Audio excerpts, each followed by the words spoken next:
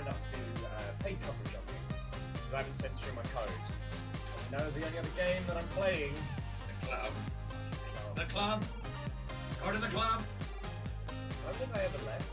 I think the time I'm not in the club is a hallucination. It's your mind trying to deal with the fact that it's stuck in the club. Yeah, which is itself stuck in Subnautica, which is stuck in Soma. I can love Soma. Was I telling you this rant? I'm like, I played Soma without the monsters on. I played it in safe mode. Oh! Sorry, I was talking to these two lovely mother hubbins. I was just telling them about our Soma run, when we played the no monsters mode, and it's actually scarier than having a health system, because there's no break from the tension. Death is no release. So, Adam and Alpha the Deluge, what, old friends? Good morning, guys. Joined by a Goblin and an off-screen John. More goblins. Yeah. Wow, I'm on shiny Mother Hubbard today. Yeah. Hi, my name's Will, and I will be breaking your white balance. Your will balance. Oh, wow. Oh, God, I made it worse. You made it worse? A little bit. I There was we go. confusing it. Too much black on Too much Goblin. Too much Goblin. So, Katros Krona Haran Aunus Wato. Aunus says, Wato Goblins. Wato on it. We're gonna get another. Right. I got Wilder. I got Calvi. Going back to the Fecking Club. So what I was saying to John and Michael before we kick it off was that I really Chrono, I'm sorry we've been starting late this week. I promise it's not going to become the norm.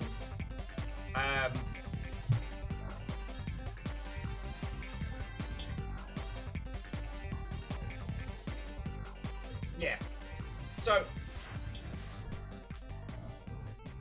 I really want to do some coverage of a game called Phoenix Point, which is being made by some of the original XCOM team, and it looks really fucking good.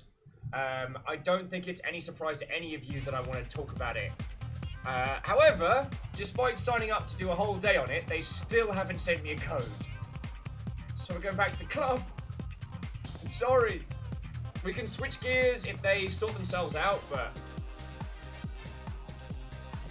So yeah. Anyway, so, Chrono, Isocrit, Alpha, the Deluge, Theodora, Adun, Aaron, Feathers, what? Ho, friends! Yes. Let me just quickly make sure I'm not going to accidentally dox Aaron. I have been sent a package! Aaron's like, box. So Geraldine and peeps that said stuff hasn't shown up yet, but they're real good about letting me know when they do. So, do ne worry. Oh, sweet mercy, Walter. But I do have infinite coffee today as well. So, we're going to crack open a package in just a second, and then we're going to the Feckin' Club. You're all cordially invited to join us, because we're going to do it today. We're going to do it. No one else brings the thunder like we do. The stance! What, old friends? Oh, you were just jumping in to say hello and duck back out into the world? Well then, Feckin', thank you. Thank you for stopping in, yo. BT! Oh, I never get to see you usually this early in the day. How are you doing? What, old friends? So, yeah, I was hoping to do some coverage on a game. It's not gonna happen. So, it's time to go for some tasty flavored oblivion in the form the Feckin' Club. On the plus side though, at least you all can play along. One of the good things is we shouldn't need to call the stream too early today. The stuff and things all got sorted today, and none of it was a worry. So you got me for a full day today. Oh, and tomorrow we play the Blackout Club as well. It's gonna be so cool. It's gonna be so cool.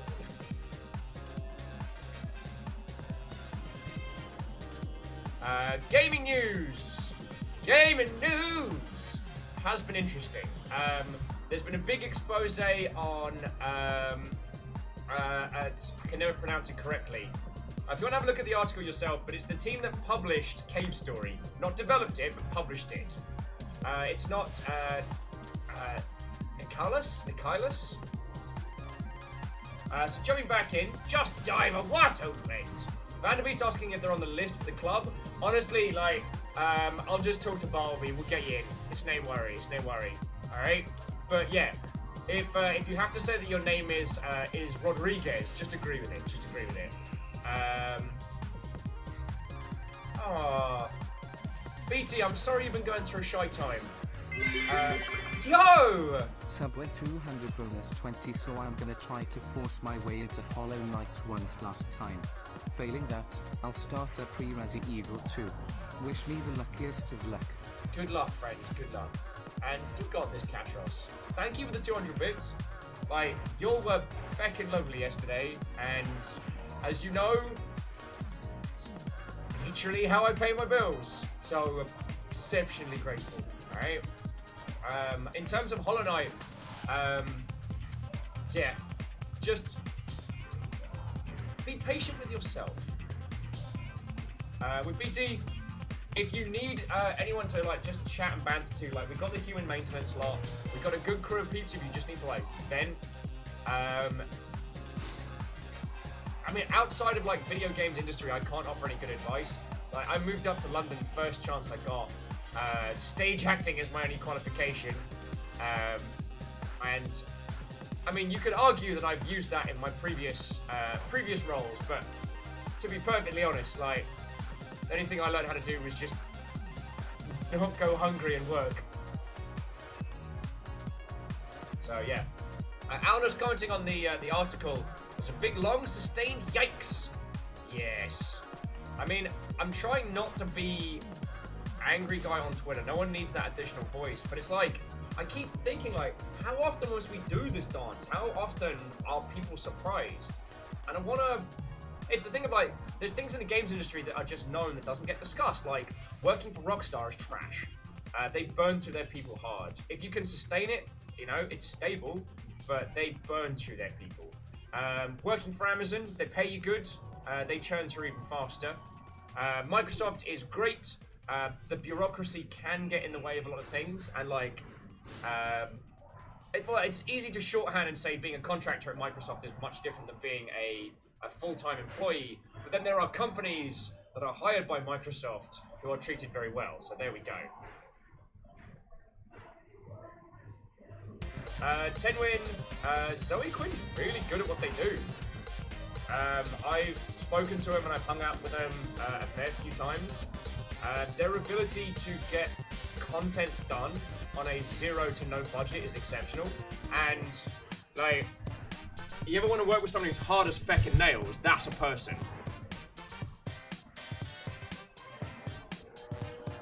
But anyway, it was more the shorthand of, like, I really wanted to go on Twitter today and just be talking about, like, you know, just these games industry known things that seem to shock and surprise. Devolver Digital and Adult Swim are exceptionally good publishers, but they will only take you if your game fits their portfolio or if you're doing something exceptionally different. Like, I'm trying to think.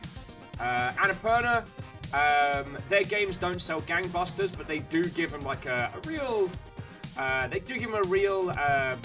good care. There's a bunch of micro publishers out there of varying quality.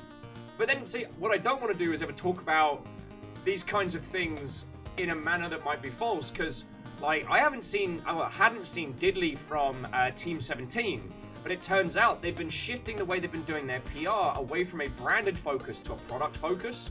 So Team 17 have actually been doing really well at marketing games, but Team 17 are content to just be quiet behind the scenes and push it forward.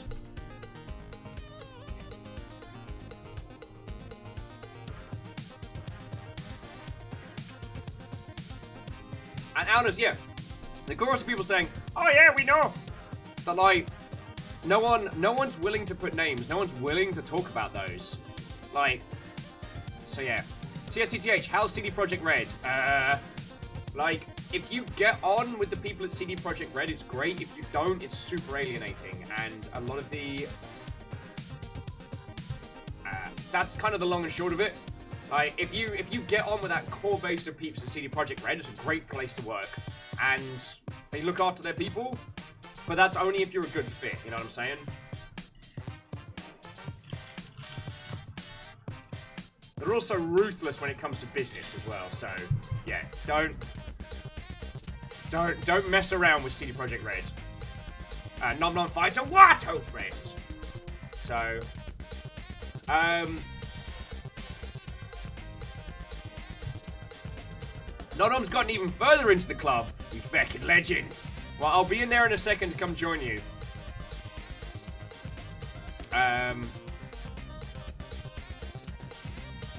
One of the interesting things... anyway, so that was the thing. I'm not going to go on Twitter and rant about this stuff, but it was just one of those things that, like, there's so much, air quotes, common knowledge kicking around the games industry, and it's like, why... Yeah. Who is being protected by this, you know what I'm saying? CTH says, what about GameWorks? Would you reckon working there? Actually, yes. I mean, I can only comment on GameWorks Seattle, and Bear, who runs this operation here, like, he looks after his peeps real well. Him and I have had like, you know, a drink at the bar and talked about like how like running and operating things. Bear's talked to me about how like he's, you know, understood working in both like a front-facing like consumer-focused environment, but also that's run with like a corporate overlord, and how to make everyone happy in that space. And it's like, cool. Strager said, oh, it's club day again. Yeah. Strags, I was really hoping to get the key for Phoenix Point through today, but it seems that that is not a thing that is happening. So we're going back to the bloody club.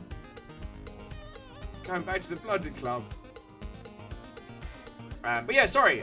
Nom Nom Catros, Fire Strager, TSTTH, Mecha Noel, who's not has 10 win.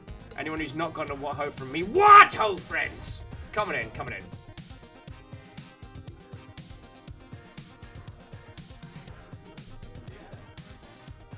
Aldous is saying, like, I understand the fear of internet mobs muddying the waters, but you know what? I'd like the money, what little money I spend in the industry not to go to supporting actual, real bad words. Yeah, and I don't think that... I think that it's an informed decision. Like, when you reach a company...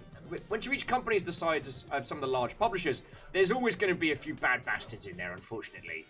And not everyone is going to have happy stories coming away from those big corporate environments. But if you've got another, like, Orson Scott Card situation, like, you want to know about it. Or at least I would. That's my personal feels on it, you know what I'm saying? But that's enough for me feckin' bantering on. I am very happy to say that today is a chipper day. Today is not a day of ranting. Earlier today, I sat and watched the entirety of the Death Stranding gameplay video. So I have a lot of thoughts and feels on that. Mostly from like a marketing standpoint. Nom Nom Fighter, it's not Christmas! It's like bloody middle of September! Why are you all gonna do me in? Miyaki Sakura, lovely to see you. Let me know your thoughts and feels on that article. Oh, Placid, why? Oh my word. Right. But by the key invested in me by moving into a new place. I have a birthday gift. I have a birthday gift to open. I'm not commenting on all the feckin' Christmas nonsense. It's feckin' September. Have you done Halloween yet? Shouldn't you all be doing like spoopy Christmas? Alright. So you can watch me fail to open a box. Exciting! And while the white balance freaks out. Of course it's Wooden Cup tea. Main reason I use keys and not scissors is because I know I'm spending more time focusing on you lot than actually focusing on myself. So the chances of me cutting my hand open are much lower. Not impossible, just lower.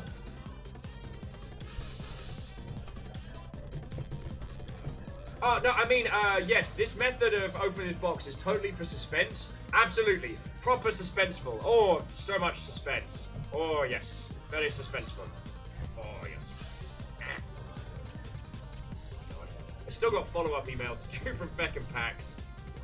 I got most of the serious ones out of the way, but there's still a couple of like, hey, it was cool to hang out emails I have not done.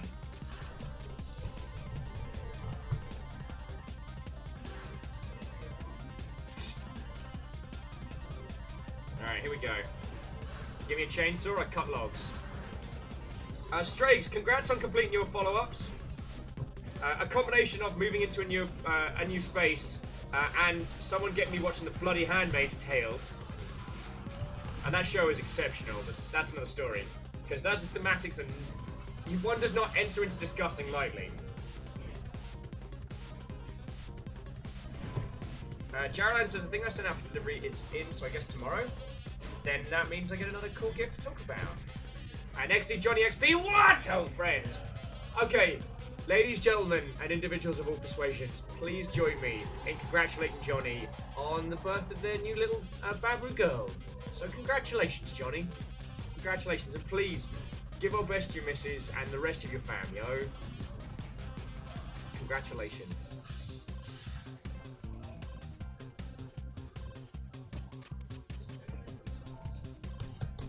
Oh my god. You're singing bloody Christmas carols! Johnny, this is what I have to put up with! It's not Christmas!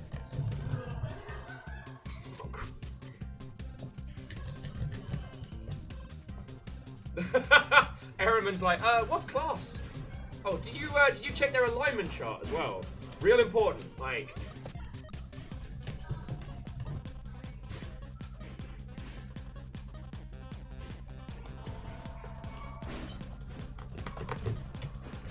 Alrighty. Alright now, let's take a look.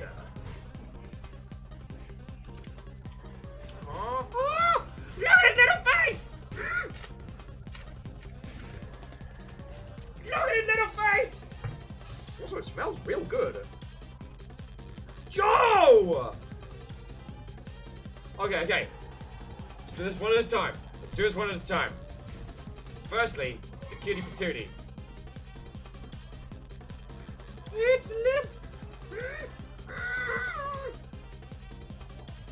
It smells real nice. This is a black-footed ferret.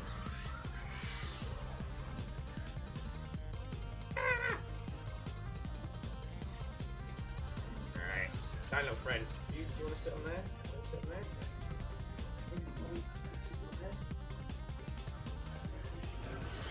Hi, my name's Will, and in my futility, I'm going to attempt to make a ferret do something. You need to go on this side. Oh, but then people can't see you. Over there. Yeah! Oh. Ferret facts. I almost forgot, so thank you for reminding me. So, friendos, if you don't get the reference, back when we did Dead Cells, Eriton took to great joy in spending all the time as the chicken, just reciting like parable after parable of ferret facts, like full War and Peace sagas about ferrets. And now I have a tiny, what was it again? A tiny little black-footed ferret. The black-footed ferret, the only ferret species native to North America. The masked black-footed ferret teeters on the brink of extinction. They depend on prairie dog colonies for food and shelter. So restoration projects must address both populations. So, caution, it is a ferret. Ferret protect, but it also attack. Okay, thank you. Alright, let's get into the... Okay, and the other thing I saw was this. And this is fucking awesome. Look at it. Look at it! Look how fucking cool that is! Like, Breath of the Wild longship style, you know what I'm saying? I'm sorry, Wind Waker, like, longship style. And it's not foam or anything, friends. This is a carved piece of wood. This is fucking cool. Like, I want to wear it like a medallion. Like, I want to just be like, so.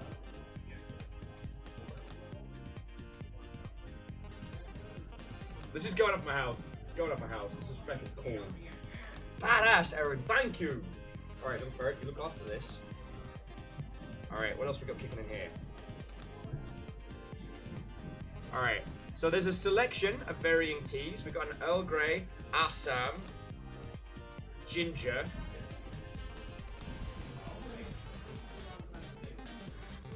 When I say herbal, you say no thanks. No, it's actually... Got myself a decent hand. Right, so I'm a tap 2 Assam, and I'm gonna play a Tazo Organic Peach Cobbler for 4. So tap to Assam to play. Oh wow, there's more. Another organic mint. English breakfast. English breakfast. The red rushdown deck of tea. Get it done quick. English breakfast. This is so cool! What have we got here? The rush without the grind. Zest tea, Earl Grey. Ooh, orange Bicol black plus Bermagant. 3 times the caffeine of regular tea? Caffeine! I'm calling you!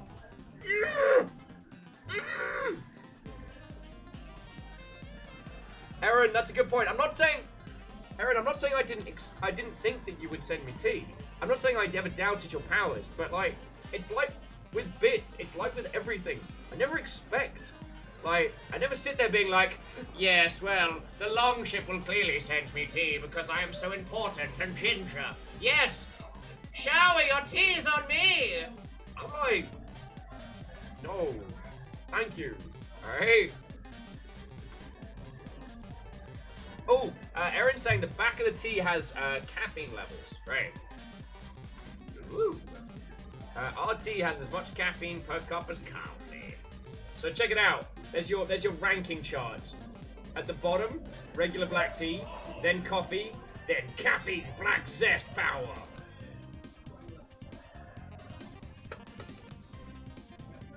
Johnny's like, 3 times the caffeine? Someone secretly want you to stream longer. Aaron, are you saying you don't get to see me enough? Because if I hoof all that down, you're certainly bloody gonna. And what would the tea be without a tea mug? Let's have a look.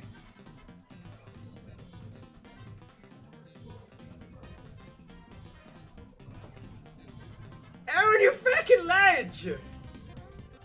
Okay, I'm gonna do this in reverse. This is fucking cool! So, obviously, we're drinking all this tea, right? We need a teacup, right? So we got a teacup. Except for, it's none other than the hero of the inner sphere, the feckin' Herbie! Doing a little dance like a monkey! Stick an AC-20 on that and I'm in. That's so good.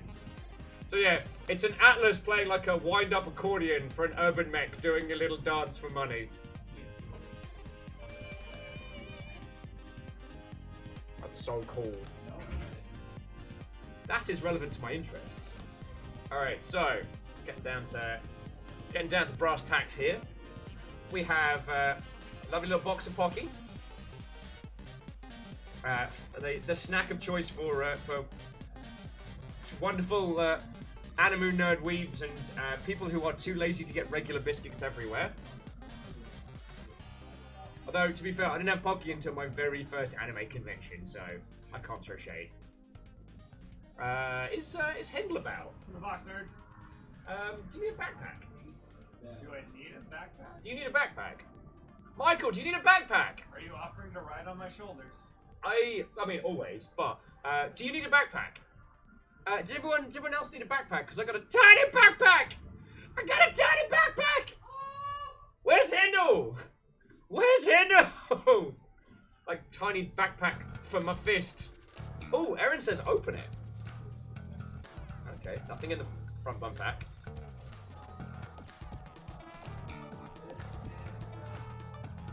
Ooh. That's where you keep the airplane bottles on your wall. Yeah. It's a regular sized backpack for the tiny, tiny bottles of alcohol. But there is actually stuff in it, so let's fish them through. Yeah. It seemed to be a selection like buttons and pins, so we'll go through and we got Troublemaker, Rule Breaker.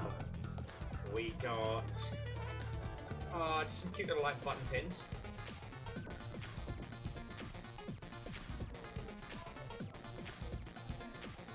Oh yeah, so that goes with the other one. So a nice little like 2 set of like NES control button pins.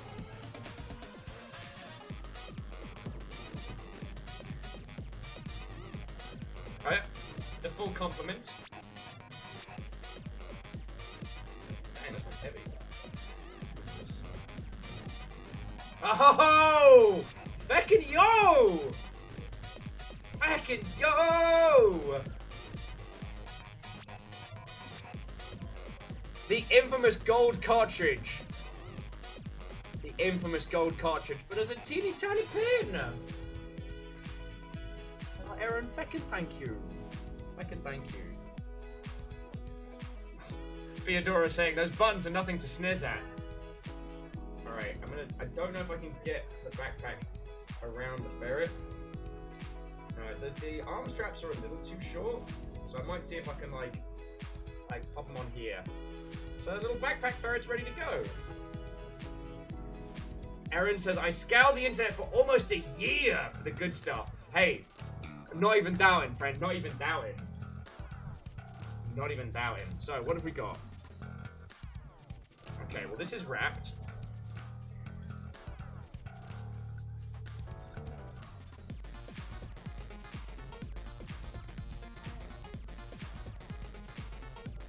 Okay.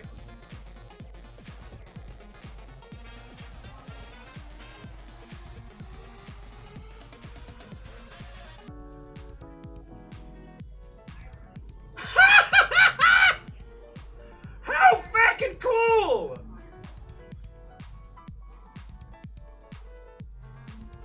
Fucking yo!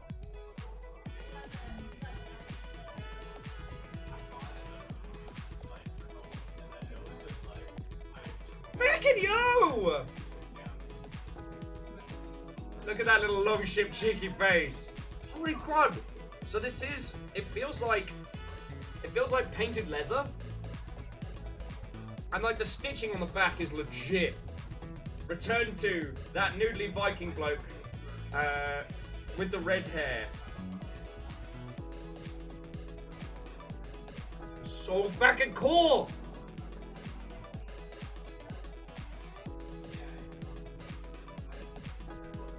I mean, it's not filled, obviously. So cool.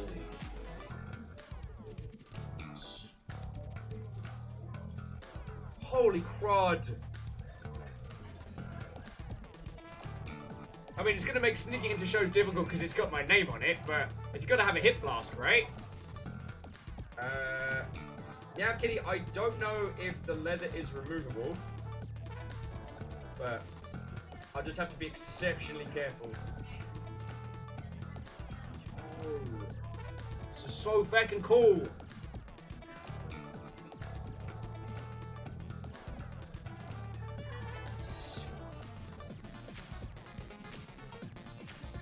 Fucking hell! Yeah, this was definitely worth waiting until we could properly do it. Like, I'm glad I didn't try and half-arse this at like PAX or something. You know what I mean? All right, I'm gonna wrap that up for a little.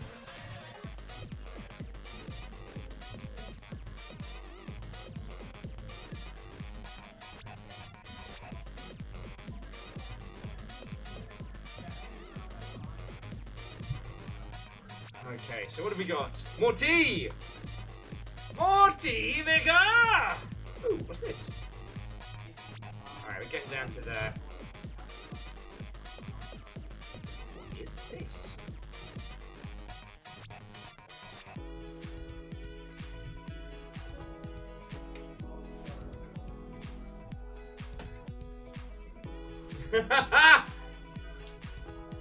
It's a cup noodle wallet.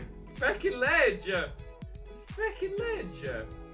Well, so now we're gonna have to play Final Fantasy 15 this year. It's gonna have to happen. That's super cool. Yeah, I'm sorry. We're gonna have to play Final Fantasy 15 now. It's gonna happen. I don't make the rules. I'm sorry. I take it up with Aaron. However,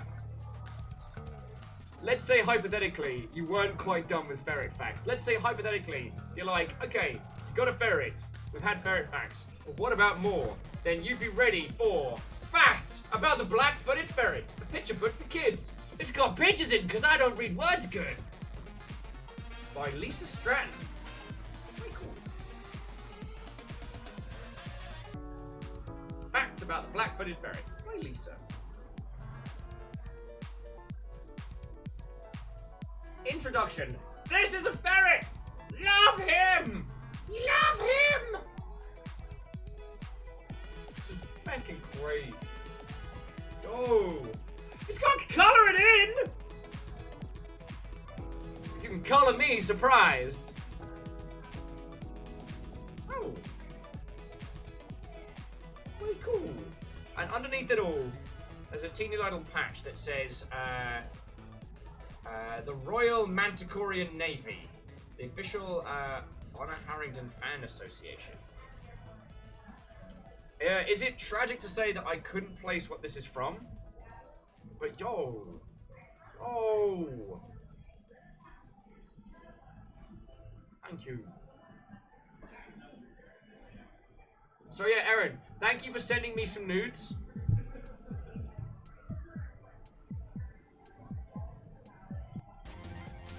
Yeah, we're always ready for a few more nudes.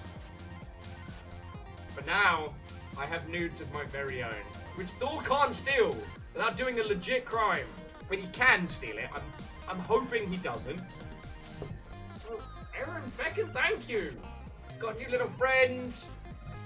Feckin. Alright, no, I gotta show it off again. We've got, I mean, the wood carved. Oh, it's so good. Yeah, I gotta show off, like, yeah. Like, the Zelda pin is lovely, and I love it. And the tea and everything. But the feckin' hip flask. Holy crud in a bin bag. Holy crud. Like, look at the detail on it. So well painted. So well painted.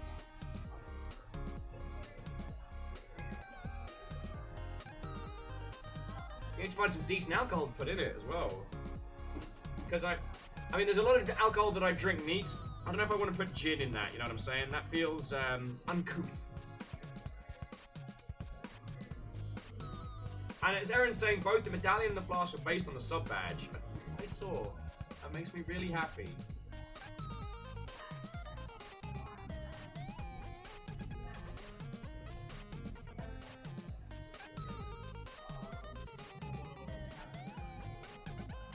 Know what I'm saying? Important clarification. Nudes, not nudes. I mean, yeah, everyone knows that. It'd be creepy if I asked people to send nudes, rather than asking them to send nudes, am I right? I'm being terrible. I'm not requesting anyone send me pictures of them naked.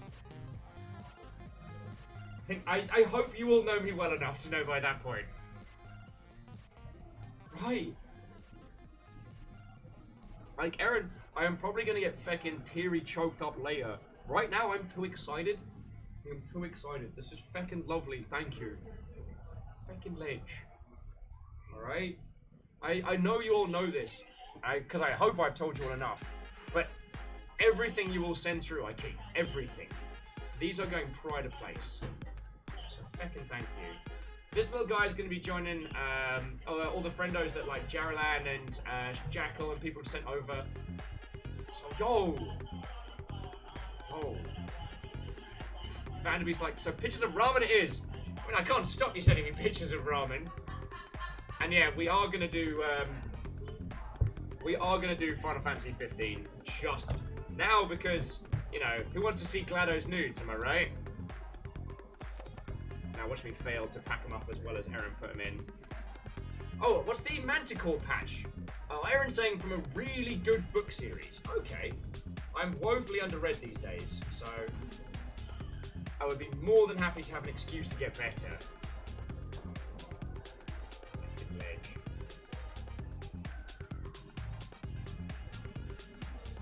No. Just the time and effort. Aaron, thank you. Thank you. Alright. The feckin' hand painting. And like, when I saw this, I was like, that's feckin' dope. And I turned it over, and I'm like, it is literally wood carved. Wood carved, hand painted, looking badass. And like, honestly, my camera is not doing this justice. It is absolutely not doing this justice. Actually, if I hide my face, so you can force it to focus on this. Just exceptional. Just exceptional. Beardro says, fact-checking Ferret to help temp box to year off his will. Tax-deductible sub-workers. It's so good. Eren is so good. Eren's saying they worked really hard to color match, and no one is doubting it. Little ferret, little wetback. God, so many tiny animals around here. Starting to run a damn zoo. And that's why whenever there are more than one animal, it's called a zoo. Except for when it's a farm.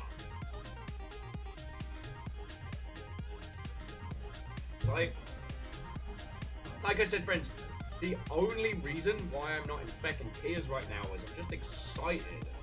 Like, this is gonna hit. This is gonna hit a whole bunch.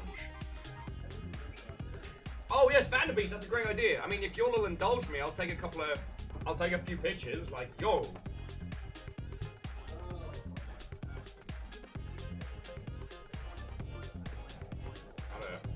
I'll tell you what, I'll take pictures for the interwebs later.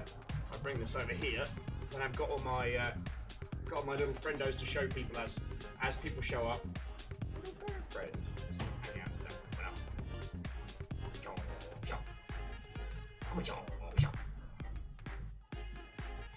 Oh. Fucking hell. So, sincerely, Eren, thank you. Those are all exceptional. And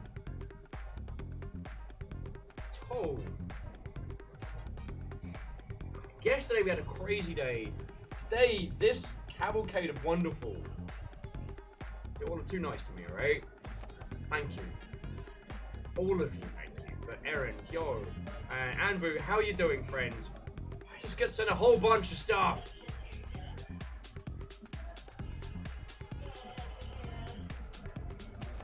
Yo, Eren's like, next time you're in Salem, I can give you some mead?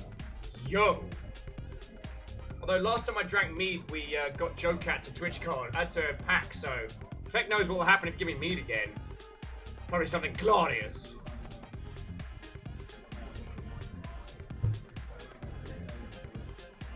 We are gonna be good friends. You're gonna need a name. I mean, Fact Ferret's not bad, but you need a name, you know what I'm saying? It's Danny Ferret! Look at his little face! You have a very serious face. You're just like, yes, hello, I am a ferret. Yes, I am going to go to the things. Yes.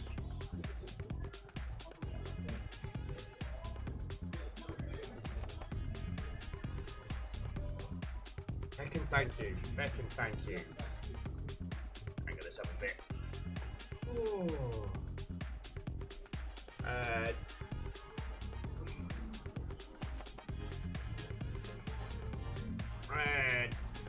Geez, I don't actually know. Don't think it says.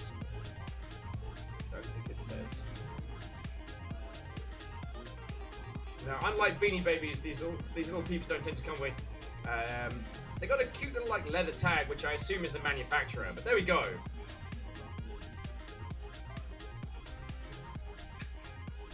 I mean, word. Just side bet for you. There we go. There we go. There we go. Ferret friend for the day. Oh.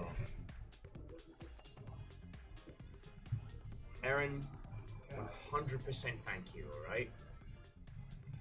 Just thank you. I lack the clever words today to say what this means, but it means everything, alright? That's all going up in my new place. It's gonna be there as I get up in the morning, and it's gonna be my little, like, we can do this. I don't play Lifeline now.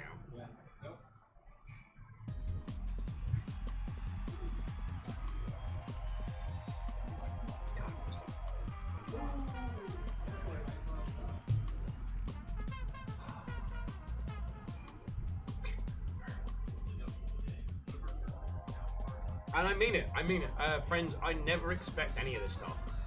I never expect bids and subs, I never expect little things that matter.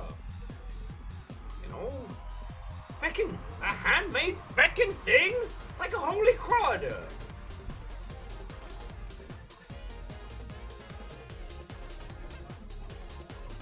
Thank you. Alright.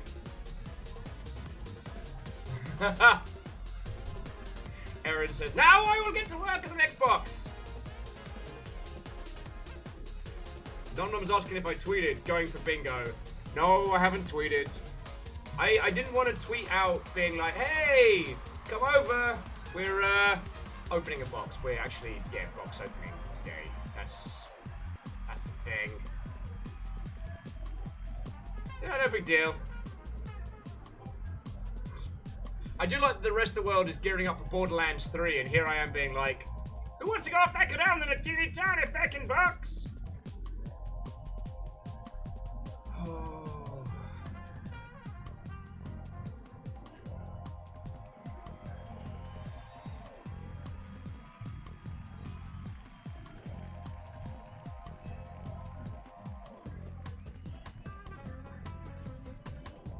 Okay, no, I'm cool, just need a little moment there. Hey, caffeine, what, old friend? I'll show you the tea.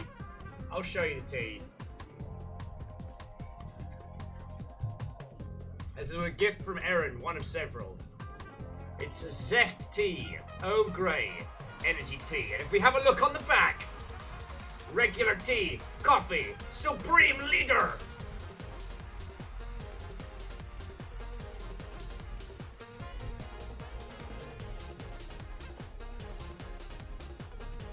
Also, this is a tiny ferret. We are now friends. We haven't worked out a name for the ferret yet. But caffeine. Do you want to know what else the ferret has? A tiny backpack! Ah! So cute! The backpack was also full of tiny like badges and pins. Now, all right. In the box is like there's a book of ferret facts.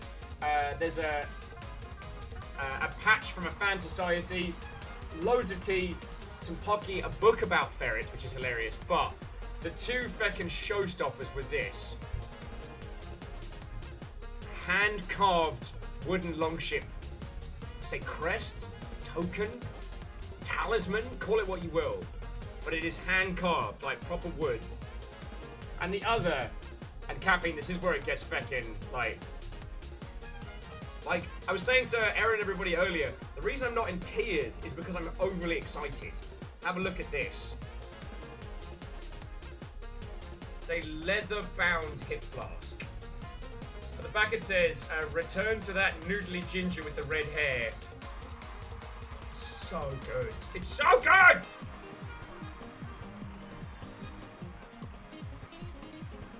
Gold.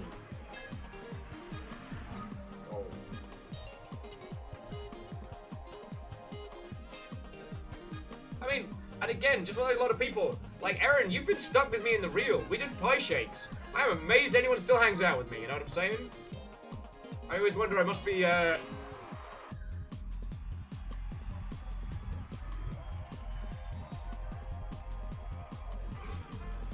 Caffeine does make an excellent point, saying that's amazing, but from the way you're holding it, it's empty.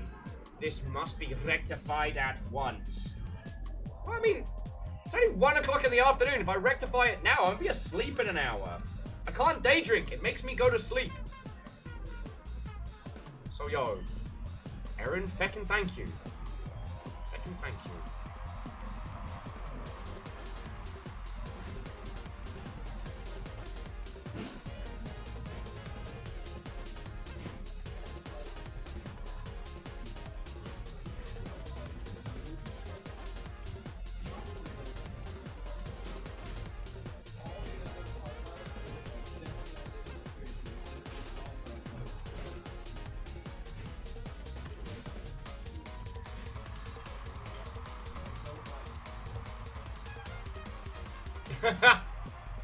XD Johnny XB's like, I can't day drink, makes me go to sleep. Well, that's what the tea is for. Alright. So in a less bizarrely Will-centric moment. So friendos. Wait, yeah. Hang on. There we Why has that been weird?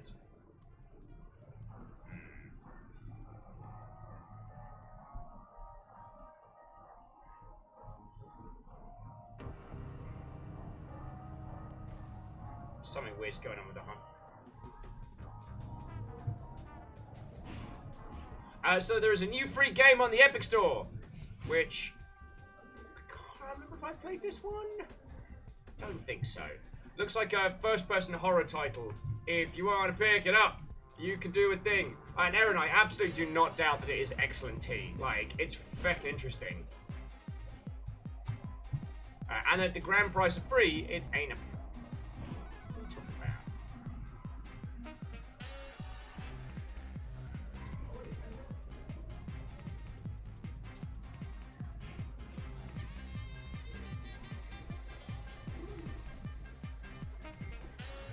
Yes, for the grand total of free, it's not a terrible idea.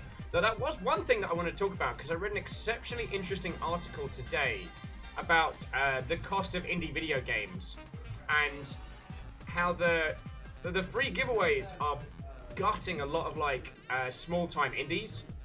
And so now I'm kind of on a bit of a... I don't know. Because over on Humble, you can get the Endless Space Collection for no money. Thank you again, Beadora, for putting onto those. So you can get Contarium and Endless Space Collection for no monies right now, right?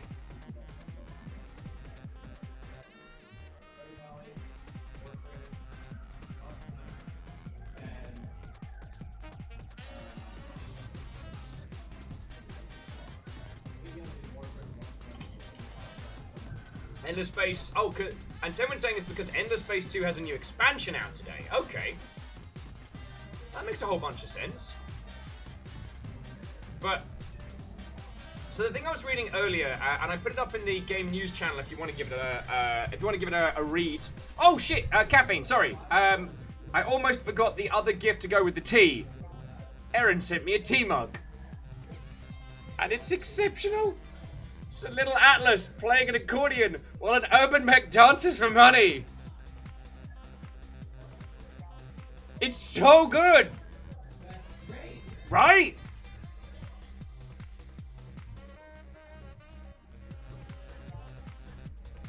Oh yeah, also as a quick FYI, friendos, Bandai Namco still have their big sale up at the moment on Humble. So if you haven't picked up a Dark Souls, pick up a Dark Souls. Like, Remastered's 46% off.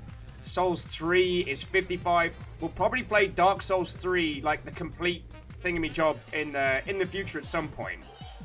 You know what I'm saying? Oh, apparently that child does not want to play Dark Souls 3. Like, whatever, kid. Good. And I will admit, I did find that Sword Art Online Fatal Bullet to be quite good. Anyway, sorry. So jumping back 2 or 3 threads, because I'm multi-track drifting now. It was over on Gamasutra, and it was the story of an indie dev who specializes in very wordy, like, top-down RPGs. I believe the article was... Oh, it had a great title. Like, I am the cheapest bastard in indie games, I believe it was. Let's see if it's still in Game News.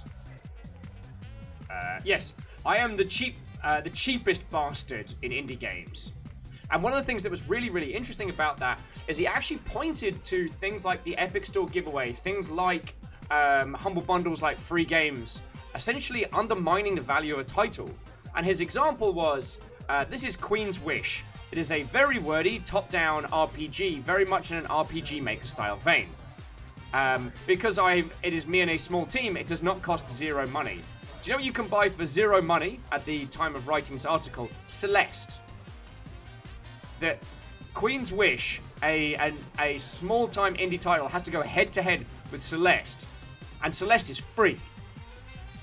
Like, how are you supposed to, like, contend with that? That's feckin' hard. Alpha saying, wordy RPGs, sounds like something I'd create. Well then, give it a read. Because even though it's quite humorous and a little bit bleak, the overall is like, here's how you actually survive in that space. Jeremiah Wheeler! Firstly, what, old friend? Secondly, he's asking if I'm going to play Blasphemous. I would love to, but I do not have a copy. At least I don't think I have a copy.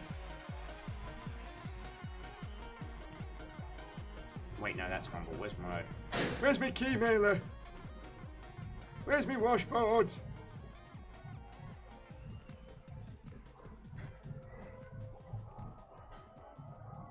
Yeah, I put in a request for it. They've not sent anything. I mean, it's Dark Soulsian via way of, like, classic era Mega Drive craziness. Like, I'm down for that. And, what was the other one? It was, like, Death's Gambit. Was alright. It wasn't very good, but it was alright.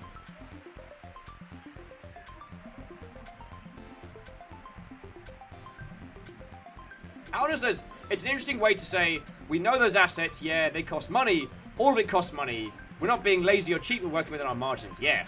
But you've got to be able to capture the attention of a crowd, especially when you're writing that kind of thing, you know what I'm saying?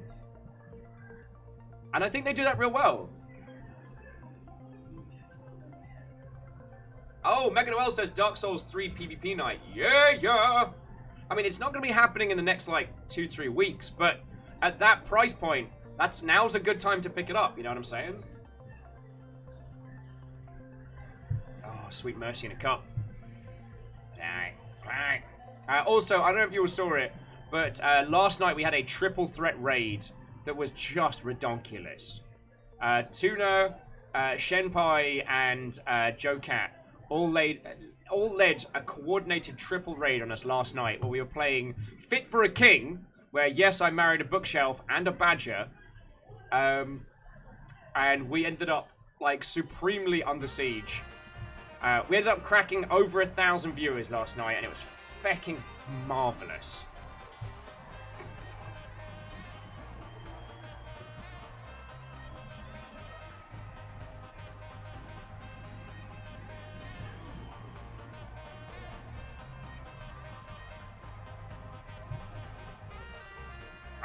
Well, so Nom Nom, it's not necessarily about competing. The point that I want to make is not that you're always competing with the greatest. Like, that's true across any kind of, like, commercial product. But the thing that I want us to take into consideration is the amount of free games that are now being given away on the regular. It's not that their, like, Wordy RPG is going into the same market space as Celeste, but it's that, you know, it's a Thursday, right? Someone has said to you, hey, I got this this RPG you can try out, and it's like $9 or something, but it's real interesting. And then Epic's like, hey, Celeste's free. It's Celeste. And you're like, I've been meaning to play that. I didn't pick it up on launch, etc. You're dealing with such a magnitude larger, plus removing the barrier to entry of a consumer. So you spend your Thursdays on that title. And that's not wrong for you. But it is something to take into consideration when you're, you know, creating games as a consumer, yo. So, also yo. With an additional round of yo.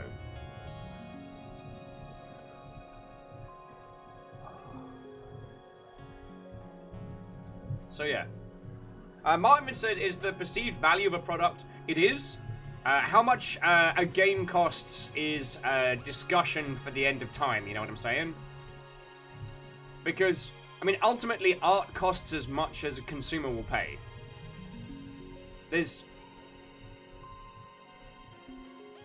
While in some cases there is an abstraction of materials, like, it's not like making a hammer. There aren't physical components that need to be purchased and shipped. Like, it is a piece of art that exists, and in some regards exists even more, in a more lucrative sense, because it can just be shipped about. Why are you paying me all the spooky tunes? I don't want them. Anyway, yeah.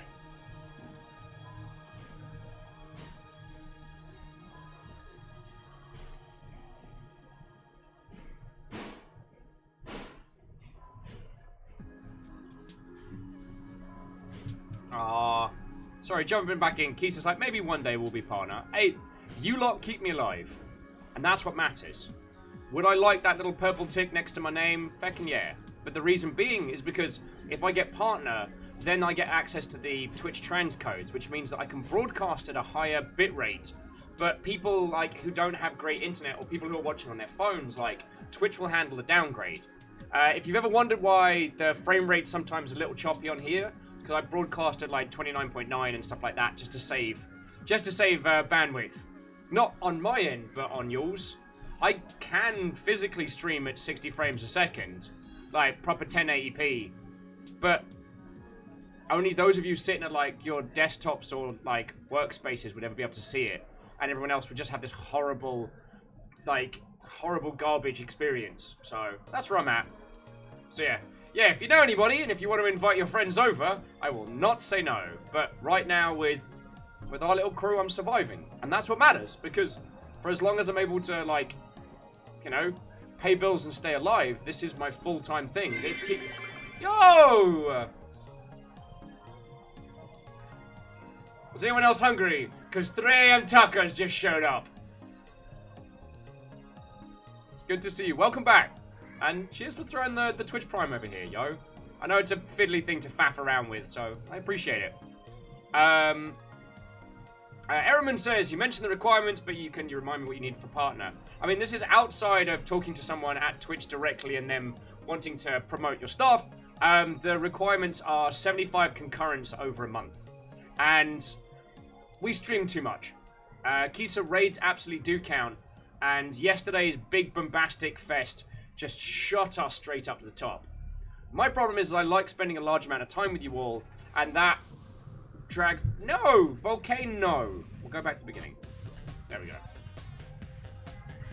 I like to stream a lot, which means that... So, like, for yesterday, our average jumped up, like, a whole bunch. But because we've been streaming for, like, 5 hours before everybody showed up, like, even having 1,000 people, like, jump on in didn't really... I think it brought us up to 65 concurrents yesterday. So, you know... It's not on you lot. It's my job running this operation to get us new and interesting people and to grow our little space.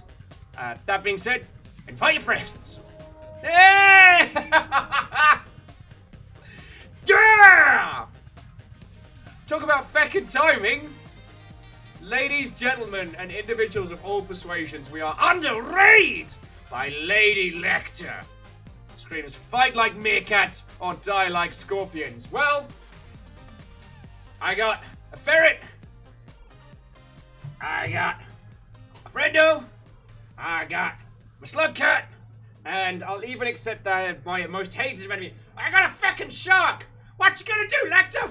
What you gonna do? Whole squad! Wait, where's Temp Fox? Where is Temp Fox? Oh, they're over there having a nap. They're fine. They're fine. So, ladies, gentlemen, individuals, we are under raid by Lady Lecter, who I would like to wholeheartedly recommend to you all. Ladies, gentlemen, individuals, ladies, gentlemen, and individuals of all persuasions, if you would consider throwing Lady Lecter a follow, I would sincerely appreciate it, because they are fair and cool.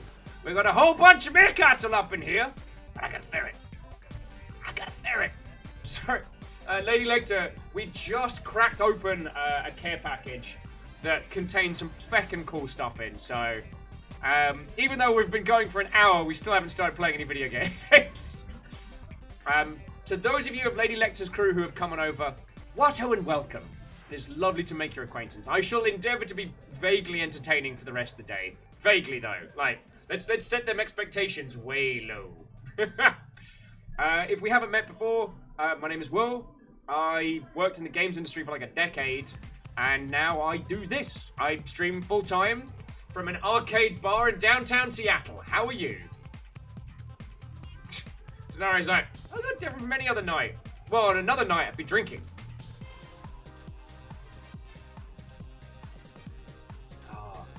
So yes, Lecter, how has Moonlighter been treating you? Because I know you've been jamming on that like a whole bunch. Theodora's like, I know the guy that owns this place. Yeah, you do. Oh, wait, cool. Lecter, congratulations. They beat Moonlighter. That's feckin' rad. Wait, is that pre or post the DLC they dropped? I can't even remember. And if I didn't say already, Tanari Wow. What? Oh, and welcome. It's lovely to see you. It's lovely to see you. We were chatting about cheap video games. Oh, I don't know if you've already plugged it, but there's a horror game up on the Epic Store, which is free at the moment, so there's a thing. Oh, Marvin would like us all to know that Risk of Rain 2 is getting a new content patch on Tuesday. Yeah! And I did sit and watch half an hour of Death Stranding today, which we'll talk about later, because I'm just... Even if that game turns out to be a trash fire, I am in awe of how they've done their marketing. But we'll get into that in a second, because there's Infinite Coffee and I need to get some in just a second. Now, there were two possible games we were going to be playing today. One was Phoenix Point, a XCOM minus XCOM style game, which is being created by my understanding, some of the core team that worked on the originals and on their newer reboots. However, despite asking me to do coverage on it, they have not sent me a key. So, woo! Yeah.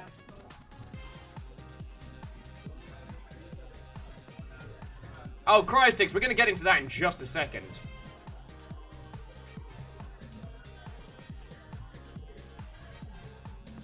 We're going to get into that in just a second.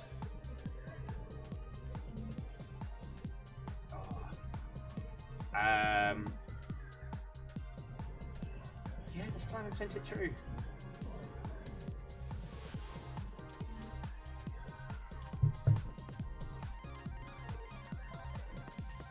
Right. So yeah, so Phoenix Point isn't happening. The problem is there is one other game we've been playing as a group. And it's insane, and it's bizarre, and it's weird, and it's brilliant, and it's terrible, and it's there. On the plus side, you can all join us. On the downside, you may never want to join us. Oh, Num Num says, please waffle while doing the club. I'm starting the game. Okay. Let's get logged in. Let's get set up. Ladies, gentlemen, and individuals of all persuasions, it is my esteemed pleasure to invite you to the club. Which is a strange, at first meme game, but suddenly brilliant. We've been trying to clear the club for, what has it been, weeks now? And no one, not on feckin' YouTube, not on Twitch, no one has cleared the club yet.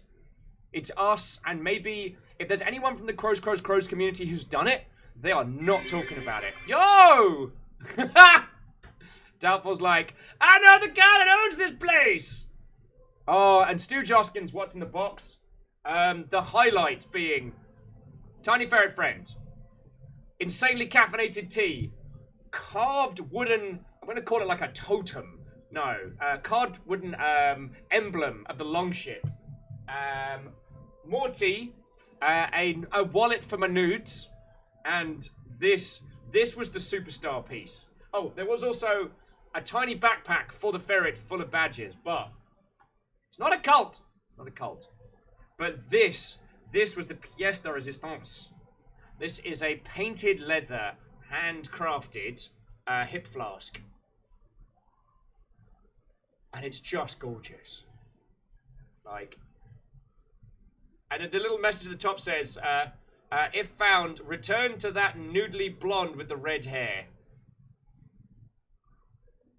It looks so good. And Alpha the Deluge, you're entirely welcome. Like, and Alpha, I may ask your help if that's okay. I'm trying to do some content for Rebind, and while I know they have an exceptional editor, and I know that they've been warned that I'm a little bit of a sketch artist when it comes to my writing style, I still want to impress them. So yeah. So ladies, gentlemen, and individuals of all persuasions, if you want to join us, the great thing about the club is it's just free. It is browser-based.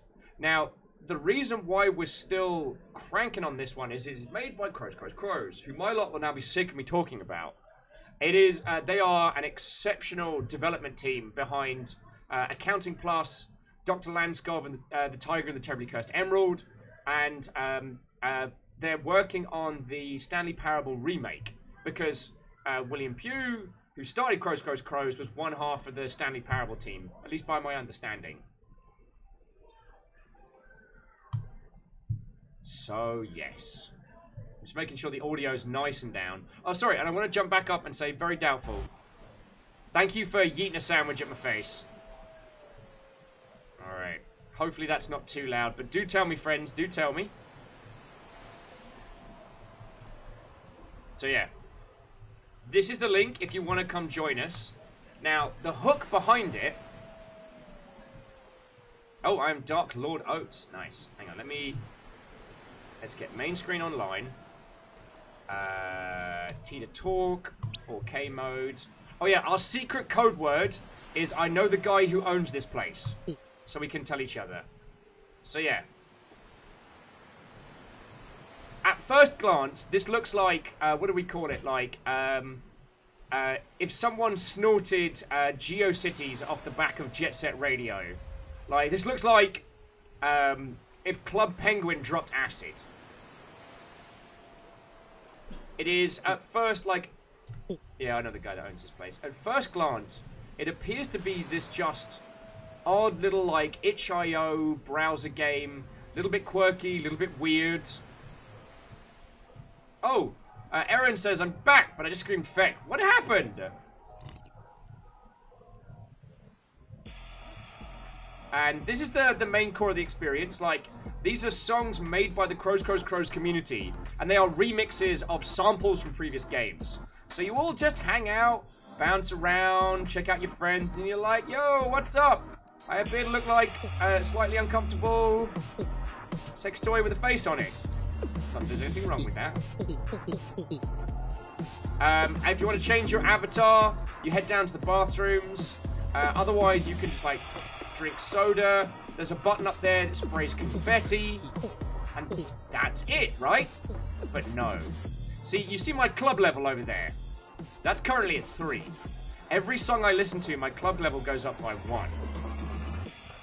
Once it hits 18, then I'm allowed into the over 18s area and the real game begins. Yeah, then we get some confetti. Hangry Bronze. Oh yeah, also each song is no longer than a minute, so there's that. Buy the game!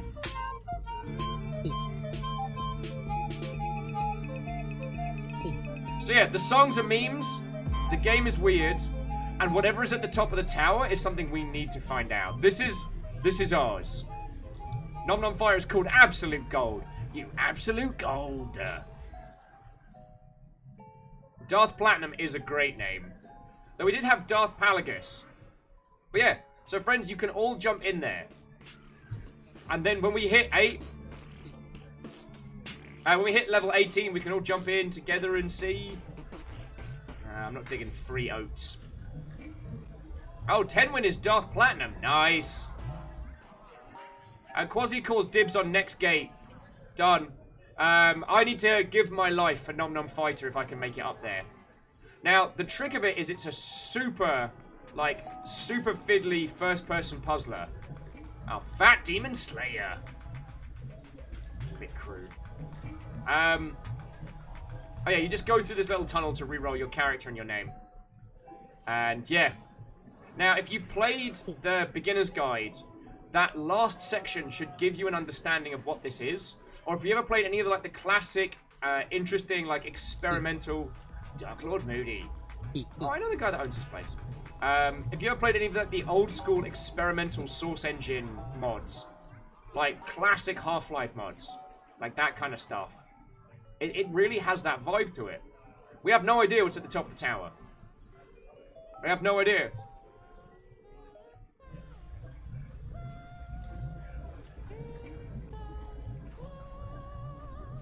Nom Nom saying, by the way, since I've gotten further today, would you be okay that I share my aftergate attempt with you so people can see what's beyond? Yeah, I'd be fine with that. We can do like a Discord screen share or something. Chrystix says, this sure feels very Source Engine. It really does. But here we are again. Though it does make me laugh that, the entire gaming world awaits with bated breath to leap into Borderlands. And I'm here like, in the club. Oh no, Ice Squid Discord's got a screen share thing. So it works real well. Big Bad Styles. So yeah, if you've just joined us, you can all jump on in. Everyone can try to make it to the top of the tower. Like Bennett Foddy MMO style.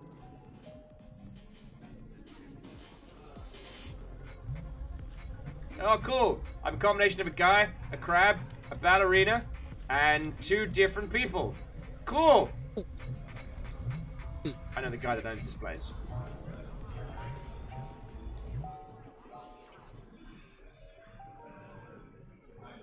Little Borg. Oh, Ehrman, that's a real good point. Of all the games coming out next week, like Untitled Goose Game. I hate that avatar. Untitled Goose Game is definitely the winner. Oh, as Anna says, part guy, part grab, all party. No amount of crab can detract from that boogie. Yeah, Untitled Goose Game is definitely next week's one. Oh, now I'm just a giant severed head. Isuka's like, oh my god, you're the top half of Danny Sexbang. It's important to have a... It's important to have a goal. Hexor! Fucking hell! Today is the day of the raids! Again! The day of the raids again! Yesterday was off the chain. Now, ladies, gentlemen, and individuals, we are not just under siege by a raid, we are under siege by pirates! Where is my raid defense? Fireball's already yeeting 100 hearts at me! How's Chaos, what you doing? Raid defense! How are you all doing? Fireball, how goes it, friend? How goes it? We're back in the club. You're all welcome to come join us. This is a massively multiplayer mind feck, and you're all cordially invited. Hexor, how are you doing, friend? What were you up to today? Tell me your tales. As we do battle in chat, tell me your tales. I'm just Error. I am Free the Terrible. Hexor was jamming on some WoW Classic. I don't know if I could return to such times as WoW Classic. It was so very long ago. In the times when Red Paladins were still fecking terrible. Torin Mills was a shit show. And Baron's chat was... Well, it was there. I am Tessa of the Forgotten Realms. Everyone, if someone could do exclamation... Is it exclamation club or exclamation the club? If any of you want to come join us, you are more than welcome. Oh, God. Just ran into a wall.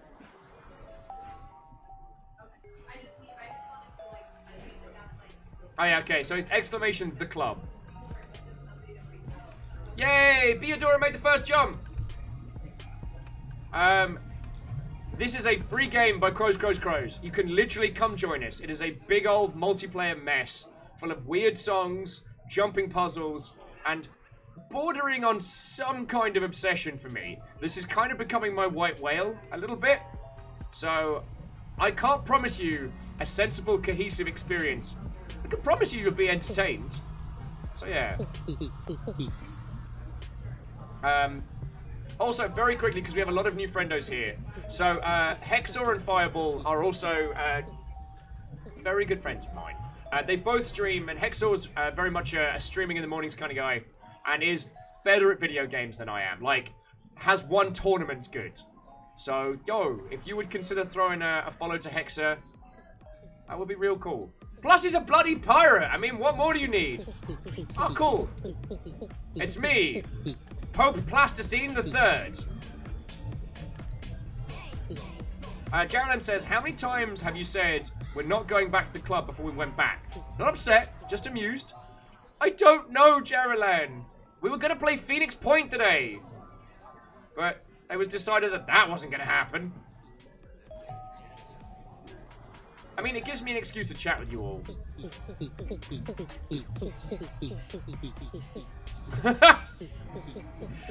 Jonah's like, this self-mutilation, albeit beyond what I'm comfortable with. So good night, all. Jonah, I am sorry, and this isn't going to be all we do. As a fallback, it's not bad. And we'll be the ones to clear this tower. We'll be the ones to do it. Tessa the Third. A little bit too edgy cool. Another person that owns this place.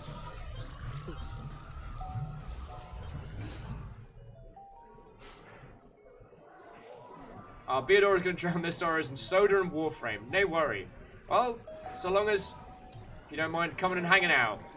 Because remember, if you see a ghost and you're in the club, go ahead. It's a ghost. Tomorrow we're going to be playing a very, very interesting game called the Blackout Club, which is a co-op, like, 80s kids, first-person, like, Left 4 Horror game? Oh, Hexor, it's no worry, it's no worry. Thank you for coming over. Thank you for bringing your crew, and I will attempt to be vaguely entertaining for your lovely audience. So yeah, if we see you later, then excellent, but just have yourself a good day, friend. And Mecha Noel, I tried to marry the ghost, it wouldn't let me! Because it turns out that they're not subject to the same laws once they turn spooky. I wasn't allowed to marry a ghost, I wasn't allowed to marry a gravestone. Honestly, like, why even create your own religion? Oh, God. Quasi said, have you tested out what happens if you stay around the club after level 18? What if your jumps gets, like, better or something? Lecter's like, ah! Spoilers! I'm sorry. I'm sorry.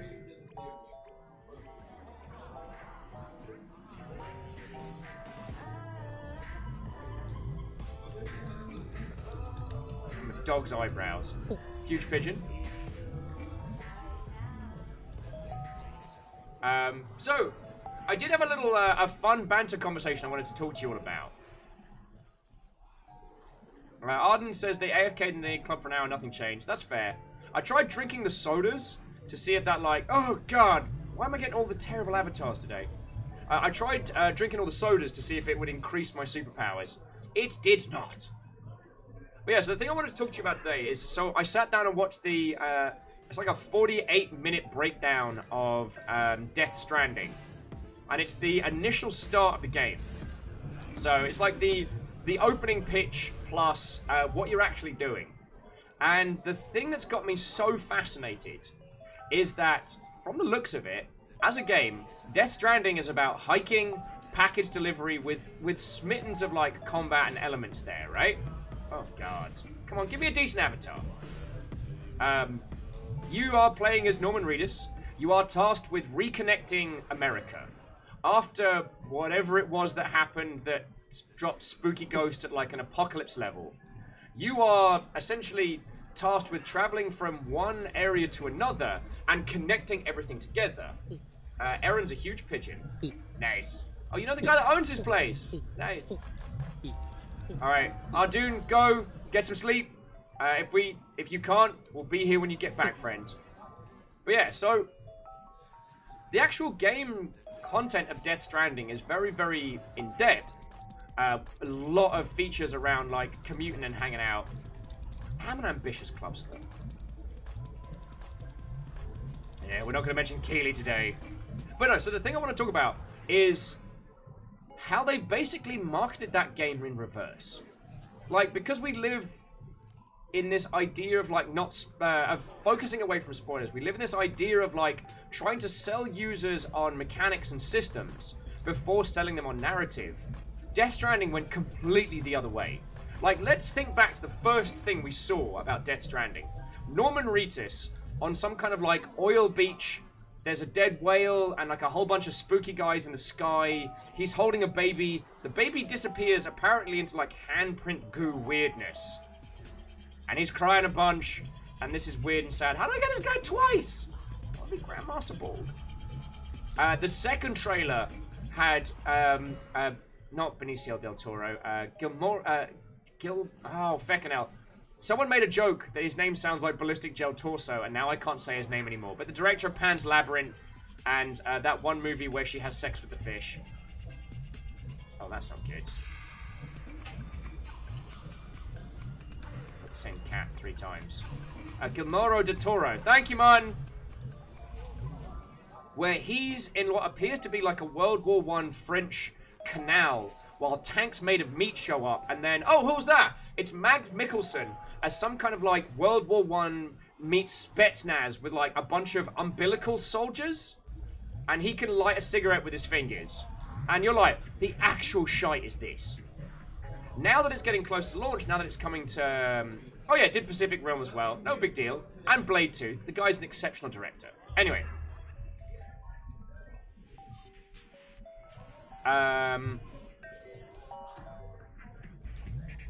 What was I saying? Oh yeah. So what's fascinating about that is they chose to show us like the crazy, what would have been like the big, like shock reveal spoiler narrative elements at the very beginning of the campaign. And now they're showing us so much about the actual gameplay, which involves like hiking, stacking your backpack so you don't fall over while sprinting, like keeping Norman's feet in status, like taking climbing equipment. All right, cool. I'm gonna be triple X deadly because otherwise we'll be waiting here till the end of time. Buy the game! All right. So, what's fascinating about this is they were content to show us the high-end thematics ideas and wait till the very end to even show us what the game was.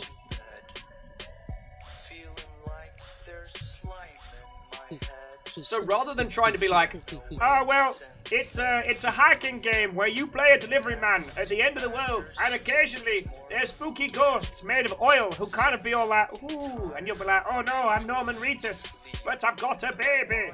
And then you'll be like, I'm kind of cool, I don't really fancy a narrative, like, walking sim with some delivery elements, like, I'm good.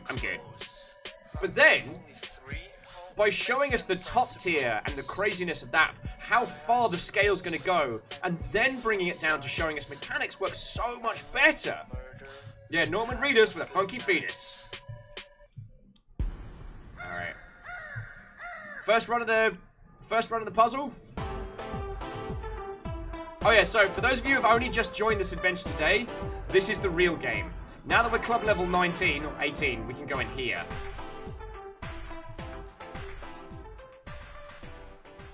Here it is, friends.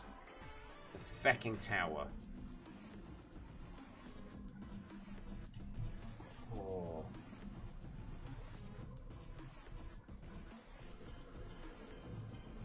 Alan says, I know it's banging a drum, but it's interesting to compare these new mechanics to Metal Gear Survive to see what Kojima will be bringing to the concept. Real true, real true.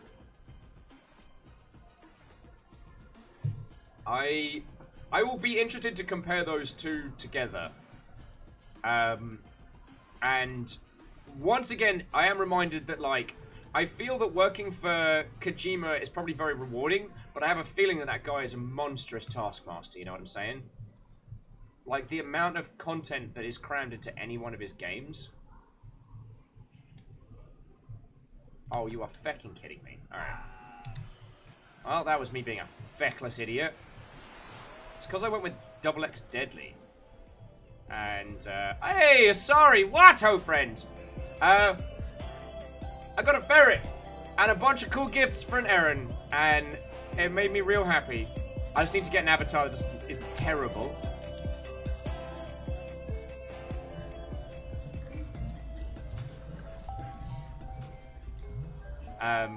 But yeah, so jumping back in, like, now that we've seen the high end of Death Stranding, how far it's going to go narratively, how weird it's going to get, we now have a better understanding. Ambitious Moody, bringer of the Forgotten Realm. Now that we have an understanding of how far it's going to go, now we can equate those mechanics without, with an understanding of where we're taking that adventure. It's not saying like, alright, here's a survival title, and maybe something will happen later. Wink! Like, if you look at We Happy Few, which had a similar amount of coverage, at least on its initial, Emperor Bangers. Yeah, I'm Emperor Bangers today.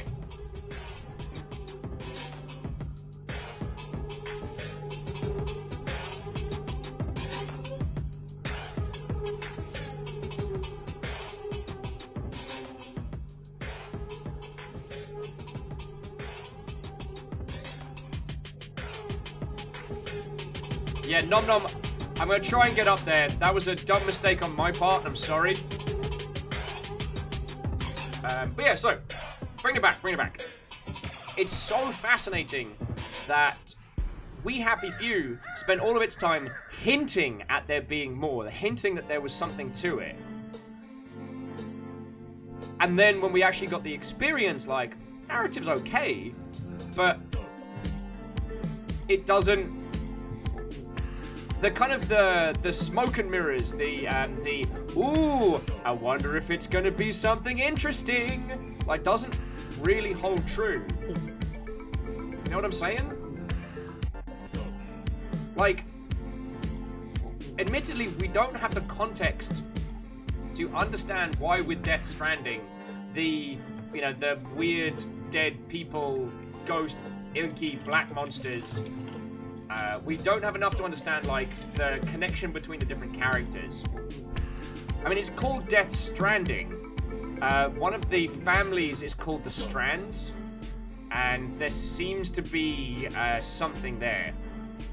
It seems to be dealing a lot with, the thematic possibilities of, of knowing there is an afterlife and the space between them. There's also some possibly really hard content to handle with, which I was talking with John about, and I promise we're not going to go in depth with this one because it's not a topic that is easily discussed. But one of the things that's implied is that the separatist group inside Death Stranding, the ones who don't want to connect the country back together, they want to keep it these separate little places, that they not only do, like, regular assaults with, cars and machine guns, but they will also resort to a form of suicide bombing by taking their own lives and summoning the ghosts of the undead to just go berserk. And, like, how that gets handled is going to be curious, because I was talking about John with this, and it's like, it's not necessarily a taboo thing to discuss with video games, with art. It does happen. And it's just, can Kojima handle it with the care that it's going to need? You know what I'm saying?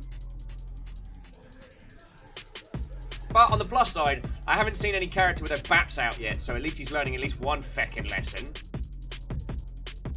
It is entirely okay to love a game and to shred apart the questionable elements of it.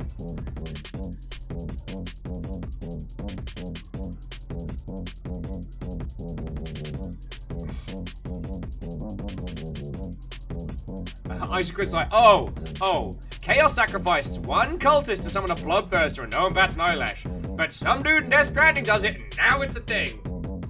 I mean, I'm just saying, there's always more chaos. Greenfire, Watto, says, I'm lost in what happened in the club. I've been working and getting up at 5 a.m. Please can someone catch me up? We're still trying to climb the tower. We can now consistently make it to the gate, except when Will fecks up like that. Actually, give me 2 seconds. I'm just going to pour some Infinite Coffee. I'll be over here. But yeah. Kandaran says some dicey dungeons while we wait. Well, maybe later. Like, I like talking and hanging out with you lot. This is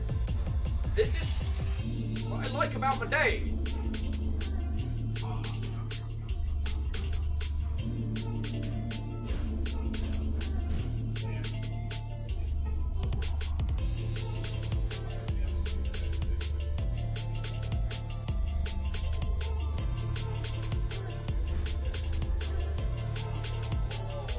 John's tempting me with good coffee.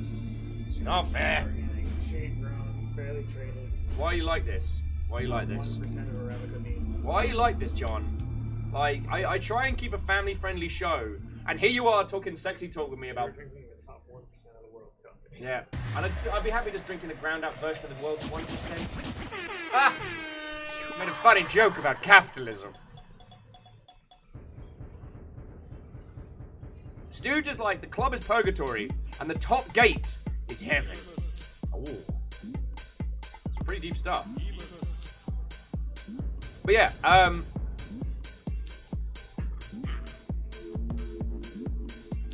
jumping back into chat, Because it was a real good song.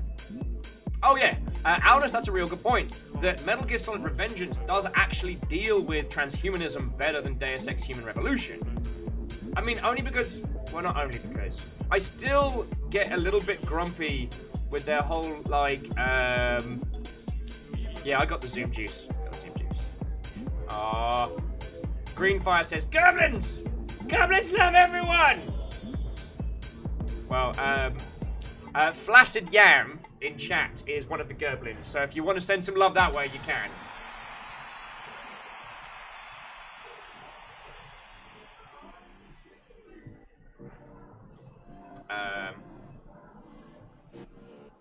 What are we chatting about? Oh, yeah.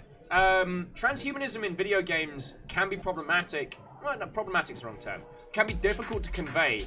Because, like, it's real hard. It's real hard to feel sorry for Adam Jensen. Like, oh no, they have stolen my girlfriend, who I think is dead, but we clearly know, because video games, she is alive. Now I have cool superpowers. Snap out sunglasses. I got swords. I got swords in my arms that I can turn into lightning and shoot at people. I can literally explode like a cluster mine. I look cool, I got superpowers, and oh, it's so hard. I'm just gonna sit in the dark and smoke cigarettes and drink whiskey and, oh no, my arm is too badass and strong. You know what I'm saying? And I hope you'll forgive me using the term, because I only really encountered it when talking to a friendo on Twitter who deals a lot with how people with disabilities are represented in video games. And one of the things that I was encountering was this thing called, for lack of a better term, it's called ableist porn.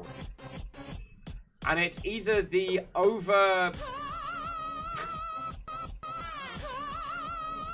it's either the painting of disabilities as superpowers, or it's the those kind of motivational posts where it's like, little Timmy was born with only his chin, but look at him, he's got a PhD from Harvard. Ah, I like how you all start singing along with that one. So Marvin says the thing with Jensen is a level of having it thrust upon you, which is kind of, yeah, I personally feel that in the way the narrative and mechanics reward you for having more implants, reward you for having more. And the narrative, aside from Adam telling us how sad he is, don't really see any downsides, you know what I'm saying?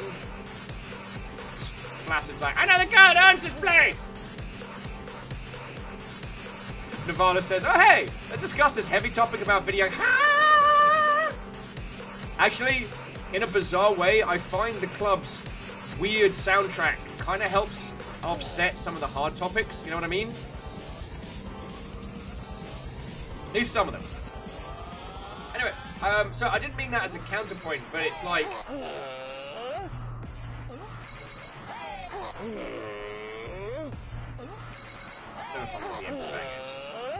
Yeah, mine's like, yeah, it's a bit of the classic disassociation between mechanic and narrative.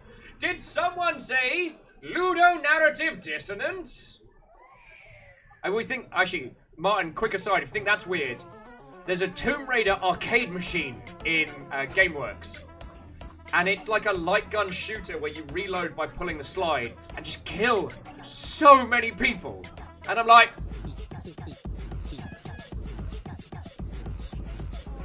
Eh.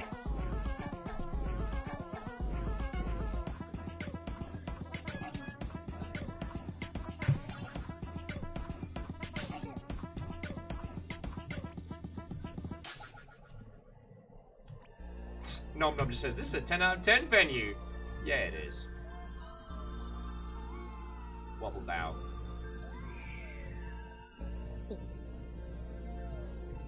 Greenfire is asking an interesting question, which is, what do you think about the, what do you think was cool about OG Lara Croft games and how it evolved with the genre? What I liked about OG Lara Croft was, here is a space, explore it. Not gonna tell you what to do, not gonna tell you where you need to be. Just fucking being like, yeah! Thank you, Haunted Hoodie. You got no legs. You You got no legs. Spooky ghost, you got no legs. You, spooky ghost.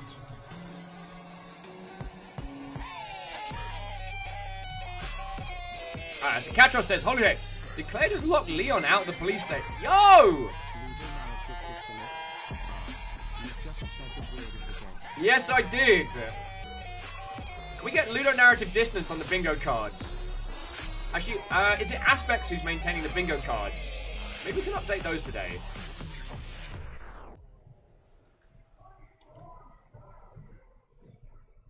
Quasi, also, thank you for the 200 bits. Some days I wonder why we come back to the club, you know? Sometimes I find myself being just here, as Emperor Bang is. And I wonder, I look out to the stars and I wonder, is it going to be worth it? When we finally get there, will we make it? Miyaki Sakura's like, well, you know why. But anyway, yeah, so, going back to Asari's question, what I really enjoyed about the OG Tomb Raiders was much like the same as Hitman. It felt like there was this movement in games which was like, here is a thing, here is a thing, just handle it. You're playing as Lara, got a couple of guns, some kit, just... It's your problem to solve, it's free form. And that was what I liked about OG Lara Croft. Especially when you take the lack of... When you take the lack of direction and twin it with a character who is just a female protagonist, I at least like to derive from those original experiences that no one is telling Lara what to do, and no one is telling what you to do as the user. It genuinely shows an empowered character, rather than showing someone who they say, this character is empowered. I will now spend the first 2 hours of the game telling them exactly what to do and having every NPC handle it for them.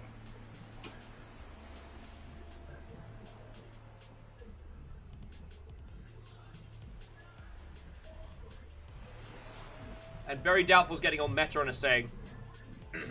Sorry. When I explored the club for the first time, I kept well away from the edges.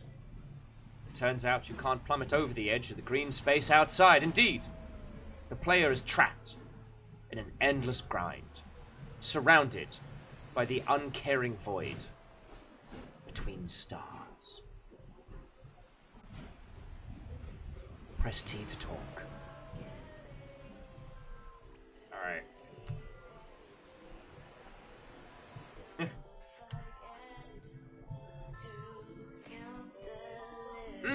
Alnus, that's a real good point.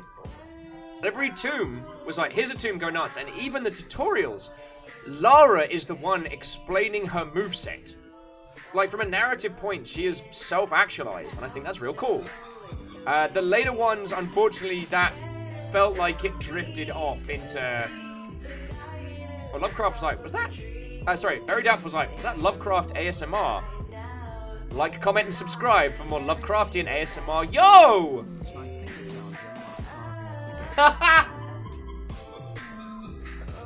Nom nom, you fucking ledge! So, friends, if you've not seen the club before, one of the challenges on the jumping puzzles is you have to have someone sacrifice themselves to open the way forward so you can go forward.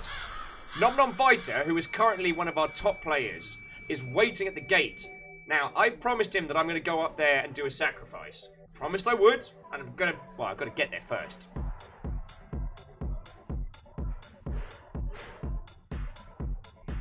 And so, even though I'm being a feckless idiot, even though I've made him wait for fecking hours now, still donated $5. So, join me in welcoming our new Jarl of the Day, Nom Nom Fighter.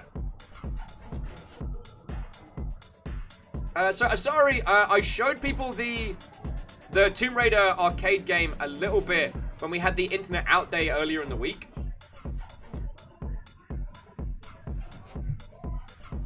So jumping back in, Cryostix is making forward the point that the reboot Tomb Raiders also made this weird system where they kind of sort of open world but end up limiting your options because it has to be a Metroidvania, i.e. Lara can't cut this rope because she doesn't pack a knife when she came here to climb mountains, etc, etc. I don't feel those grumbles are unfair. Like, we've all talked about, like, the difference between what the character can enact in that space.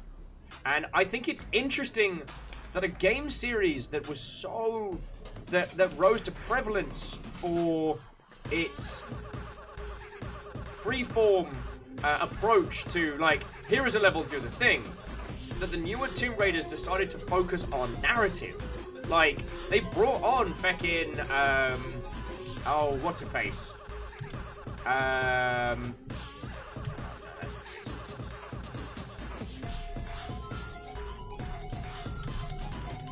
Yeah, this is an absolute banger. I know the guy that owns his blues. Rhiannon Pratchett, thank you, Alness. They brought on a narrative, like full-time narrative writer to bring that series forward. Now, there are a lot of philosophies that Rhiannon Pratchett has about like game design and construction that I don't agree with. So I wouldn't necessarily prescribe them as the new messiah of narrative writing. But, you know, they decided they were going to make an active choice, and they did it. I don't dislike the new Tomb Raiders at all. They're very different experiences. And much like a lot of other games that do similar things, I could have done without them calling it just Tomb Raider. Like, yo! Stooge was saying, Will, what makes you think that Nom Nom Fighter won't sacrifice themselves as soon as they see you? It's a Hawkeye Black Widow situation, you know what I'm saying? So I can not stack at the early jumps. Why am I nervous? Alright, there we go. Ah, I saw someone fall into the abyss beneath me. Emperor Bangers! Emperor Bangers will carry on your legacy, random person.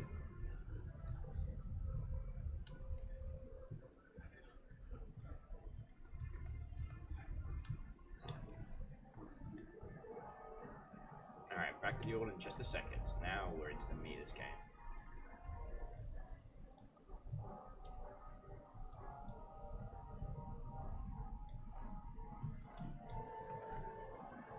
One attempt every 18 minutes.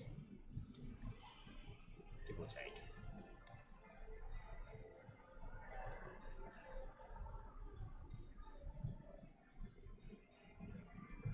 Sorry, the reason why I'm looking down is it gives you a much better sense of like the distance between jumps.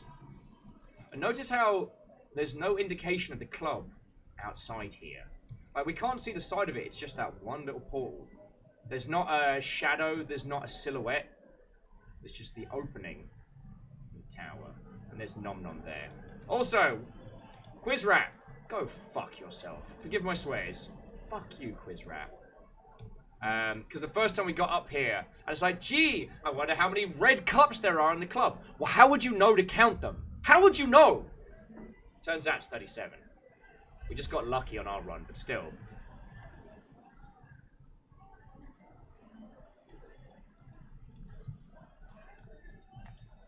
What is interesting when you think about the Tomb Raider series is how, I mean, it was Eidos, or Eidos, however you want to pronounce it, Interactive, who also were responsible for sporting the Hitman series, right? Because, like, back in the day, they were, like, the British games industry darlings.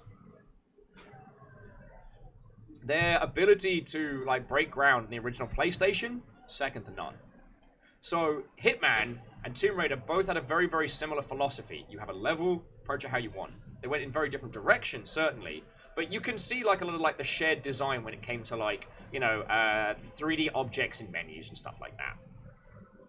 The interesting thing was that with Tomb Raider, they rebooted the franchise with a heavy focus on narrative, and it worked. With the Hitman series, they rebooted it with a heavy focus on, like, narrative, and it nearly killed the entire feckin' franchise. Like, Hitman Absolution was nearly the death of Hitman. And if you are curious about it, I can't recommend enough watching NoClip's documentary on the subject.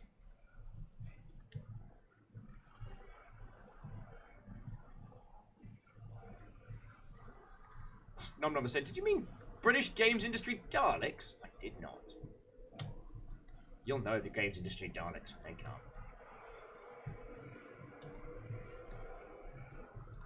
I mean, hell, once I've clearly fecked this run up, if you want to, yeah. if you want ginned up, Will, to give you some good chat topics in the future, why can't the BBC make a good Doctor Who game? Big mood! Big mood! Alright, good farts. Oh, I nearly stacked it there. I know the guy that owns this place. After you, good farts, because my hands are sweaty. Knees weak, mom spaghetti. Catros is like, hey Capcom! Thanks a bunch for the lovely detailed guts of the top half of a police officer.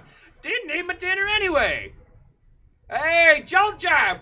What ho, friends? Jolt Jab, this is Crows the club. You can come play it if you want. Otherwise, you can just come hang out. We're talking about the original Tomb Raiders, changing narrative focus, and we were talking a lot about Death Stranding's marketing campaign and how it is sweet. Yeah, so Jolt Jab, if you go to Crows, actually, someone do exclamation the club.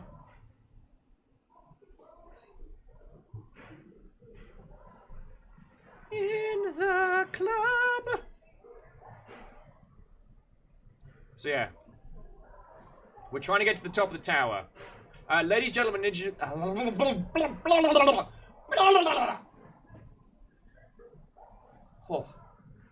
gentlemen, and individuals of all persuasions. If it's the first time you're meeting Jolt Jab, please do throw him a follow. Jolt Jab is a game developer by trade who's streaming game dev on Twitch, and I don't know how Jolt Jab, how far are you away from like launch of title? Because you know when the time comes, we got you.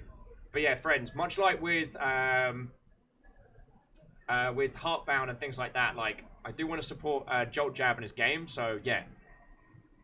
Mecha Noel, I will. I was just using this chance of banter as an excuse to let my hands stop sweating profusely.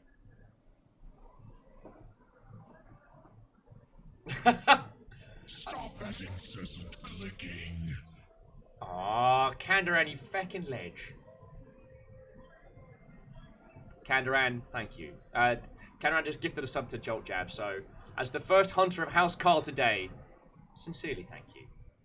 TSCTH says, I'm embarrassed to admit this, but Lara Croft was my first crush on a fictional character. Probably the reason why I like strong women. I mean, there's a big difference between having a crush and objectifying a character. And I think that's fine. You know, to quote Spike Spiegel, I love the kind of woman that can kick my ass. And I ain't here to tell you, like, your sexuality. Like, I ain't. And of all the individuals who could put forward a position about, like, about being interested in an individual based on their either their personality or their aesthetic, like, listening to the loud white guy in the room, not the be-all and end-all, but I at very least feel that being attracted to a fictional character based on their ability rather than the size of their knockers is a good sign. Cryosticks, I see the point that you're coming to. We'll come to that in just a second, because I'm gonna try. Okay, here we go. I've been sleeping in the club. Joe's barbecue foot massage. All right, hang on.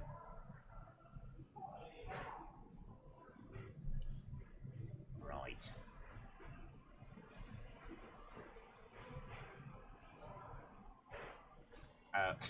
So Clank, the answer is yes, but the nuances are far more complicated. Because the difference between... Oh, yeah. Now, you know what? That is a whole kettle of monkeys. Reactor online. Yo! Weapons online. All systems nominal. Good whatever the time zone everyone. And good whatever the time zone is to you, Compliment Cat. I like that. Well, for me, it is the earliest of afternoons. So, Comp, what ho and welcome. I'm still in the feckin' club. How are you? Oh, shite, that's 11 months! That's feckin' cool! That's feckin' cool. Thank you, Compliment Cat. Thank you. Alright. Item says, you still in the club, you feckin' learner? I thought I am. Drinks are right cheap and I feckin' know the book on the door. All VIP and everything.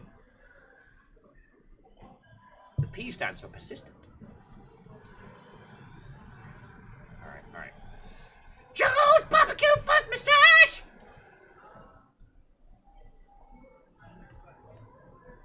Alright.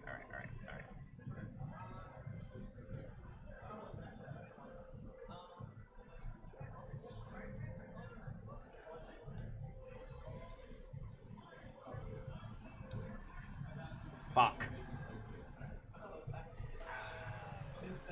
Got cocky. I got cocky!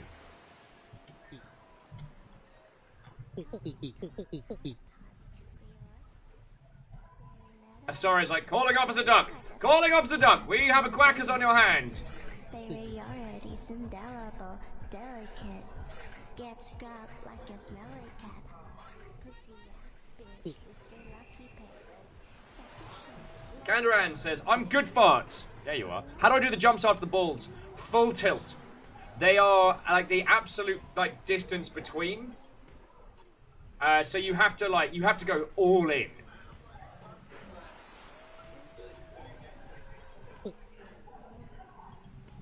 Nom Nom's like, I'm going to crush your toes. Well, bloody, if Kandaran makes it, you won't be alone. I know the guy that owns this place. I know the guy that owns this place. It's an amazing banger.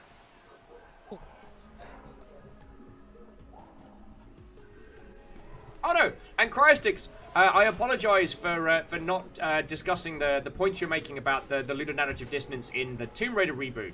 Like, the difference between, like, Lara crying over taking the life of a deer so that she can survive, and the pain that she goes through just, like, you know, taking out a piece of metal from her side. But then, mechanically, she, like, gun downs 20 guys, slits a few throats, puts an arrow through someone's eye, gets shot multiple times, and just like, I'm fine, take some pills. Like, she seems to flit between narratively being very human, very real, very relatable, and mechanically being max bloody pain minus the slowdown, you know what I'm saying? And I do think that's worth discussing.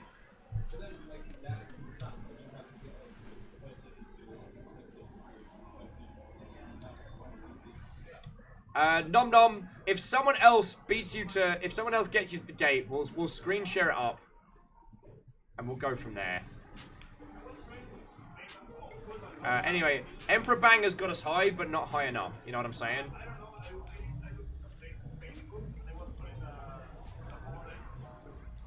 Inem's saying they started watching the Preacher TV series. I didn't even know it was 4 seasons in. Used to enjoy the comic back then. The show captures the abandoned, but I can't tell if the plot reshuffle is to its benefit. The character reshuffle certainly is, and the rearrange, I think, personally works very well. One of the few things that I know outside of like video games is a little bit of like graphic novels, and there was a really interesting thing that happened with Preacher about like a third into the story. The creators realized they were falling into a lot of the negative tropes of comics, and they self-retconned Sorcerer's Gold. I'll give Sorcerer's Gold a try. Actually, no. Keep rolling. So in the comics of Preacher, initially Tulip is the archetypal, like, sexy lamp character. Like, they are a plot device, they don't really exist to do a whole bunch, and they're kind of just like, they're literally there to be Jesse's love interest. In the TV show, they're like, yup. Tulip's a badass. That small change alone I thought was interesting, because in the comics they later retcon Jesse into a pretty strong feminist, and they retcon Tulip into a badass. But you can see there's like, it's like someone stopped them and went, hey, maybe you want to take a look at your characters, and they went, oh crud, yeah, no. It doesn't feel forced, but it feels like there was a amount of like, I want to say self-assessment.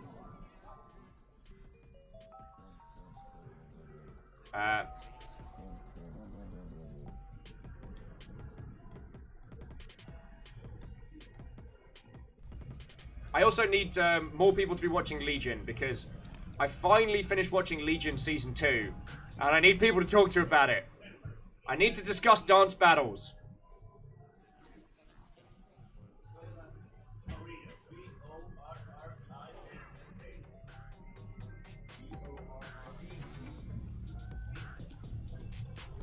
speedy mutant cat.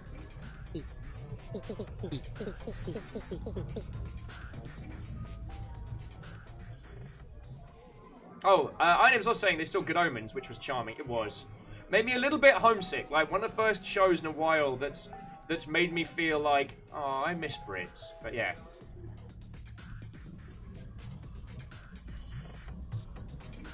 So Asari, Legion is worth it. Lady Lecter says that's on my watch. Only seen the first season. Fred made me fall super behind on a ton of shows.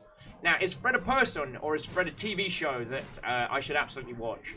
At the moment, Fiona has been laying siege to my downtime by getting me hooked on The Handmaid's Tale, which is brutal and stark and hard and holy feckin' hand soaks, but is important and kind of brilliant.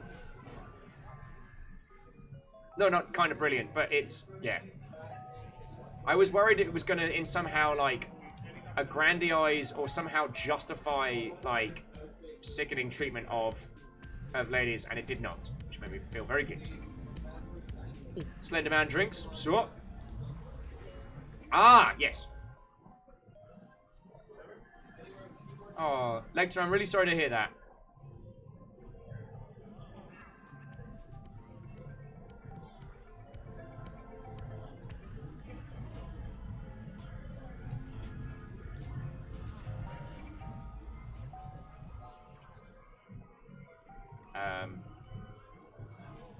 One of the things that really struck me, though, and here's a segue I bet no one thought that I was going to do today. So, Handmaid's Tale, Death Stranding. So, one thing that I've been obsessed with for the Handmaid's Tale, is there are whole swaths of that show where there is nothing apart from the character's eyes to convey what's going on. If you stop and, like, those of you that watched it, or those of you when you are watching it, look at the amount of shots where it's just one character's face and nothing else in shot, or nothing else clearly. And the only thing that is conveying the situation are their eyes. Nothing else moves. The face is frozen, and it's just through their eyes. And I'm like, how can you convey the horror, the fear, the defiance, that last shred of hope, those last moments of sanity? How can you convey that with just your eyes? And I'm like, holy crud. Now, going over to Death Stranding, they have world-class actors, they have incredible technology, exceptional gameplay, but, yo, the feckin', the cutscenes in Death Stranding are still really uncanny valley. I'm a tiny horse! I'm a tiny horse! Alright, feck all you people, I'm choosing this one. Tiny horse! Sorry. Probably shouldn't just start shouting all the time. There are things Will can do other than shouting, but the uncanny valley with the way the characters express themselves in Death Stranding, it's the eyes. They still suffer from the video game problem of just dead doll eyes. It's fascinating. At least I find it fascinating, you know what I'm saying?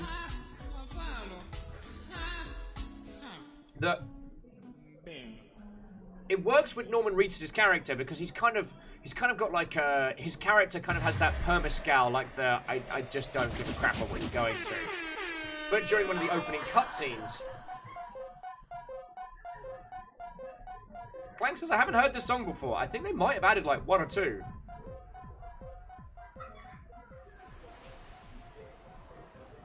Sorry. The character that Norman Reedus is talking to in what I think is part of the opening, this one lass, and she's trying to be so empathic. She's trying to explain her cause of why it matters to her. Why, even though she's in a bad situation, she's still going to give it her all. But she's got dead eyes. And it doesn't work.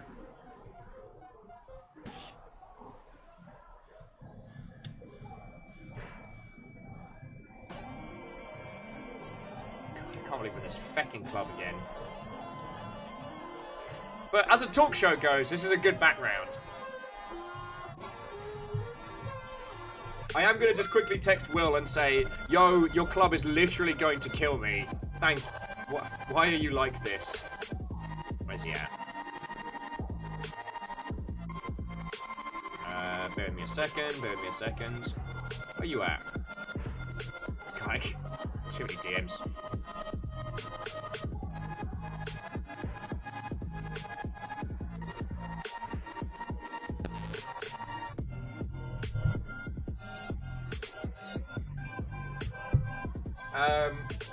Oh yeah, and Caffeine is pointing out that trying to overwork the eye problem like the random movement, they did try and do some fixes on that in Mass Effect Andromeda. And if that development team had time, I think a procedural system that simulates some of the more subtleties of the human eye would be real good.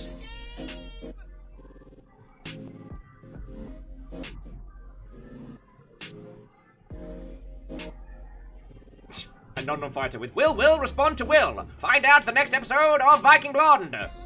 Actually, Nom Fire, a little bit of a dice roll, but going back to your previous comment, I have heard of Junji Ito. I've read Uzumaki, I've read Dio, I've read a couple of his short stories. This Hole Was Made Just For Me, etc., etc. I've also... Oh, what was the other one? I haven't watched the Junji Ito collection yet.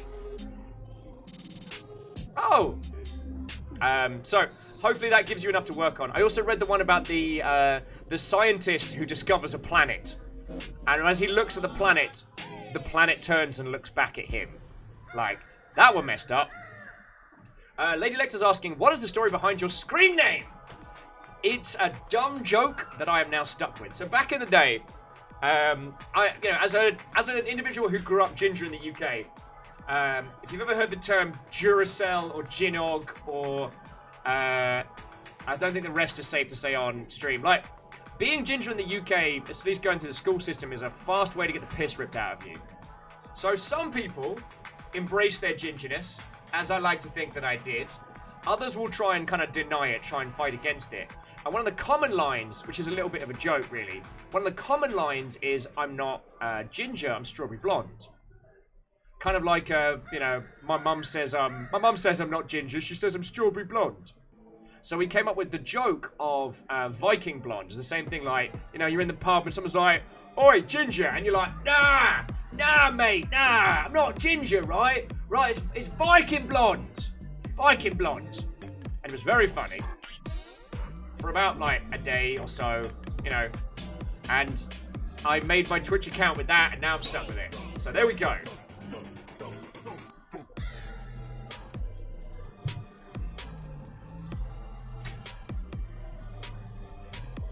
I mean, I have an inkling as to why yours might be Lady Lecter. But if there's a story behind that, I'd love to hear it. Same with Jolt Jab. I never asked you why yours. Because your little logo is like a little, fist with a lightning bolt. And I don't know if that came first or after. Because the little, long ship logo, that came well after the fact. Strake's like, people have called me Strawberry Blonde. I have made them very aware of how insulted I was by the statement. Yeah, you should be. As in, yeah, they should be made aware.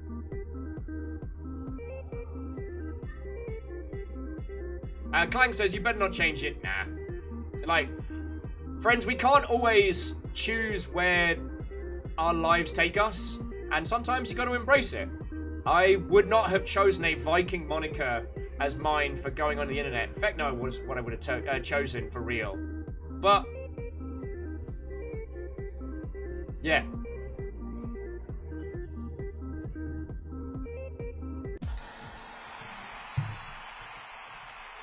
Now I'm here, and I got a longship and a crew of friends. I ain't gonna change a damn thing. Lecter was saying the gorgeous lady in the kimono at GameWorks was true strawberry blonde. I mean, PAX time, so there are always exceptionally beautiful people walking around, more so than usual. But, yeah. Tal says, they got pretty lucky with their online moniker. Yeah. Tarlicus, it rolls real nice.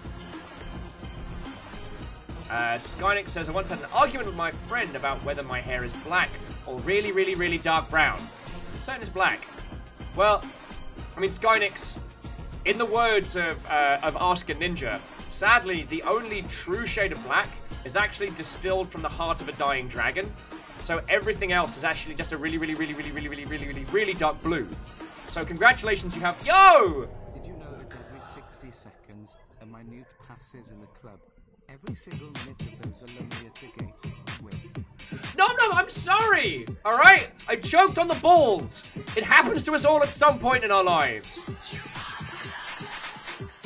I just gotta push through the balls, and then we'll hang out. It'll be fine. Joel Jab's like, a website asked me to come up with a username. I wanted a good one. So I stared at the screen for literally 60 minutes and my mouth just went, Joel Jab. That's cool. Lady Lexa's Lecter comes from a book series I read when I was younger, 2003, and it's supposed to mean choose one, a chosen one in Latin. Lecter is always taken, and I didn't want numbers underscores, so hence, Lady Lecter. Sorry's like, wording! And Tar's like, are you still struggling to get a handle on the balls? Sometimes I just get too much balls in my face, more than I'm expecting, and it just sends me over the edge. Nom Nom's like, Tal, help me please. Alright, after this track. I got coffee, I got water, I'll get snacks. Phylizard says I'm part of a book-based username club. That's kind of cool.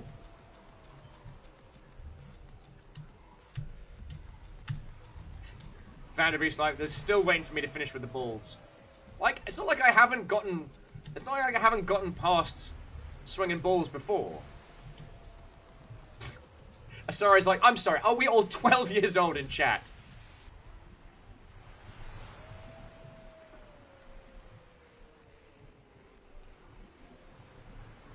Oh, sorry, no, Phylizard was saying my username is based on a book like the others. Okay.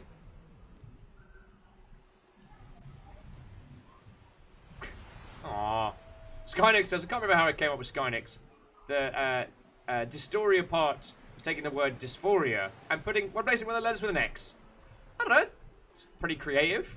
Oh, a level 18. I respect that. I mean, it's one of the cool things about, like, having a super diverse group of friendos is, like, I feel it's a term that, thanks to the explanation of some really cool people, I understand a whole bunch better. Right! Who's in?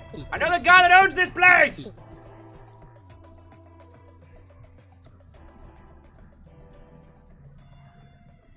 Alright. Here we go. There we go. Get the bouncing. Get the bouncing. Alright. Alright, let's kick this pig. Yee. And I cannot stress this enough. Ha. Buy the game! What? What? No! No! I jumped! You heard me, but... It's gonna feckin' kill me. It's gonna kill me! Why?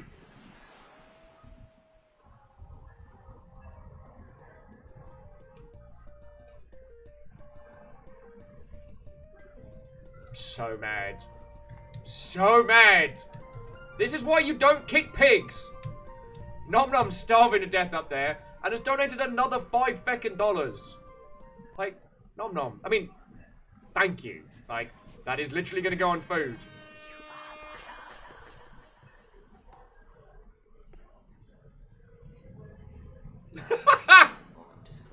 Nom Nom's like, I am coming to Seattle. I am going to drink your blood.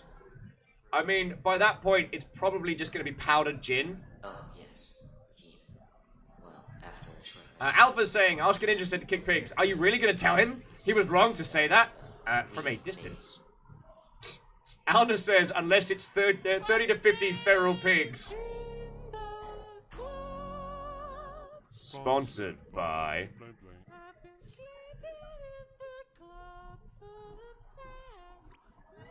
Vanderbeest says, get a clackier keyboard so I can hear you jump. It is with great sadness that I need to report the passing of Tal's keyboard. This is sad for a multitude of reasons. One, because it was a glorious rainbow-colored celebration. And the other because we had matching rainbow keyboards. Mine is all alone in the UK. All by itself. All alone. The loss is great. No, there were some really nice mechanical RGB keyboards. And, because when I was working at Improbable, that place had a real, like, tech startup feel. And everyone's all, like, Mac-orientated, clean workstation. A little bit weird when you think about it. So, my immediate reaction was, RGB everything, put a bunch of toys on my desk. Like, sometimes you gotta play the part that people expect. When you're the person who's meant to be talking about video games, you look like you talk about video games. Oh yeah, that was the story. So me and Tyler at MCM, the big Comic-Con event in London, are kind of our equivalent of like San Diego Comic-Con and stuff like that. So Tyler comes over to me and he's like, mate, you gotta talk me out buying this keyboard. Like, we can't be doing this. And I'm like, alright, let's go over and have a look. We walked away with matching keyboards. Oh yeah, Tyler, are you able to join us in the club? Because we need more competent people. Nom Nom needs to get past the bridge. And for some feckin' reason, I'm an idiot. Tell you what though, friends. As we've hit the 2-hour mark, I'm just going to nip to the loo. If any of you want to join us in the club, you are more than welcome. We've got time, we've got space. We've basically got all the things that we need. Caffeine says lack of tea, lack of gin. I've got my beverages. Oh, Tal says, I am your Lord and Savior, Absolute Bronze. I am Tiny Stiltbeard, but I might re-roll because it seems like Tiny Horse has the legs of a fecking 80-year-old sprinter. Alright, I'll be back in just a second, friends. Don't go anywhere. We can do this. Friends, we can do this. Jolt Jab's in. Someone help Jolt Jab. Someone help Jolt Jab.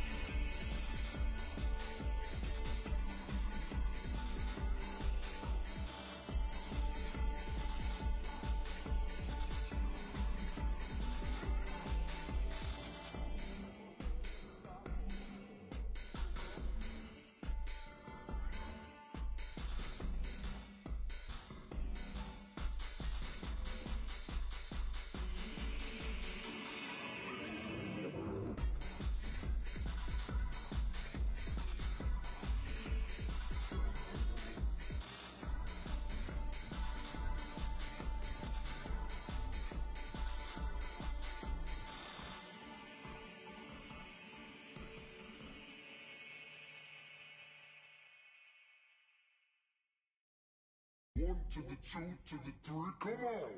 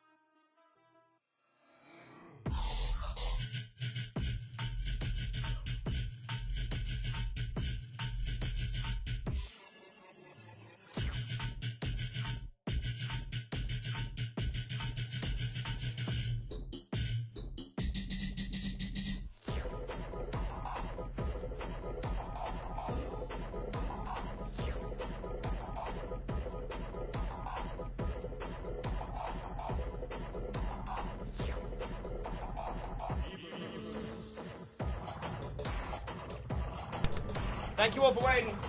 Sorry about that.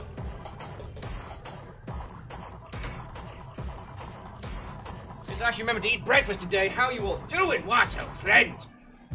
Watto.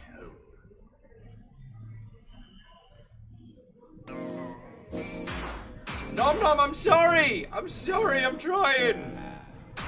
4 more songs. This will be the run. This will be the run.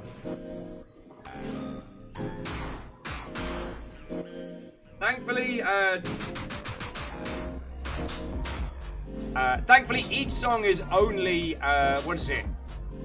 1 minute long, so it's not a gajillion hours to wait. But Nom Nom, like, I have a feeling you're gonna be the one to do this.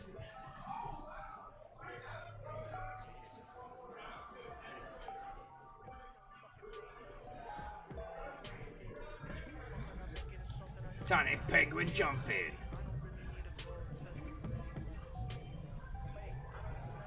Oh. So yeah, what were we chatting about before break? Because we did a little banter on whatchamacallit. Did a little bit of banters on whatchamacallit. On that Death Stranding. You fucking kidding me? Not being a horse.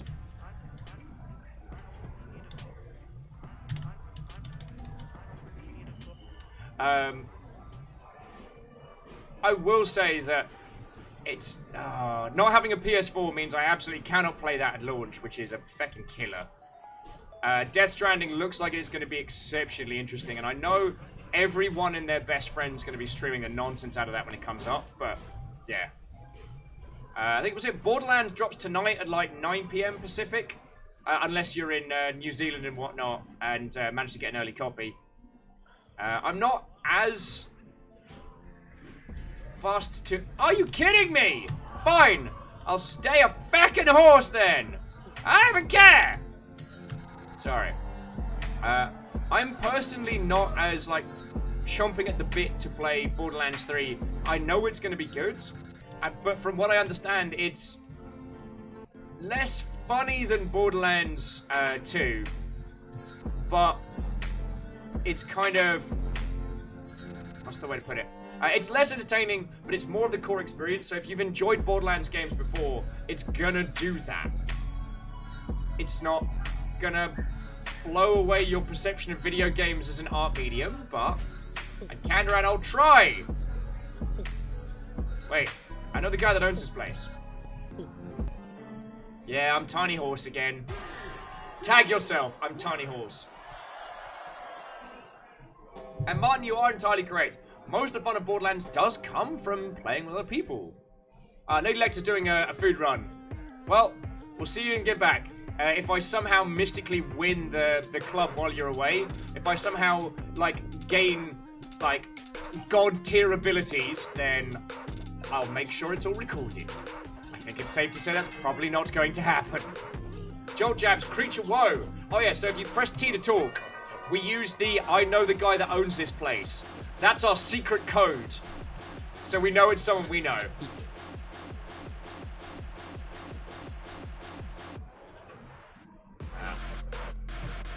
Alright, Ferret. We're doing this. We're doing this. Alright. Got Ferret supporter.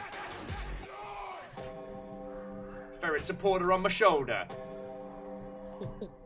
I know the guy that owns this place. 18! Alright, this is where we go. Kandaran says, I bought Korean ramen. It said hot chicken. I thought it was going to be Swedish hot. It was Korean hot. Yep.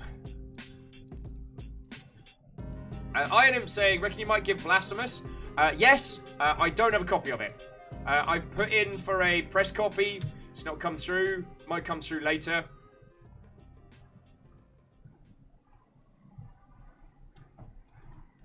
It might come through later. But there we go. What? No! Alright, no, you all saw that. You all saw that. Alt F4 at rage! I'm gonna restart my sodding browser.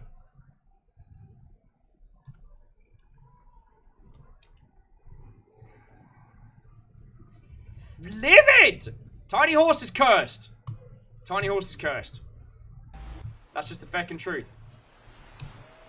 4K. I know the guy that owns this place. Alright, I'm a hangry demon slayer. It's actually kind of funny.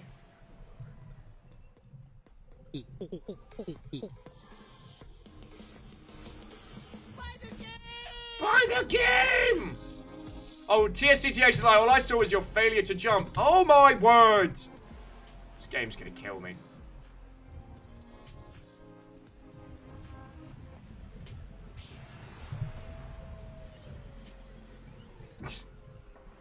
Sorry's asking to explain the Gerblins to Jolt Jab. So firstly, Gerblin!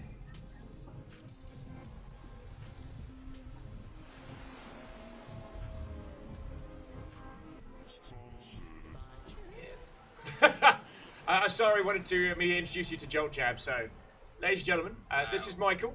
We've done some shows together. You were here when we feckin' found this. Unfortunately, yeah. No, you pulled me in here because you're like, hey, I can't experience this by myself. It sucks too much. Come with me. And I was like, okay. And then we found the game underneath it. The rest was a nightmare. But Michael was one half of the Goblins for our Age of Wonders hot seat game, which we will be doing again in the future. So excited. Yeah. That's probably going to be post TwitchCon though, because It probably should be. Yeah. poor No. liver. We have to make Goblin Snot again. But this time, possibly free of the confines of paid bars. Oh, that, which may or may not be a good thing. that horrifies me.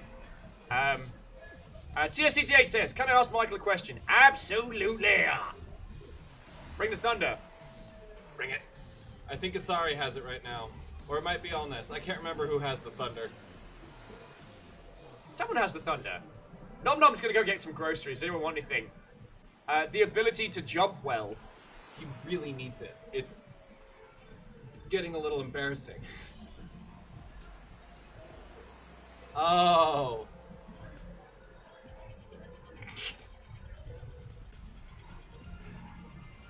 I'll have all of you know that the poor people that come to this establishment get to hear me screaming, "It's a cult," at the top of my lungs, and I'm not in a fishbowl.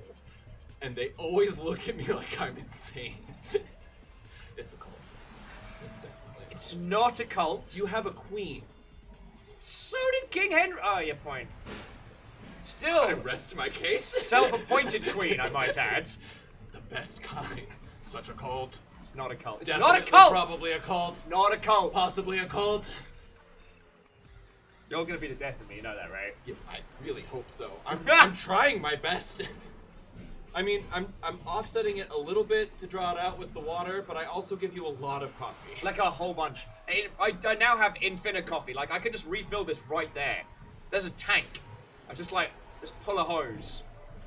Zoom juice. Zoom juice for days. Not a cult. It's a cult. Not a cult. I am not. I'm not backing down. Caffeine. But I think, Caffeine, back me up here. I think the cutest part about all of this is that he thinks he has a choice in the matter. You're in the Discord, aren't you? I don't know what you're talking about. There's no Discord. There is a secret Discord dedicated to messing with me. Thank you, Caffeine. It's not a cult. Oh, this feckin' club.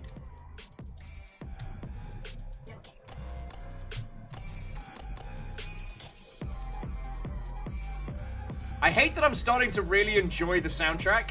Like, it is Stockholm Syndrome. Like, audible Stockholm Syndrome. Everyone's like, I have no idea what you are talking about. Isocrit, there's no such Discord.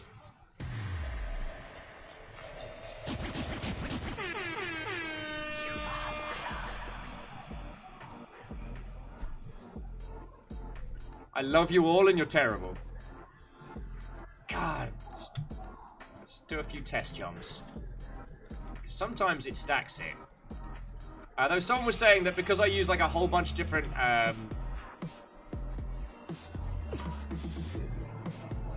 Aspect says, I can with all confidence and seriousness truthful say, there is not one secret Discord.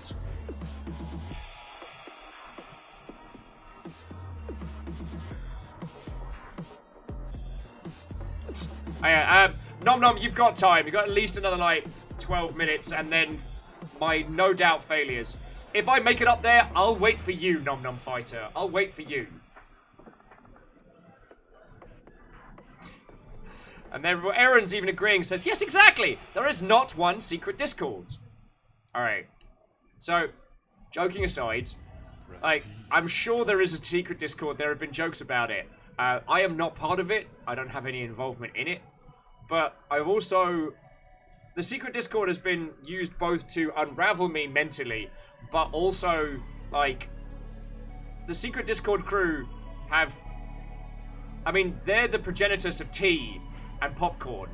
Not tea like tea in a box, but tea like the event, which had Camille cackling for days. They're also the progenitors of the popcorn drop, which, if you weren't there, was just off the chain. Friends, when we hit, what was it? Was it 10,000 views? yeah, when we hit 10,000 views, no, it was 100,000 views, someone dropped 100,000 bits. Single gold bit drop. Just bloop. And that ended up being, yeah. If I hadn't had that, I don't know if I would have been able to move in with Fiona, and I wouldn't be able to do a thing. So, yeah. Isocrit, I mean, I didn't want to put Strags on the spot, but yeah, it absolutely was. And, yeah.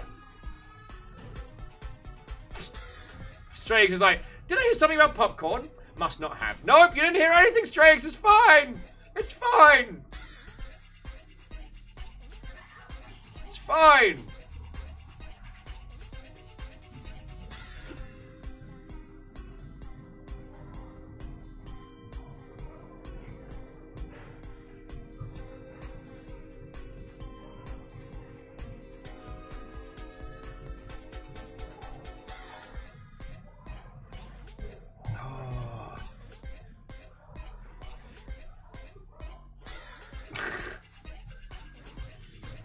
TSCTH, lamentably, I worked in the wedding industry for a while, which kind of killed that as a concept.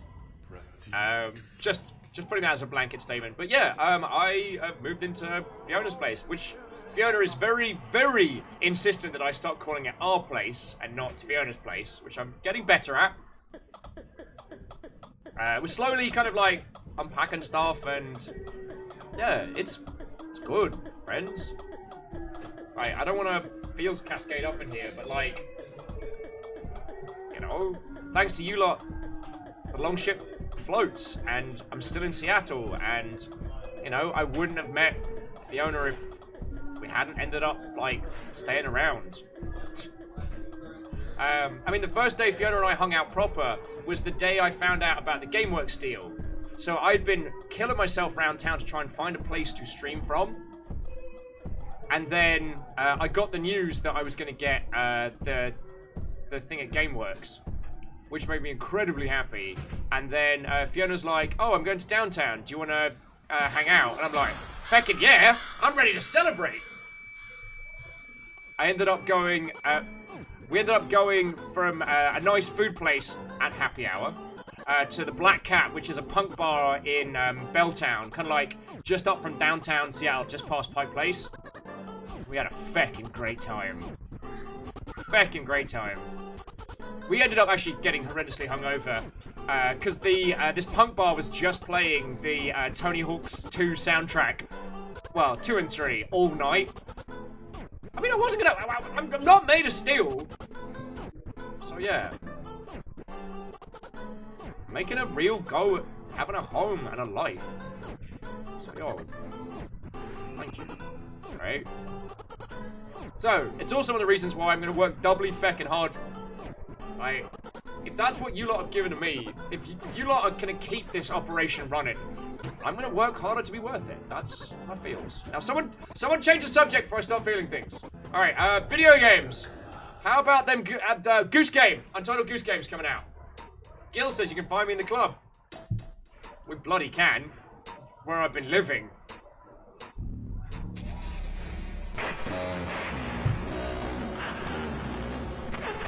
My poor ears! Joel Jab's asking if I'm going to be playing Untitled Goose Game. Oh, absolutely.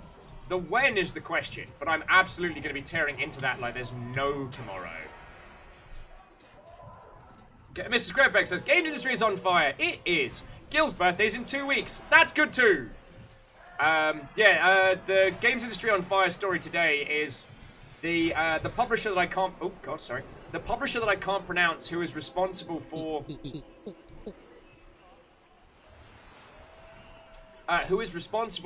publishing Cave Story, Binding of Isaac, and a few other games.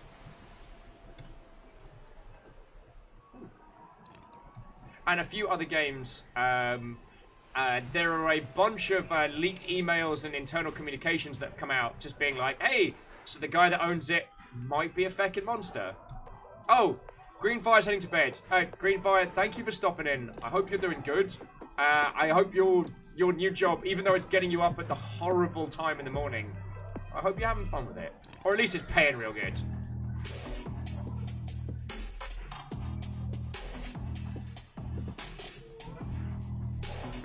Lord Lost, thank you. Lord Lost is saying, what are you talking about? Well, this is your home. We're here to protect you. And I'm gonna do the same for you lot too. Alright? I know well enough to know how wonderful you lot are and how much this all means. You always put up with me unraveling in the fecking club. Like, I am, this is not what sane people do. This is a problem. And yet you're still putting up with me.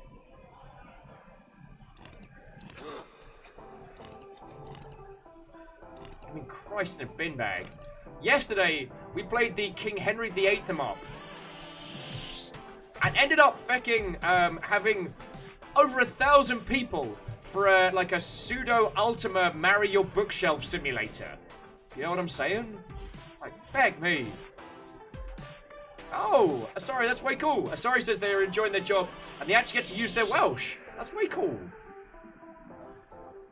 Joe Jab says, I saw you post about that on Twitter. Oh, I thought you meant my post earlier about I'm probably going to die in the club. Yeah, no, so last night, Tuna Taco, Joe Cat, and Shenpai all decided they were all going to raid me all at the same time. They brought a combined weight of like 900 plus people. And yeah, so last night we spiked at 1,000. 1,000! Not with front page, just with friendos. Oh, Squarepeg says in other news, the King of Jordan's a massive Star Trek fan. That's way cool. One thing that's really interesting, someone was saying earlier about the whole, like, Saudi prince who's a massive anime fan. Do you know one of the interesting things? A large proportion of free-to-play games get their success from Saudi Arabia as a territory.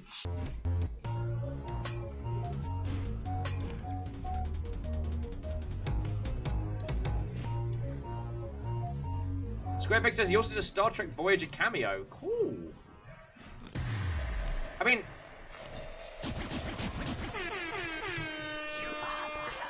morally and culturally, there are a lot of problematic things about the Saudi areas, and I don't want to brush over those.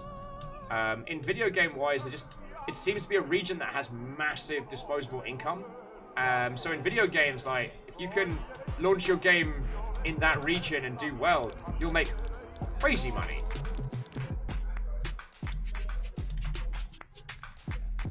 Yeah, you can see I'm getting like...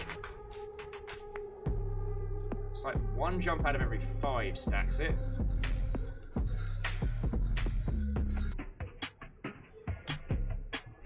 Kanda is asking if there's a clip of it. A clip of what, dear friend? Oh, the raid from last night. I think there is. If you have a look on Tuna Taco's Twitter... actually, have a look on mine. I'm pretty sure I retweeted it. Because the thing is, it didn't come in as like, you are being raided by 1,000 people. It's like, you're being raided by 300, 300, 300. I'm like...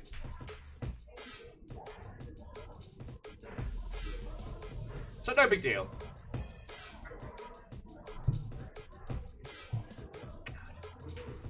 Alright, 2 more songs, 2 more songs. This is going to be it. This is going to be the run. No, not if I keep jumping into the banisters.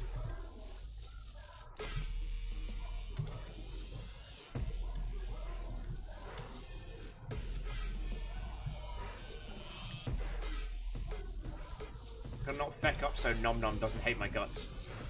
I'm just doing like the Jet Set Radio practice, just skimming the banisters. Skimming the banisters. Like weight training for my hands. Actually, that weight training for my hands is... alright, one more song. James Burton with Your Boss's Cool New Guitar. It's a bit broken. One day. One day.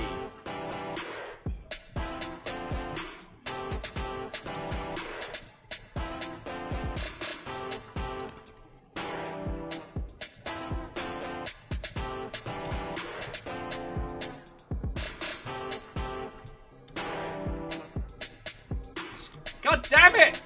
Why would you say that? Flaccid's like, I have a really good feeling about this run, Will. Oh, good! Oh, good.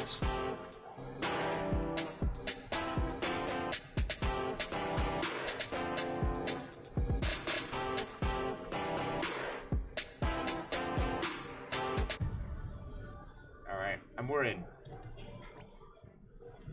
Now we're in. Alright.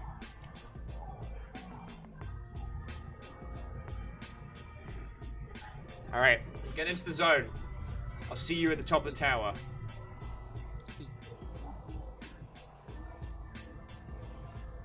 Gigantic gear. Somehow it's your fault. Alright, let's get those jumps out of the way. Let's kick this can. Alright, you see those jumps stacking? That's what we need to not happen. Creature Woe, you go for it. I'm just waiting till whatever the hiccups are I was having stop. Mrs. Squarepeg says I'm going to be ordering a part of my 3D printer soon to make bed leveling a lot easier. Interesting. Wait, shit, Mrs. Squarepeg, was it yourself that did those incredible Battletech prints? Because they're fucking awesome. Like, I'm so many worlds of jelly. Because, like, especially as a Timberwolf fan, like, you can't get, like, a good Timberwolf action figure or anything like that. Weirdly, there was one from back in the day. For many of you who know Exo Squad, what kicked off the whole Harmony Gold lawsuit was a company working on toys for Exo Squad made one that was pretty much a... Oh, you fuck! Come on!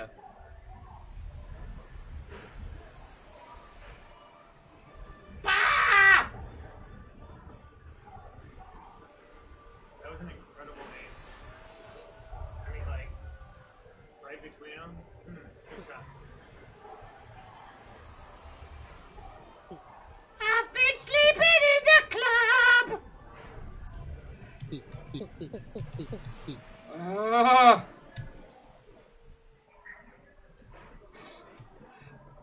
At this point, I don't know if Alnus and Flaccid are actually using, like, custom characters or Slango, or if it's just me unraveling.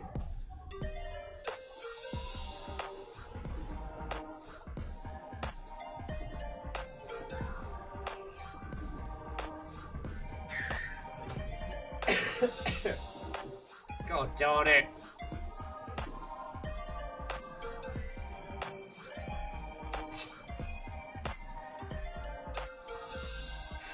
To quote Alnus, and lo, Bennett Foddy did look upon the lands, and he did speak the words, feck this shit, I'm out.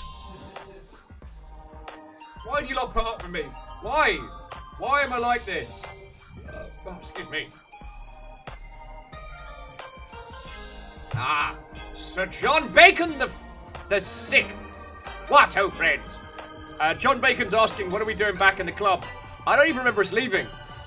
John Bacon, I don't remember when we left. I don't know. I don't know.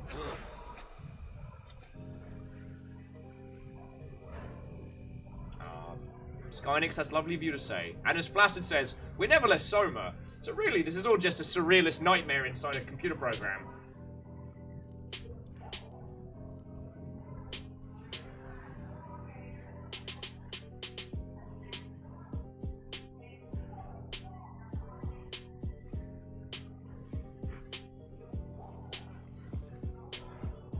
Hey there, where are you going?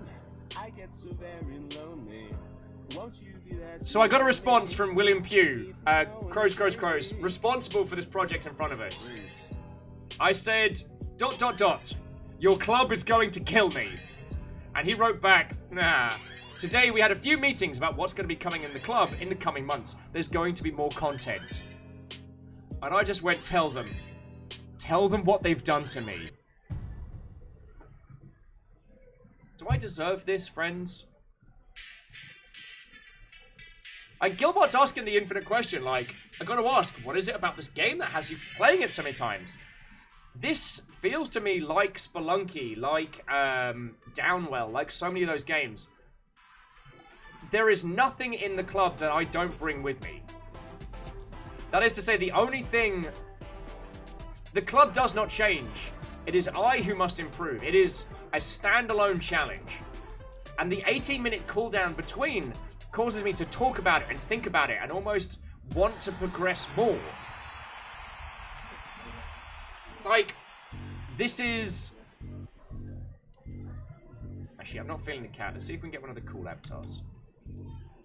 Oh, Alna says nothing in the club you didn't bring. Except drinks. You can't bring drinks in. Well, I mean, I can now with my handy-dandy new hip flask! Once again, Aaron, you're a fucking legend, thank you. So yeah, this is, I guess, for me, hitting that beat of, like, roguelikes and things like that. The thing that's killing me is, like, it's the 18-minute cooldowns are very much the challenge. But the goal is to make us spend time in the club. That is both our punishment and our rewards. Like, the space we spend, the time we spend between. Flaccid said, Will, yo, go find the exit sign? Wait, what do you know? Who have you spoken to? Isagrid says, oh my god, what if this is the game the narrator was working on, right? What if this is the game the narrator from the Stanley Parable was creating? Because they are working on Stanley Parable Remastered. Like, what if this is like a feckin' ARG to get in there? Someone text Thor. We're gonna need some people. Oh yeah, Gil, I am swapping characters. Even though it bears absolutely no resemblance on what we're doing. I'm at the level of superstition now in this game, if that makes sense. But there is one thing that's worth bearing in mind, friends, which is if you're in the club and you see a ghost, go ahead. It's a ghost.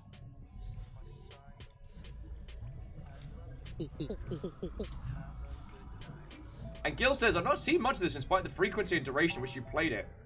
I mean, played is a strong word. I play it a little bit every 18 minutes, and I spend the rest of the time talking to you lot and screaming incoherently at the top of my lungs.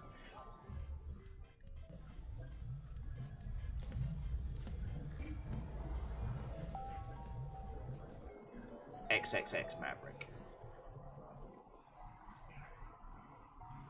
But the point is, this is fresh driven snow. Like, no one else is trying to do this. This is ours. If the longship clears this, we will be the first. We will be the first, and I will write about it.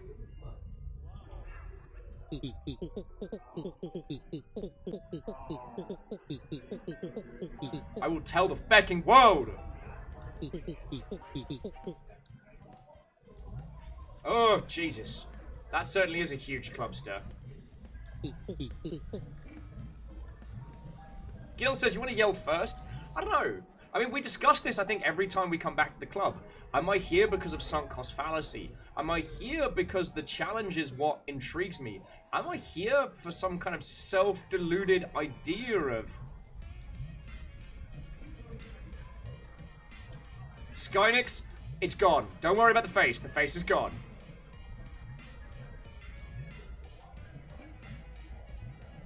Kandaran says they found the clip, but they feel it didn't do it justice. So here's the video with the timestamp instead.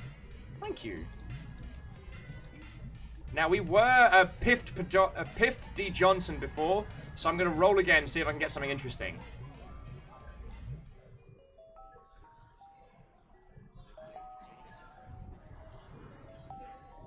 Clank's trying to work out why they're paying so much for a server.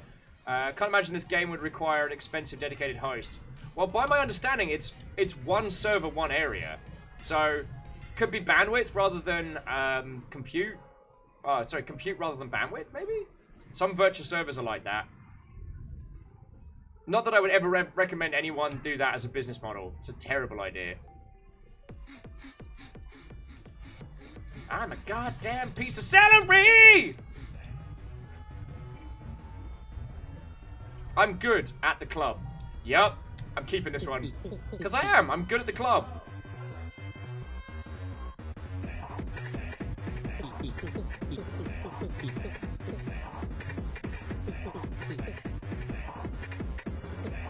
I know the guy that owns this place. which I guess is actually a truism. Martin's like, how long till Will proves his name is a lie? Or maybe this is the run.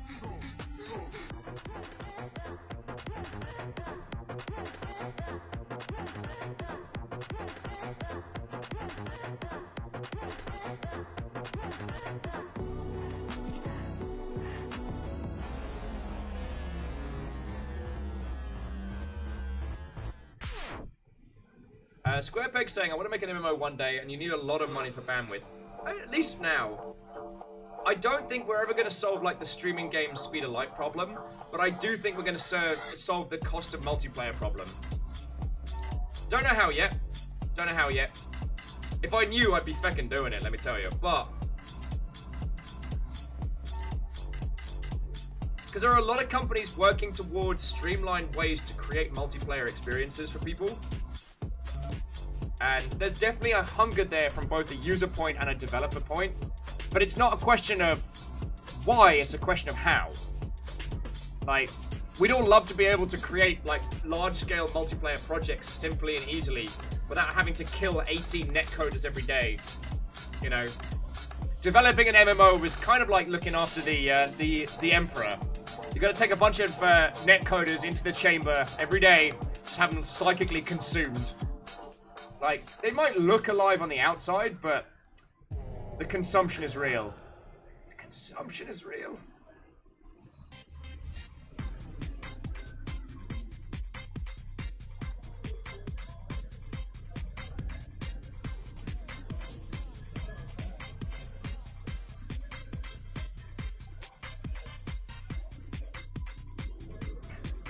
Actually, Mrs. Squarepeg, funny you should mention that, because I just started reading up on Coherence this morning. I mean, I worked for Improbable. I also have an NDA with Improbable, so I can't really talk a lot about them as a whole company. There's a company that CCP are working with that are trying to solve that. I feel like there was a push to try and use Azure to do similar things. Whether or not that's doable, I don't even know. Feck, remember when Square Enix made Shinra?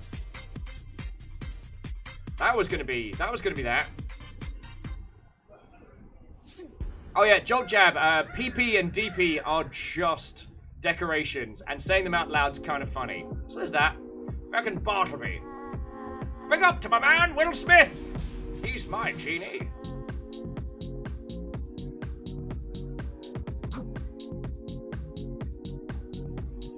Wow!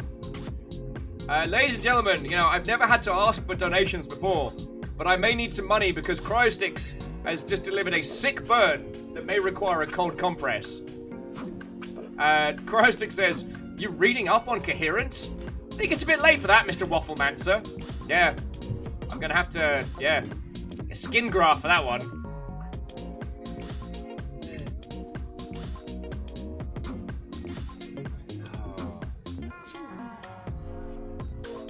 Can I be perfectly honest with you all, though? I'm getting to look forward to the club. Not so much because I want to scream at the screen. I'm not enjoying this because it's killing me. I'm enjoying this because there's such a genuine honesty about this. Like, even though the songs are mostly terrible, they're all genuine. They're all from a community. They've all got a certain amount of heart to them. And it's not just me, it's us together. Anytime we do this, I can just turn around and say, yo, come on in. We're doing it. You know what I'm saying? That makes me real happy. Like, the amount of chats and bants and good times we have via the process of this game, like, eventually we're gonna have to put this to bed. Either we do it or it's gonna kill me. And Sir John Bacon, the single teeny tiny Dorito should be enough to undo the harm done to me by Cryostix and that burn. Sorry, I don't mean to be cheeky and glib. You all know that because you lot chuck bits in my face, I get to live. So I'm very grateful. Been grateful for what has it been like? Be a year. Be a fecking year next month. Feck me.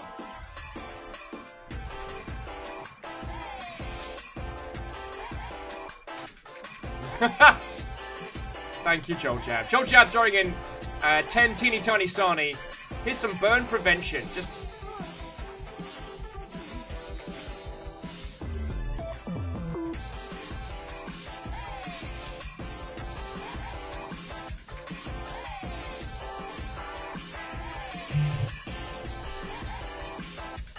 So yeah, I didn't want you to think I was just being super glib on it.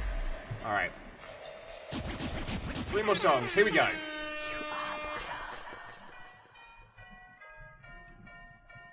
Alright, so before we got vaguely unraveled, what were we chatting on? We were talking about Borderlands and some of the releases coming out.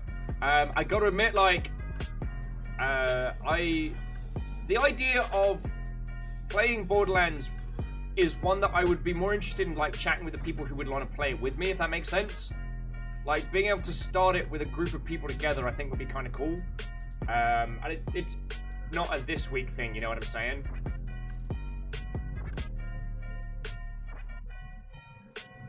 And I don't think it's a terrible idea to wait for a couple of content patches, you know what I'm saying? Personally, as I'm sure everyone is shocked and surprised, I'm going to be going for the giant robot character, of course. Ehrman says, Goose Game and Zelda Remake will be my future. Or, yeah, Untitled Goose Game. Cannot wait. Cannot wait.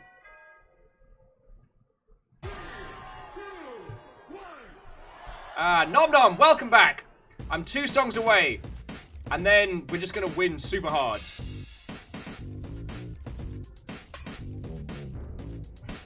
Martin says, Flack is best non-binary binary boy. I like that the different kinds of people that play video games are being taken into consideration with the Borderlands lineup, and it makes me stupid happy. It does sound like they're going to be slowly adding the characters from previous games in as well, which I think is cool. I don't have confirmation on that, but the way they're putting together the assets kind of feels like it. Not sure how I feel about the bad guys being streamers. That feels a little bit weird. Still stacking on jumps. That feels a little bit weird. Nom Nom Fighter has been standing up on the platform for 172 songs. Oh, good. Get through this one and then I'm... Oh! Nom Nom's like, oh, good. 2 songs away from disappointing me again. Marvin says, to be honest, I don't think they can live up to Jack. Yeah. I mean, it's the Pagan Min problem, right? Creating an antagonist that's so iconic as to define a series, and then killing them in a manner where you cannot return them. What do you do? Ubisoft created Pagan... Is it Pagan Min? So in Far Cry 3, they had... it was, I want to say Vance, right? And Vance was an exceptional antagonist. Like, feckin' great villain, just this side of unhinged, but focused. Like, real cool. So for Far Cry 4, they created Pagan Min, and he was in the vein of like, let's do a big, alright, it's time, it's go time. Let's do a big, high personality, antagonist in the same vein, but who will continue through this. Alright, I apologize if I missed any of your comments, dear friends, this is it. This is it. Alright, here we go.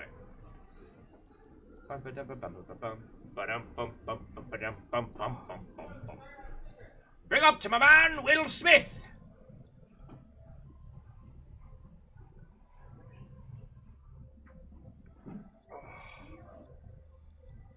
Here we go. Here we go. Alright. Heart the cards. Heart the cards.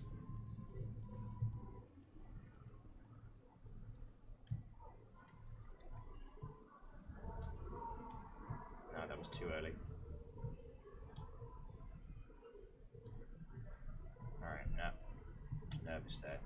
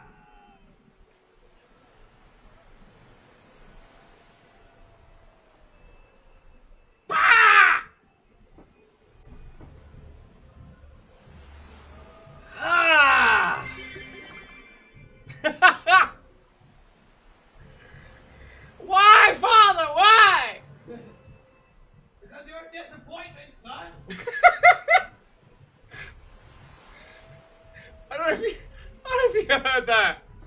Please tell me you all heard that. Katros 1, thank you for the 100 bits. I do not deserve it. I'm just sit here looking up at my own damn grave. The club always wins. Alnus with prime Gerblin sass.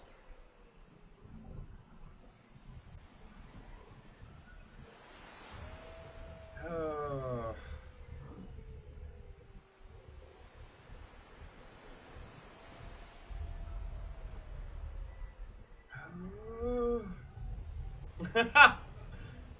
Oh, Katros, thank you. Good happy birthday vibes! Well, it was last month, but thank you.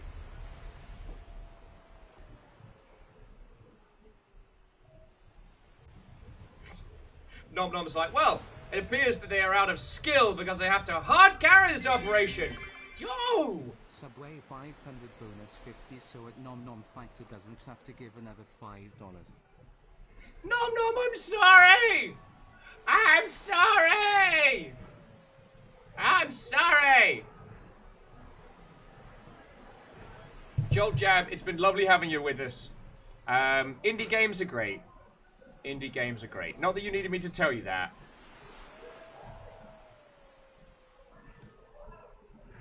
No flutes.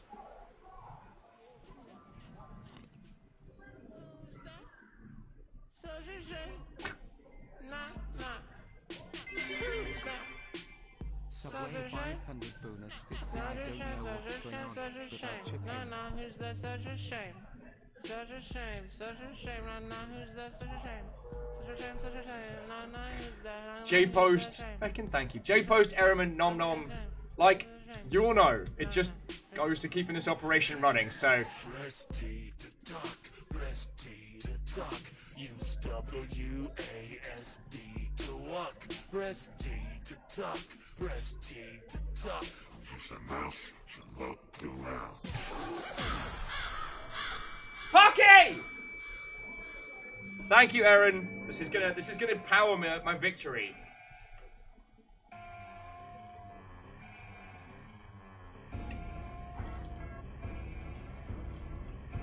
I know the guy that owns this place. I'm gonna die out here. But seriously, that last one was BS.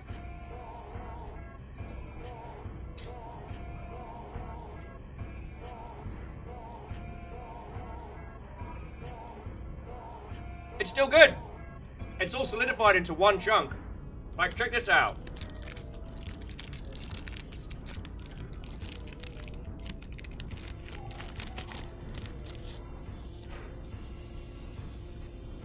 Welcome to Block of Pocky. As I call it, Blocky. Alright, this tune's creeping me out. We're gonna look at the stars. We're gonna mine for Pocky. I just contemplate... Oh, now it's a chill track. No, it's not. I'm just gonna contemplate existence. Just a little. Just a little. As Nom Nom Fighter's calling it, the Apocalypse. Oh, Jolt Jab. Sorry, I saw you said you were heading out. Thank you for coming to hang out, friend. It's lovely to see you. And like I said, when your game is ready, give me a shout, friend. You know I got you. I'm just trying to break off a piece, and it's just... It's a block of Pocky. I can't even offer to give you a stick, because it's not coming off.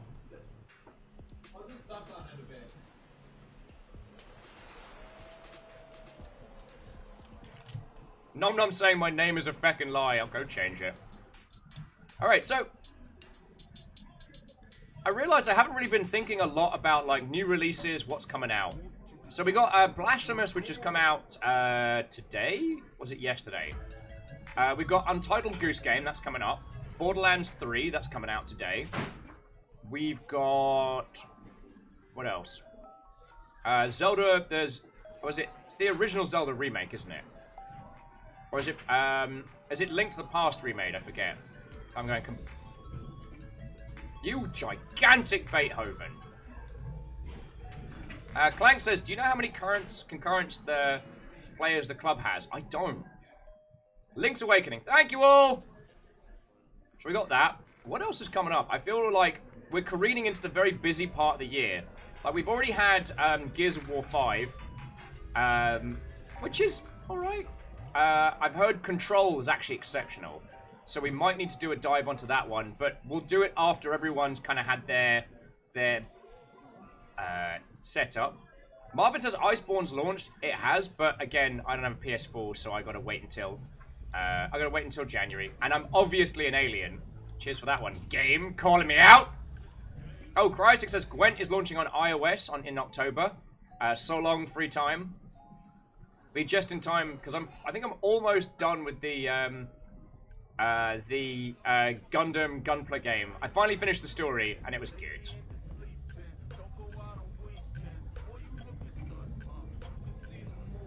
I am Creature the Third.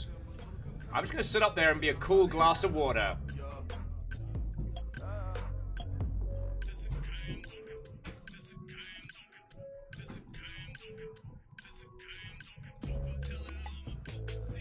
J-Bo says Falcon Age came out just after PAX.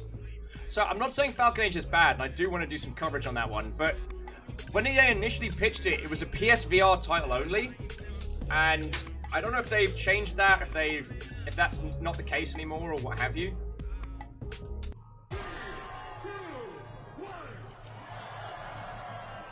Alright, friends, I literally can't break this up anymore.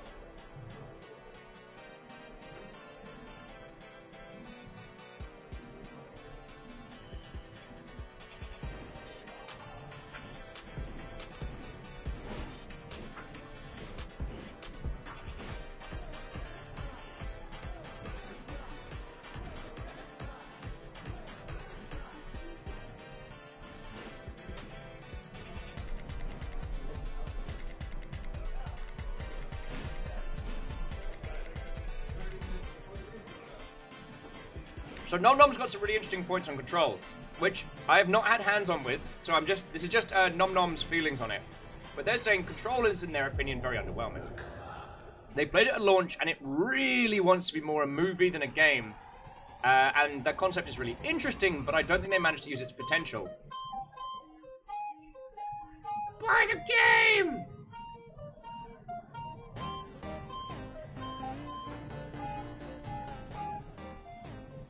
Oh no, so J-Post, Falcon Age looks great. I was under the impression it was going to be a PSVR exclusive, which is why I didn't look into it too hard. With Control, that doesn't surprise me. Remedy have always kind of wanted to be... They've always had an obsession with cinema in their projects, which I'm not saying is bad necessarily, but like, for anyone who grew up with the, when it's just like a movie used to be a selling point in games, teams that desperately want to be movies always leave a bit of a bad taste in my mouth. Also, it's not Nice Lolly, it's a block of Pocky. It is a blocky. So this is going to be entirely messy.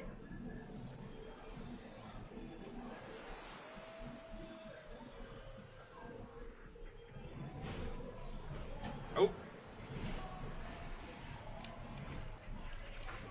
I've managed to inspire structural weakness.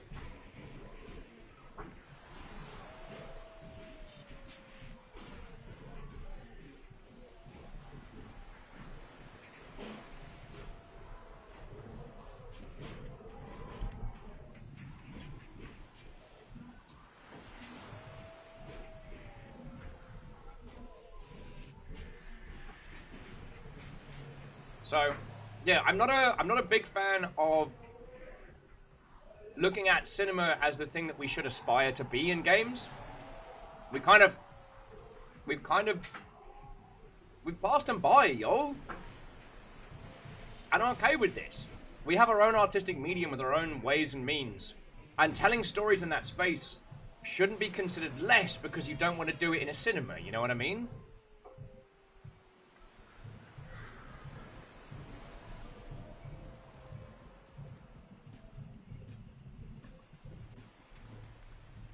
So, Marvin's asking, like, what the heck is Pocky? It should be little biscuit sticks. So, wait, where?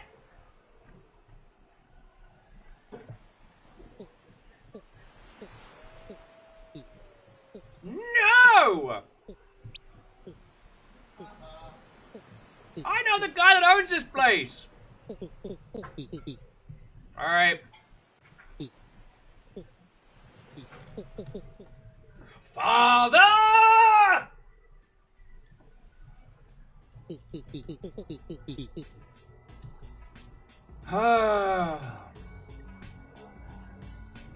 Right, well, let's go wait by the door. It's gonna be a big old Zerg wave come at like 18 songs. Yeah, they bounced the server. Night Valen's like, William, stop this nonsense. Do you mean me, William? Or William that owns this?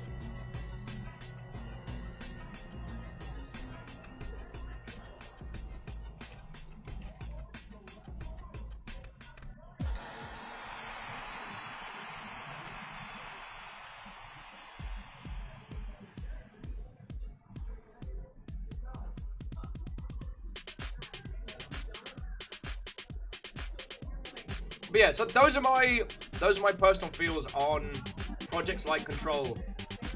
And their game before, they kind of tied it into a TV show and stuff like that, and it's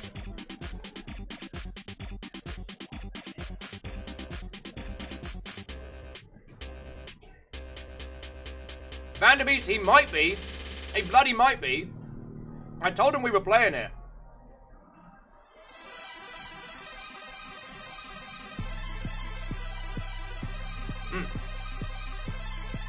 That was it. Quantum Break. Thank you, Marvin. And like, I'm not saying Alan Wake is a bad game. It is stupendous and I love it. But Alan Wake is also beat for beat the video game adaptation of Twin Peaks. I like this one.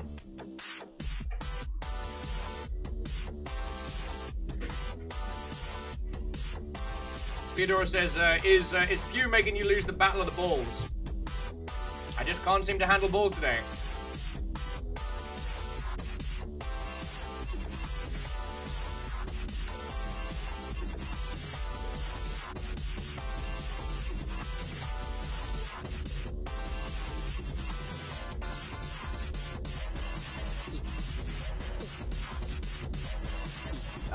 So jumping back into chat, Lordlaw says that they were window shopping for whiskey today because they're bored. There was a bottle for like 115k. Holy shite.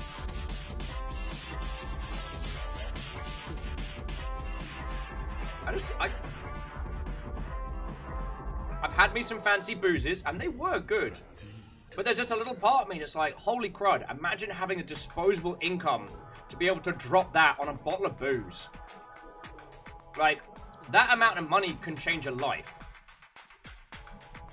Canaran says, check general in Discord. Hey, Peace and XP! What, old friend? I'm still dying in the club! They just reset it.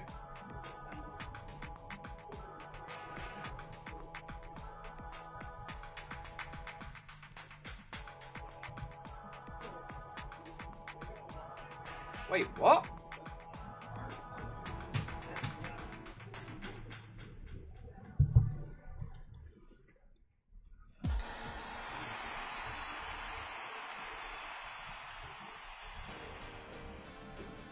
Ah!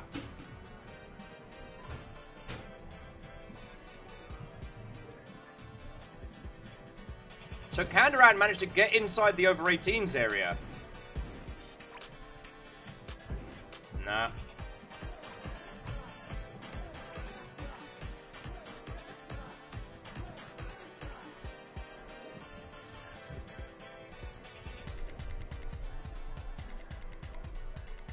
No, Cryosticks, this is a real good point to talk about. So, it might just be from my age, but especially when I was getting into the industry, there was this rhetoric of, we can do this like the movies, we can do this like the films do. There was this rhetoric which was that video games should be aspiring to films. And while I'm not saying that Remedy is wrong for being cinematically inspired, I have a similar problem with like David Cage and his works. Like, the dude was a failed filmmaker who got into games. And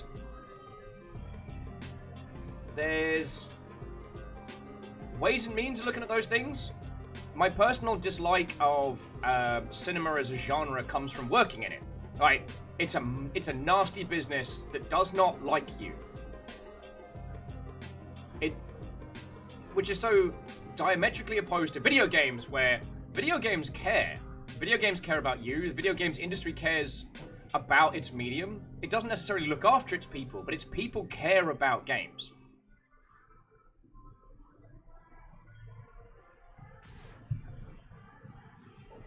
So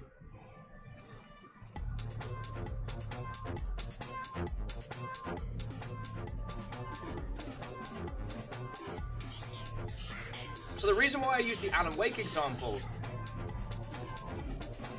is that Alan Wake's narrative beats, if you go back and rewatch Twin Peaks, like, it's point for point. And so it feels hard to give them the bonus points that they need when their content is not coming from internal, it is coming from lifted media. And that with Quantum Break, they desperately wanted to do the interactive media like TV mashed with video games, and I feel that Quantum Break as a title was absolutely hamstrung by it.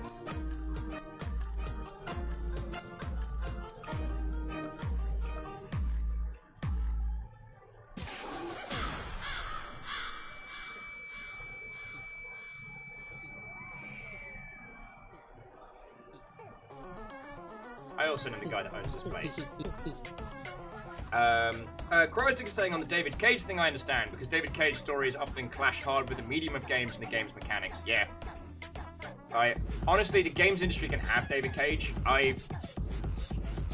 The only reason that he hasn't been dragged out into the public light and, yeeted into the sun is because he's got a real stranglehold on a little corner of the games industry, and it is his studio. So, yeah. Peasnixper says they feel that way about recent Rockstar games. That is interesting. I still not had hands-on with Red Dead Redemption 2. Again, don't have a console. Well, I have a console that can run it. I missed my PS4. It was a Destiny limited edition one. It was the white one with the gold star map on, and it was lovely. But that's not the story.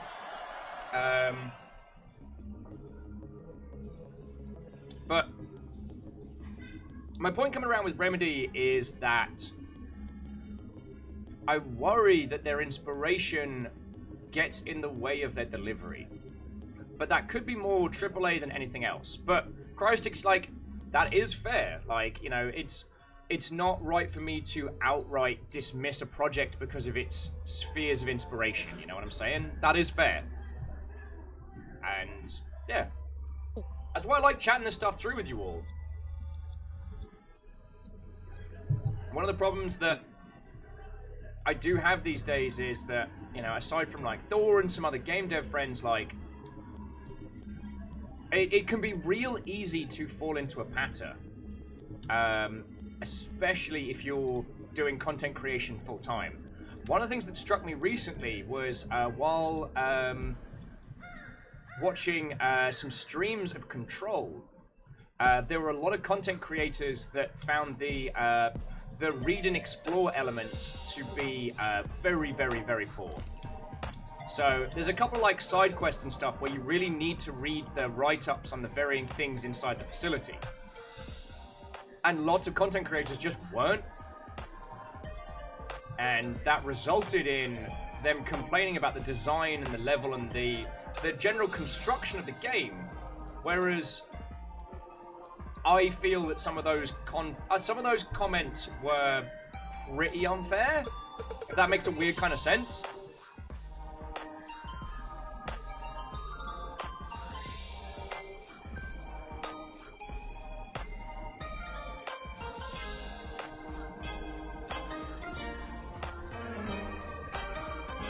And Cryostick's, so I do want to touch on this one, not as a counterpoint, but as a good discussion of biz dev.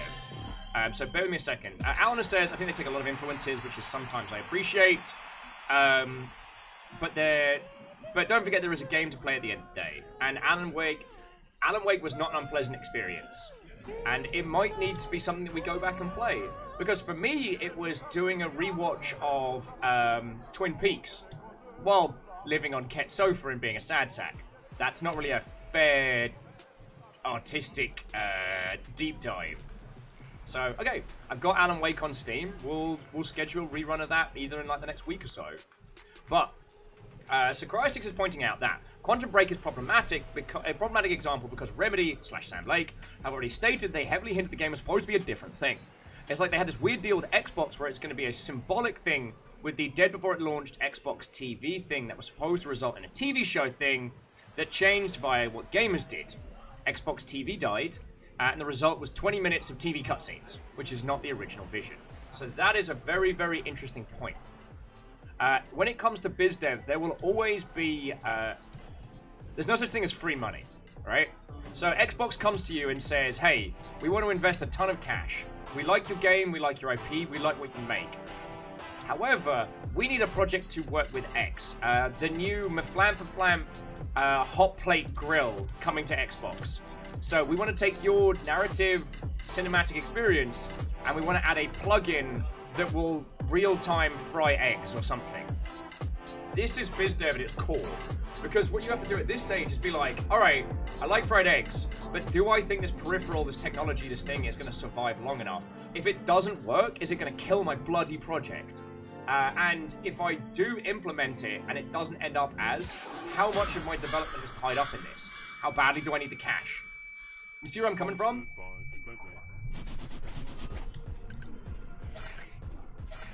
I'll be outside. Tide Pods because they look good, but they're inedible. Still Numbers is like, the Flap 2 is coming? So help me. So yeah, that's an important thing to discuss. At the moment, like, we're still seeing people giving hard hate to projects taking an Epic Store exclusive. That's kind of like the hot button one at the moment. Now, the way to think about that from a BizDev perspective is that Epic needs content.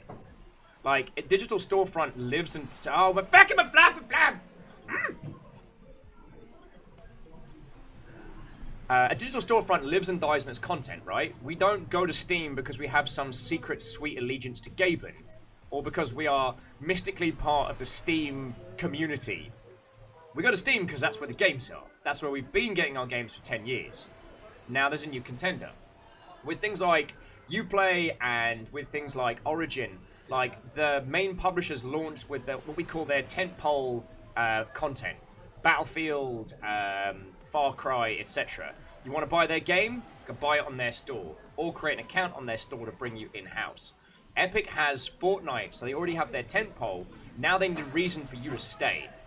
And so they are doubling down. They are giving away free games. They are buying exclusive games. They want you to be part of their ecosystem. But if we're being honest, there shouldn't be a reason why people get hate for taking an Epic Store exclusive. There really shouldn't. But there is. So as game developers, we must take the realities into consideration. If Longship Studios takes an Epic Store exclusive where they guarantee 20,000 sales, like, that's a lot of money and stability. Now, is that going to be worth the hate? Is Epic going to go under? Are we going to be in a bad space? Like, what additional things will we have to add to our title to make it compatible with the Epic Store? For Steam, you have to add a bunch of back-end hooks. Itch, they don't even. What does it cost us in development? What does it cost us in time? And is it worth the risk? And the problem is when you get to like the CEO level, like, you know, Microsoft probably brought Remedy in on the quiet and went, hey, we got this cool new thing coming. No one knows about it. If you want to be on the ground floor, you can be our launch title. Here's our promised support. Here's our promised PR coverage. Here's the additional money you'll get. What do you say?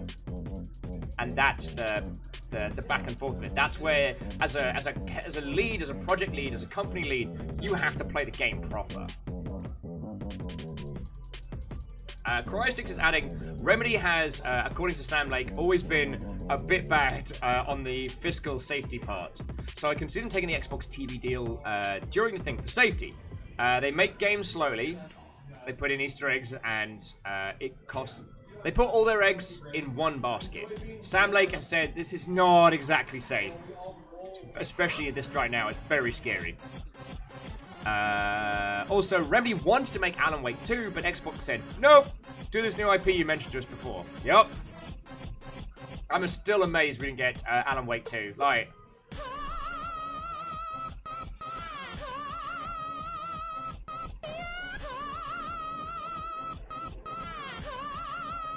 and Marvin says, yeah, for game devs, it makes sense, but you can affect a ton of money for exclusivity. Yeah, and I don't know how many of you saw Mike's write-up this week on how many copies the average indie game sells, but it's not a lot. Yeah, this is an absolute banger. The sound of game development.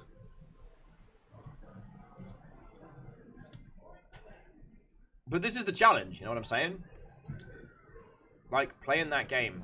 The ideal thing is, as Thor says, finance your project yourself, sell it yourself, develop a back cat of titles that you owe nothing to people. But the thing is, like, if you want to do a big bombastic experience like Remedy, unless you have some genius engine programmers and some real good people, you need a big budget, right? Can't believe we're still in the bloody club. Alright. Everyone's chomping at the bit. Here we go. As soon as the klaxon sounds. And we go!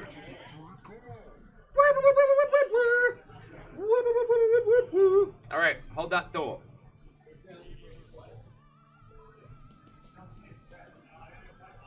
Alright. And Alice, that's an excellent point, which is reading the how much does a game make and the I'm the cheapest bastard in indie games articles does make for great reading. And Crystick says, I follow Remedy rather seriously. That's cool. Like, friendos. Hey, Lady Lecter, welcome back. Friendos, I'm always happy to hear your thoughts and feels. Like, I've been out of the games industry, like, full-time for over a year. I still do some freelance PR stuff for people, but let's be honest, I mostly do unpaid help on people's projects. I do coverage where I can, I chat to people where I can, but you lot are my focus. This is what I do. And that's gonna mean that, especially when it comes to, like, business advice, when it comes to how to articulate the business side of video games, like, I'm gonna be behind. We were talking to Steel Fox the other day, and his tutors were telling him that if he doesn't get X, Y, and Z on a test, that he's always going to live in a tiny town in Dublin and end up working in a canning factory. And I'm sure they're trying to inspire, they're not actually, like, trying to bash on. But then I'm like, wait a second. These tutors are trying to teach these kids how to survive in video games. But the industry moves so quickly that your knowledge can be out of date in 6 months. Like, you know what I'm saying? And there's so many different perspectives. I was talking with a friend about the Tencent incursion. And I was there being like, well, you know, Tencent are just slowly spreading their insidious net, trying to snare as many projects as they can, so that if there's another Riot, if there's another Epic Games, they get it from the ground up. And my friend put to me like, hey, here's a counterpoint. What if Tencent is internationally diversifying to avoid the effects of the Chinese government?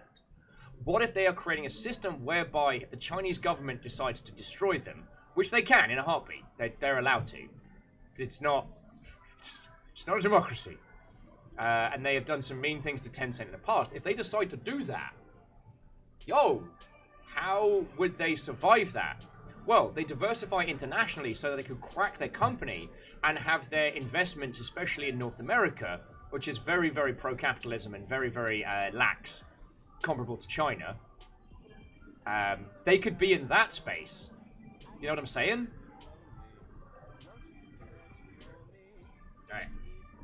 Alright. Number says, has there been a discussion about the UK decision in loot boxes? Well, there hasn't been a decision... there hasn't been a decision fully yet. So I don't want to crack into it just yet until there's more. I mean, the FYI is, be worried. Be very worried. But nothing may come of it because, like, UK politics is on fire. And I really, really don't want to get into that kettle of monkeys. That Boris Johnson flavoured pie. Tastes like sad dead clowns. Sorry. I'm going to bring it back. Alright, so I'm going to focus on this for a second, and then we'll come back to, like, just biz dev discussions and dead clown pie. Buy the game!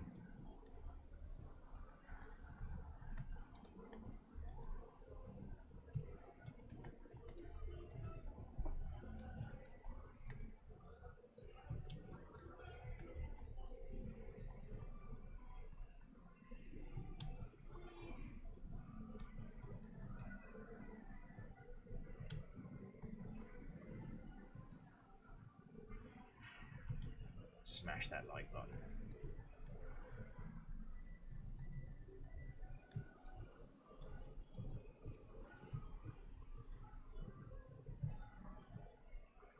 Feck you, quiz rat. Hate you and I hate your face.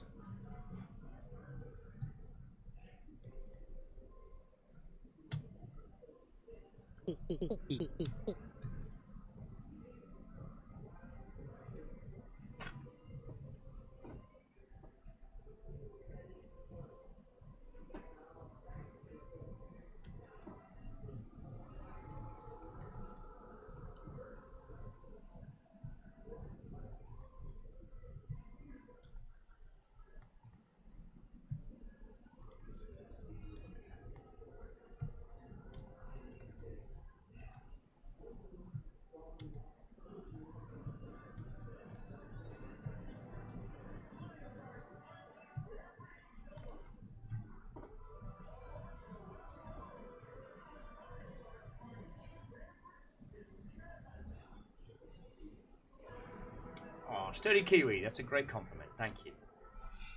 Thank you.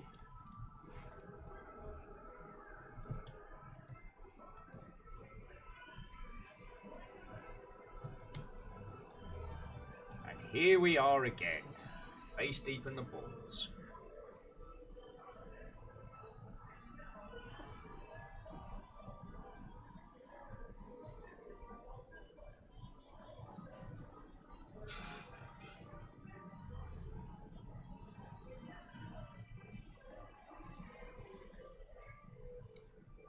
Very quickly, Lady Lex is saying, speaking of which, would you say Rain World is more or less difficult than Ori and the Blind Forest?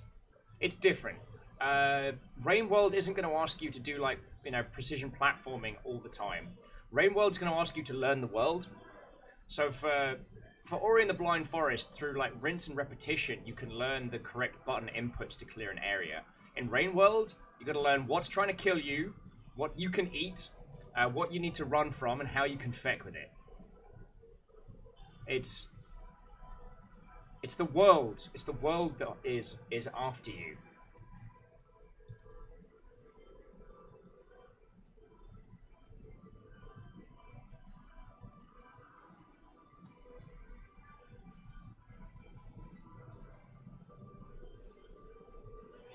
Oh, come off it!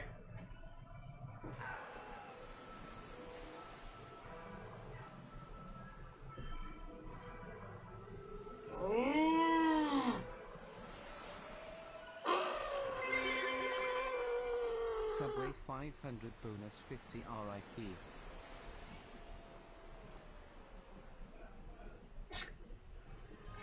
Joe Post, fucking thank you. Catchos is like, that performance wasn't worth the full F. Kevin's like, why do you play this again? I don't know! J Post, thank you for the sandwich! What were we talking about before?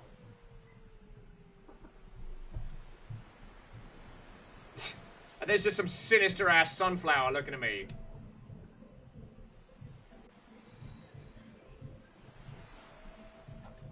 I'll look you straight in the becking eyes. Look at me! Look at me! I am the captain now. I'll beat Flower to death with a shoe today.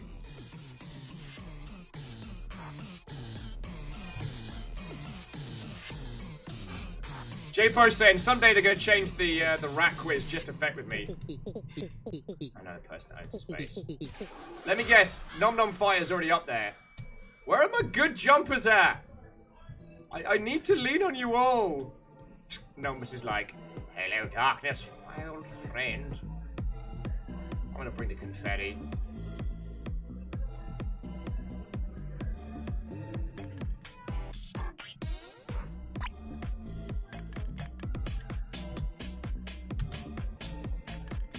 Yeah. I think the thing to say with Rain World is that however it goes down, it'll be your story. It'll be different. Oh, Nom Nom failed as well. They're Lit the Forgotten Realm. Yo! Big up to my man, Lit the Forgotten Realm.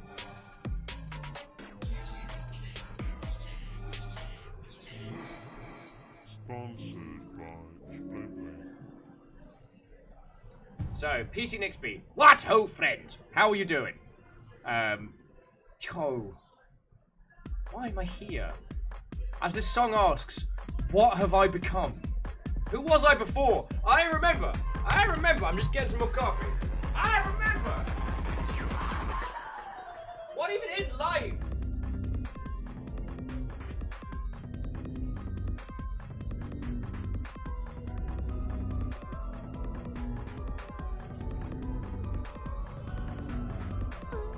I've been sleeping in the club. How bad the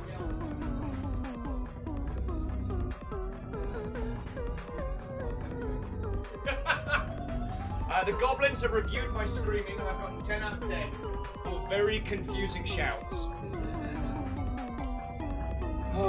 So what were we talking about before? Oh yeah, just the different perspectives on game stuff. Like, if I'm ever like bantering about something and you're like, hey Will, don't, that's not my feels, yo. And then I'm like, I'm always happy to hear it. There's very few, oh wait, is this a horrible track I need to stand outside for? Nah. There's very few opinions in games industry stuff that I will vehemently battle against. And of those, like, you know, and those are usually like Will battling against a lot of the, whatchamacallit, the super duper whooper AAA Battleship focus. Because one of the things that was interesting about the Remedy talk is that Remedy is a AAA company. And that means that they're operating a space where they have to sell so many copies each time. Now, I personally disagree with that as a business model focus. I think that Battleship game dev style gets scary, and it's not sustainable without things like mass layoffs or, you know, some sketchy publishing deals and things like that. I wouldn't advise you take a first-party publishing deal. And I think there are a lot of good cases why. If you want to create an experience that is that expensive, perhaps you need to look at another way of delivering that. Perhaps look at another way in which you can tell people the things that you wanna, you know? Do you know what I'm saying? Hey, Kestrel. What, oh, friend? Wait, speaking of friend, I got a ferret! Look at his little face! Erin's care package came in, and it contained some seriously wonderful gifts. So I'm still all like,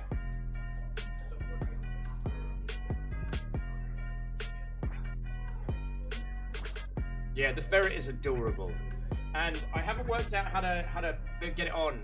But if anyone sees Hindle, ask him if he needs a backpack, because right now it's going to go on this little tiny ferret as soon as I find a way to attach it.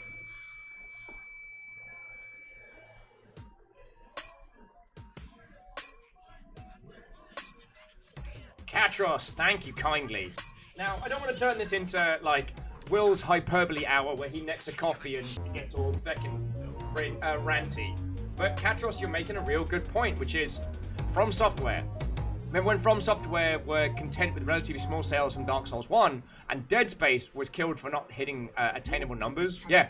The turnaround time for Dead Space 2 was so quick because they built all the stuff to make Dead Space 1, it didn't sell as many millions and millions of copies as EA wanted them to. So they had to bash out a sequel, lickety-split, and hope that the dev time spent in engine creation and content would somehow make it go happen. Yeah, Alan is saying Tomb Raider was a failure because it only sold a lot and not all games. Yup.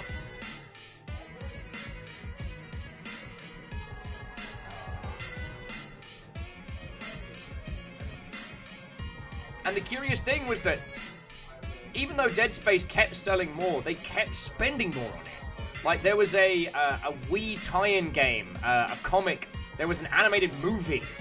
Like, EA just pumped the brakes on sensible thinking and just went full throttle on marketing spend.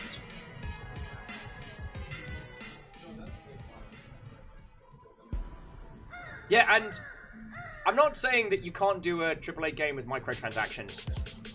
If you create an experience that is nice and fun, and that spending in that sphere is not only, you know, fun and good, but clearly explained to the user and isn't there to gouge their eyes out, then cool.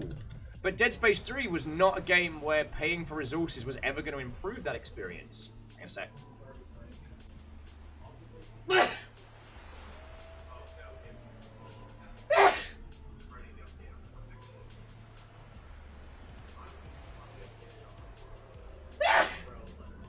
Alright, I'm good, I'm good.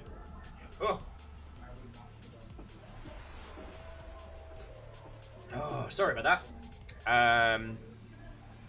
So yeah, I don't agree with that business model, and it is always scary when you see how those big teams operate, because they justify the PR spend at the beginning of the project, but then they put the PR spend back on the project to remake, essentially. Now, if you don't sell your game, if you don't tell people you're selling your game, you don't sell your game. And I know that seems like Will's being contrite, but I've encountered so many, especially in like the small and mid team, that have this whole like, oh, if we just make a good game, it'll sell, right? No. Oh, and Lady Lecter, thank you for that. So Afya is health in Swahili. It is also the response when someone sneezes. Thank you.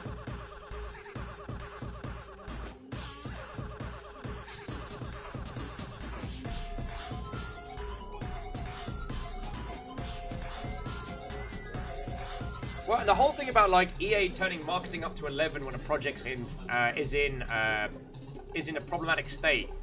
Like Neil Blomkamp or Blomkamp or however you pronounce it, of District 9 and a whole bunch of other stuff. He directed a live-action trailer for Anthem. Like, yo. Though what did make me laugh was that Apex Legends blew it out the water. And Apex Legends, I still believe, was sent out to die, like wholeheartedly.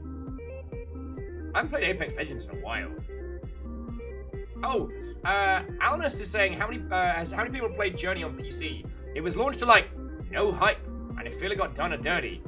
Possibly. Do you wonder if it's because the sheer amount of like coverage of Journey over the years, or do you think that it's systemic or something else?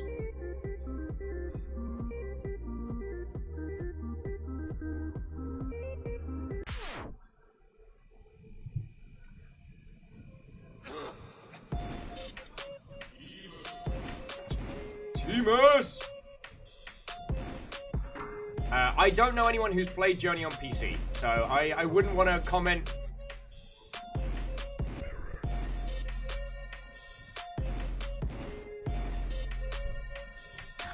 Oh, this game.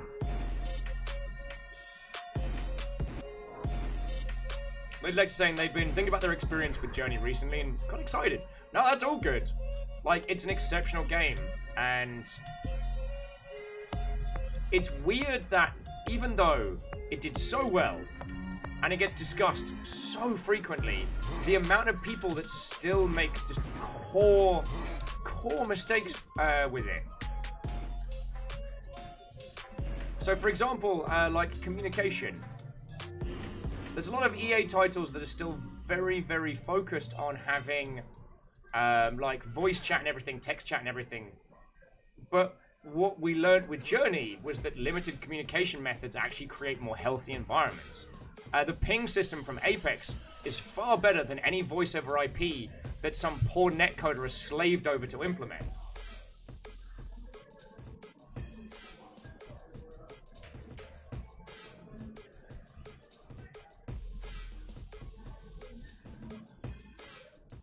Honest, I see what you're saying.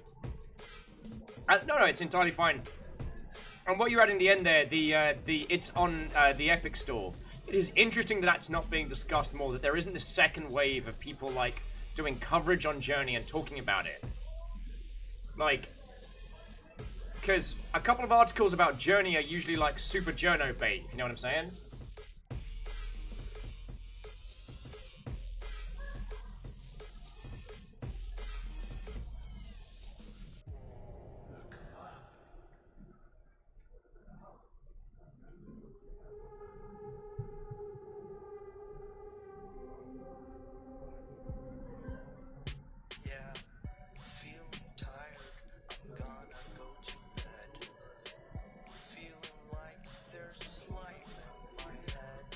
Oh yeah, and there is a new free game on Epic as well, so if you haven't checked it out, have a look today, because they got some games.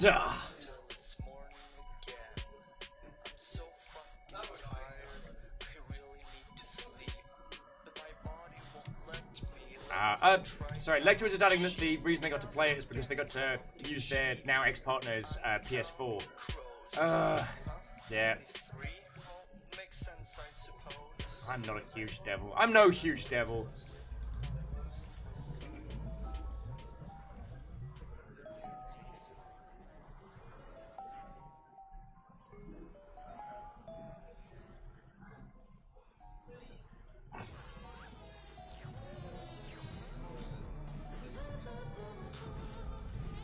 Rip 94.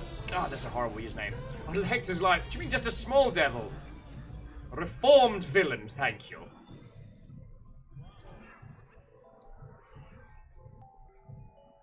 And Jarolan, you do not need to apologize.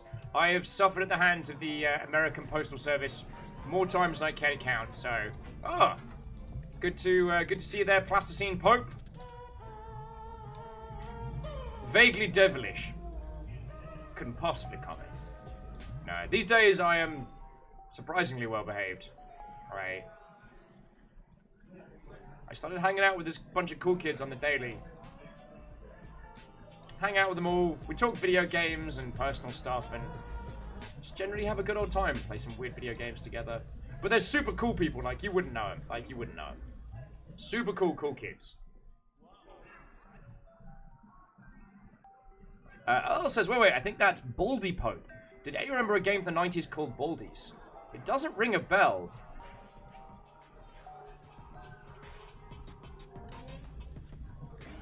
Huge bangers!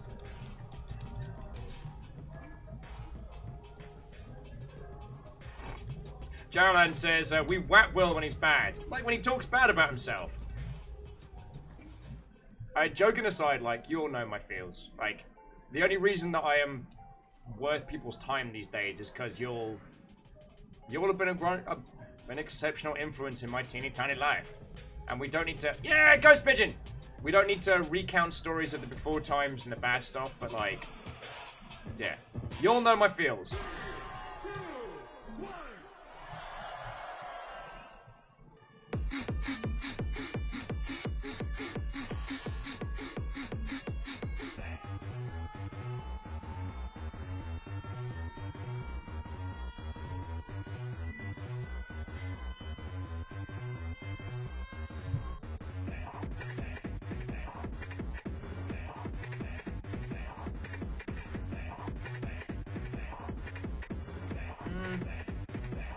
So Kandaran, there's a few stuff, but I see where you're coming from. I don't know the first time space. I see where you're coming from. So what Kandaran is saying is, rant incoming. In my opinion, Epic is still shady. Go against the market without their practices and holds 33% of all pre-orders for Cyberpunk 2077. Don't pre-order video games. Sorry. With that said, CD Projekt Red owns it. They could have made it exclusive to GOG, but they didn't. Also, Epic has declined to add Dark to their store, and when asked if it could be added as a non-exclusive, which is a hypocritical Sweeney statement, and also declined to add Dark to the store when asked if it could be added non-exclusively.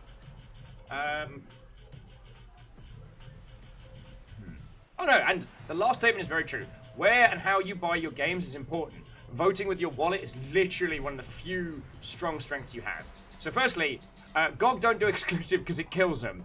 GOG have attempted to launch exclusive projects in the past. They've attempted to launch GOG exclusives. Doesn't do them a good. Also, it's going to be interesting to see if GOG still does the no DRM. Because launching something like Cyberpunk 2077 with no DRM, oh, that's going to be painful. That's going to be painful. TSCCH says, I pre-order streams? No! You're welcome to yeet bits at my... Oh, level 19. Yeet bits at my dumb face when I'm live. But no pre-orders.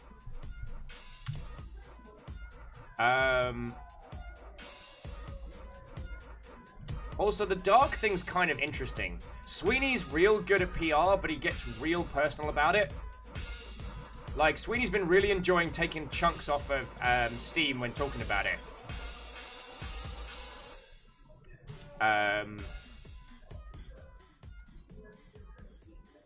But the thing is, Epic have Fortnite as their house exclusive, and Cyberpunk 2077 is going to need to sell all copies. GOG isn't a big player. GOG's a player. GOG's not... I mean, GOG obviously has more market share than, like, itch and things like that. Like, it's not without use. But they're not a major player. Like, sites like... I mean, Origin kicks GOG in the non-denominational genitals in terms of, like, revenue.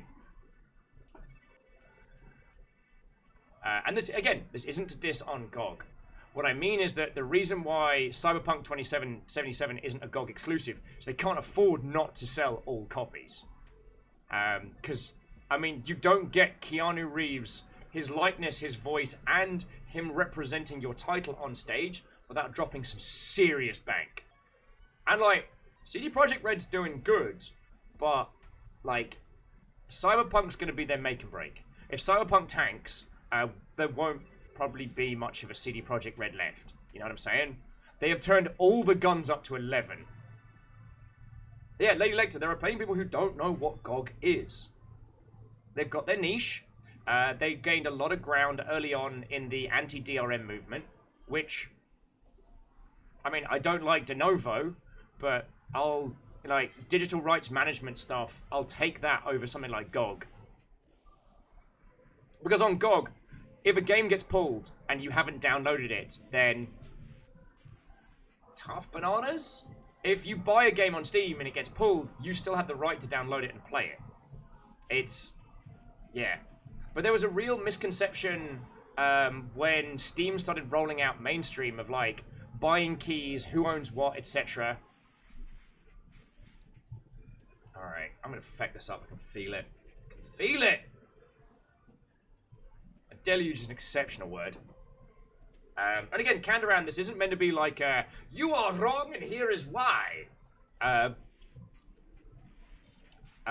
Epic, I mean, they're a big, massive platform like anyone else. They don't do anything for us here at the Longship. We can't gift games, by my understanding. They do have a partner link, but kinda, sorta.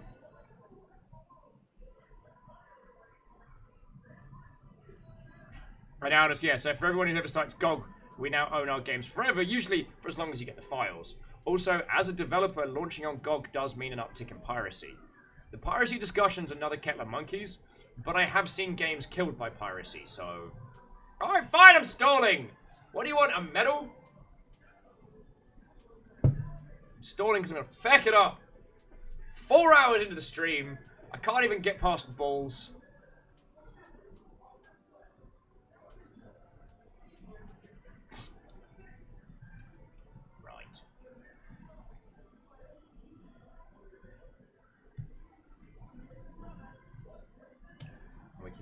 this top. Oh, come on!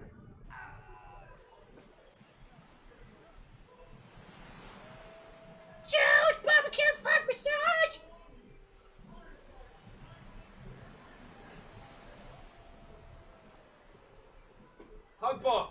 Hugbot, you're needed on set.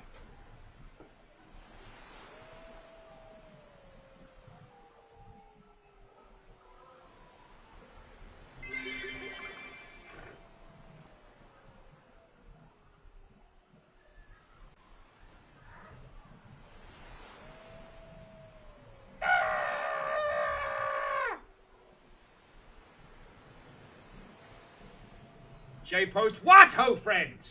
How goes it? How goes it? Thank you kindly for the 100 bits, yo. I'm gonna die in this club, you know that, right?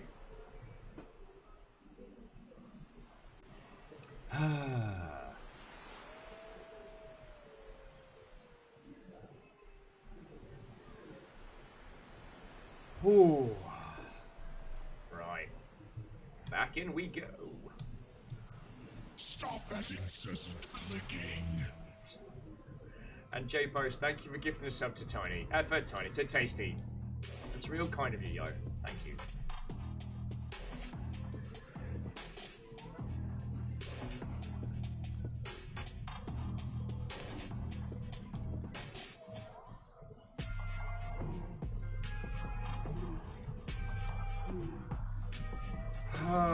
Ghost Pigeon was a bad choice. Why did I go with Ghost Pigeon? I should have known. They didn't have the stamina to take the egg. I wonder if changing characters is what's causing some of the input lag. I wonder. Because I don't have anything else going on. Late. But yeah, so. Professor 94, at your service. So, what were we bantering about before? Oh yeah, so, Good Old Games is alright. Again, like... Oh, Nom Nom, did you just... I'm losing my voice from screaming at this game. So, yeah.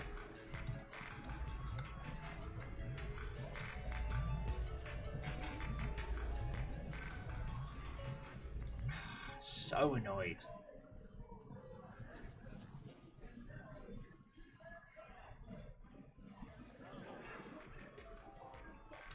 I know, Nom Nom, I know you're at the gate.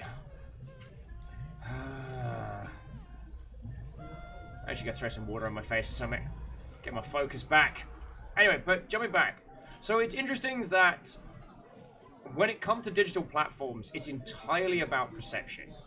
Like, Epic's... There's some small issues wrong with Epic, but like... Duck Goose.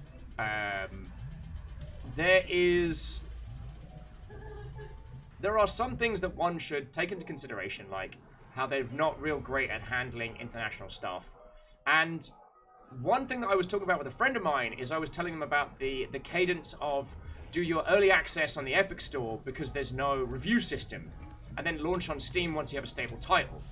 And they kind of turned around and went, that's a bit skeevy, because like, if you're buying on Epic, how would you know if a title's good or bad? How would you know whether or not you should pick something up? Whether it's going to work? And then made me stop and think about it and be like, that's a real good point. Online of the Forgotten Realm.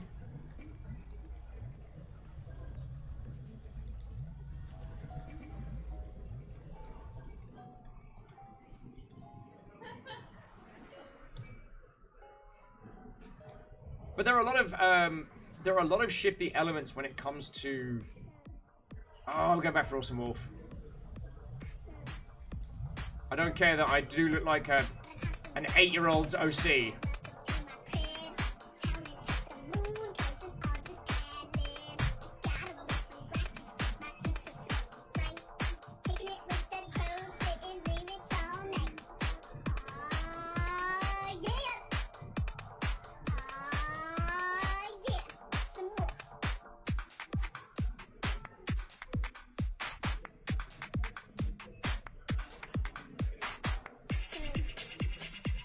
To Arson J post this question, we are rocking at 3, 4, 5, 6 little friendos here. Oh, 7. So,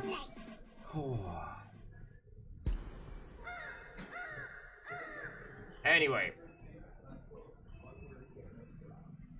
maybe this will be it. Maybe this will be it. The day we finally admit Will can't do it. Maybe unlike screaming from hell's heart I stab at thee, maybe this is the time we put this to bed.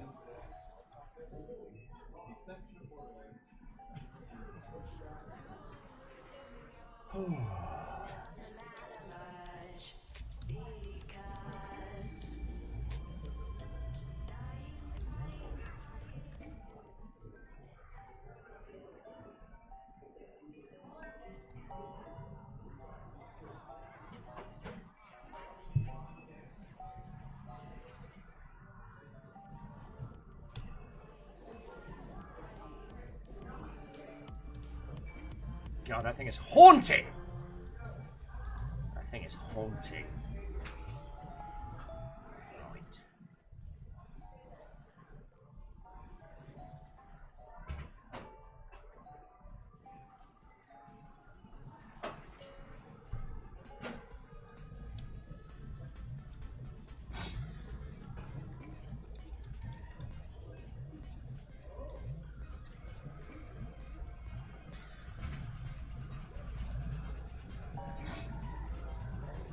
Ketchel says, can you put the club to bed? I feel like it would just keep getting up and stealing food from your fridge. Yeah? It has that sinister element, and I'm currently error. I just need that. I need that right character. Professor Farts isn't gonna climb shit. And fucking Karen from accounting ain't gonna do diddly. Thin shots indeed!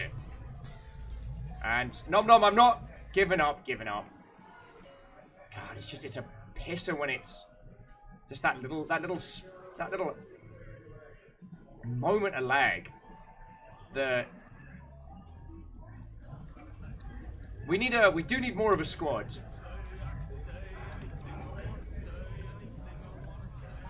We do need more of a squad. We need more people that can get you past that point. Because before we had, like, it was you, it was Tal, there was one other person who made it to the Gate of Sacrifice, wasn't there?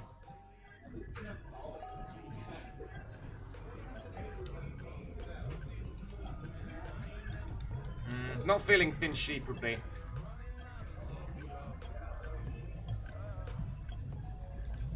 And Al says, to be honest, gate aside, you only walk alone. Well, we don't know. We don't know what lies above. It's not like we've got like a full-on super whooper guide to great victories. It's not like we even understand what truly lurks at the top of the tower. No one knows. Or if they know, they're not talking. That's the thing. That's the thing. We're it. The first and last line of defense. Lelex says, I'm ultra trash at jumping. I'm not even going to try and help.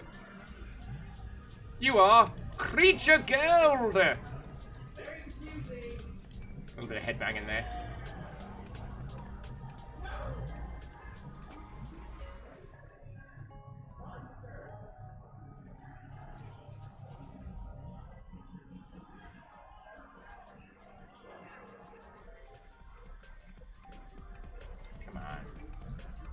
Seriously? Bad clips? Seriously?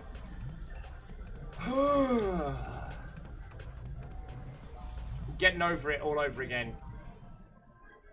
But then, I don't know how many of you have finished Getting Over It with Benefotti, and most of you will have heard me talk about this like an 8 million trillion times, but, like, doing it was possibly one of my... There we go! Biggie Deadly, here we go. This was the character that got me to the Gate of Sacrifice before. So if I fail this time, I have no choice but to admit it's just me.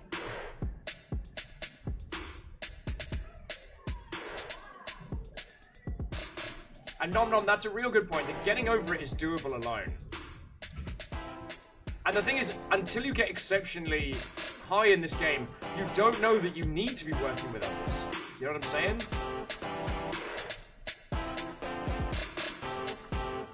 Who's hiding in there?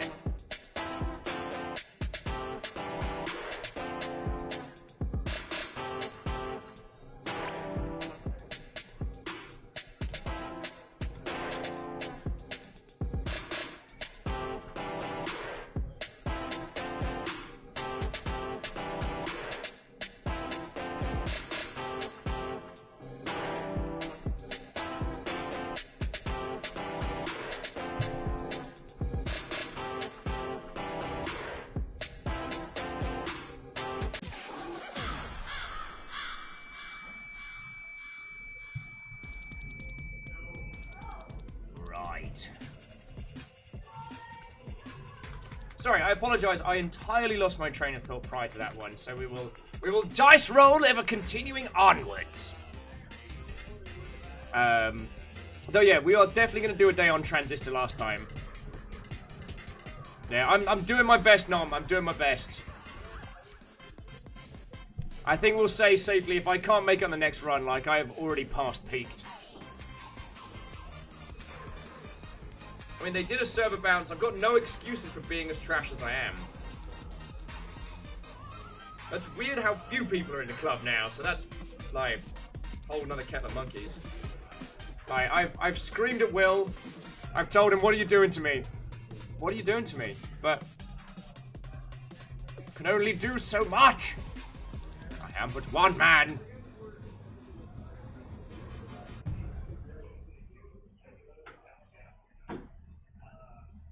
Are we?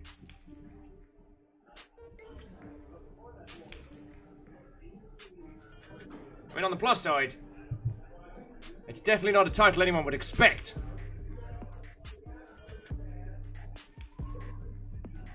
Right, so Daisy says, can we talk about how this game is, like, actually nuts? Well, if you were in for the interview with William, you'd understand that, like, the main core of this game is community engagement. So going back to some of the stuff we were talking about today, like, you know, selling games as an indie, like, good biz dev. Right now, community is one of the strongest indicators of success. It's one of the few things that one can take forward from project to project and has a genuine chance of, like, guaranteeing that your next game will sell. We're moving back into a philosophy that I heard back in the 90s about comics. And comics used to have this thing called the rule of 100. You have 100 people. If you have 100 people that will buy your comic, each time a single issue comes out, then you can officially go, you can go full time. In the digital space, if you have a community that hangs together, that rolls together, and that are willing to support creative endeavors, then you can go independent. Now, if you don't create content in the style of videos, if you're not creating content in the way of streaming, if you're not building a community through the traditional means, how do you do it? And what we'll put forward is that is what the club is. This is a community engagement asset. This is designed to keep the Crows community together, give them something to focus on, something to do. And that's fucking dope.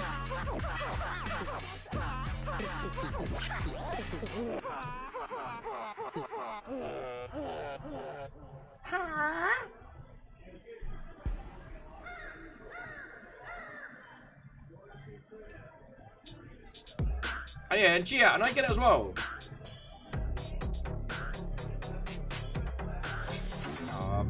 Mechanoel, I don't know. I wonder sometimes. I wonder if I'm just, you know, slowly unraveling inside Subnautica, inside Soma. I try and help, and I do my best to not become too much of a self-sustaining. What's the term? Not self-sustaining problem. A self-fulfilling prophecy. Like, the problem when you get to a certain level of biz there with video games is it's real easy to fall on patter. It's real easy to assume that there is one methodology and that's all that works.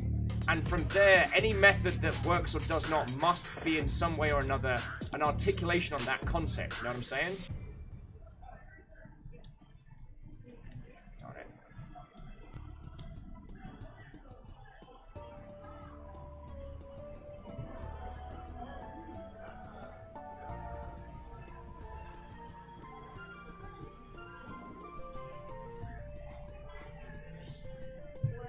Alright, see you later, Tasty.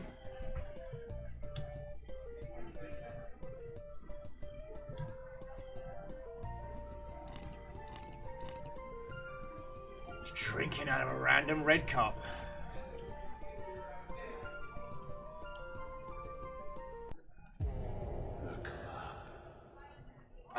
Actually, Alnus, I will dispute that one, though. There is industry wisdom, certainly. The problem is falling back and is not... I often describe biz dev in the games industry, it's like sailing. Like, there are some hard truths. Strategy games sell great in Germany. Digital distribution is more profitable than physical copies. Australia will always have bullshit censorship and regulation laws. Like there are truisms. Nintendo does things slowly. Microsoft has money. Sony are, what's the word? Changeable. Sony are changeable, but they're not bad by any means. The things that change are the nuances, the storms, the sea monsters. You know, for something like Celeste to make it, sure, you can chart its progress. And you can do... Yes, here we go. You could make the next Celeste, but that does mean making Towerfall before that, and then the game prior to Towerfall. It does mean following those steps through. Oh, where's Baron? I didn't see Baron come in.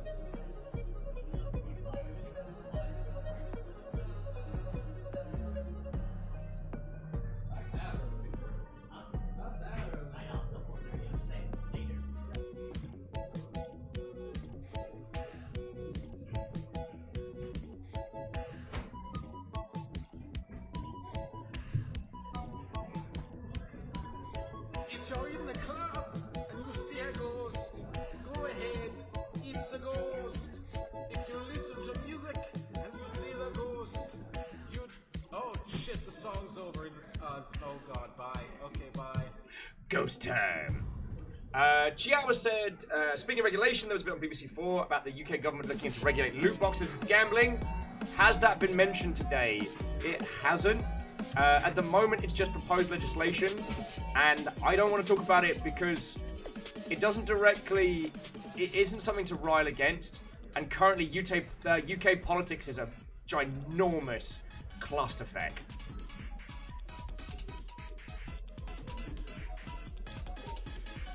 Katros is making a move.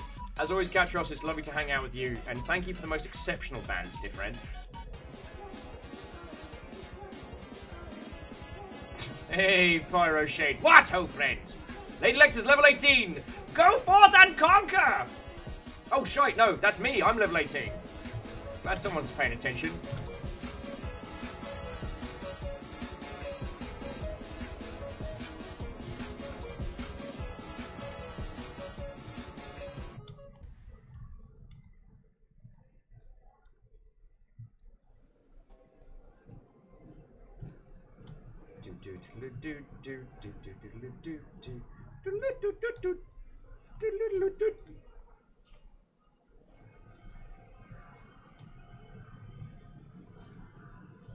When you're in the club and you see a ghost, go ahead, it's a ghost. If you listen to music and you see a ghost, oh, the song's over. Buy the game!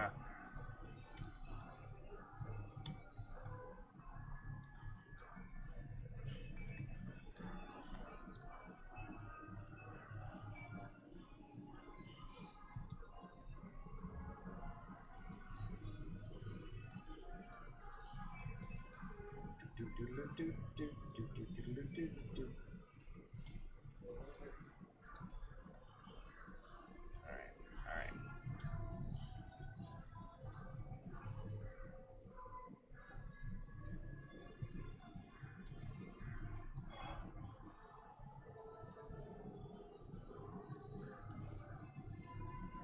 I might have just peed a little bit there. That's fine. You're in the club. You see your ghost. Fuck you, Quiz Rat!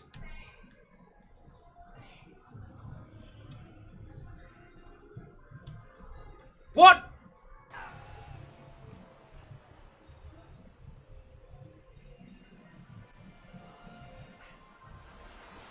Some would say I deserved that.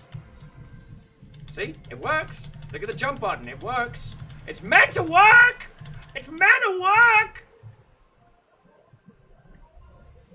Oh, I want to stab you in the EEPROM.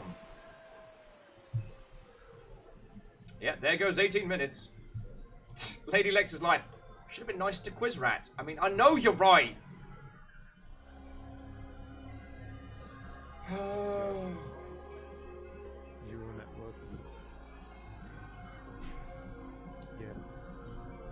Crow. Oh, it scared the shite out of me. I thought it was... It's the bloody song. I thought it was someone like... Is someone... Am I on Discord? Did someone just jump in? TSCTH with. When you're in the club and you see a cult, go ahead. It's not a cult. It's not a cult. It's not a cult. Instant karma. Yeah. So, Pyroshade, Lily Longbean, everyone who's coming in this afternoon, numbers, how are you all doing? Watto and welcome. This game is going to kill me. It's not Christmas!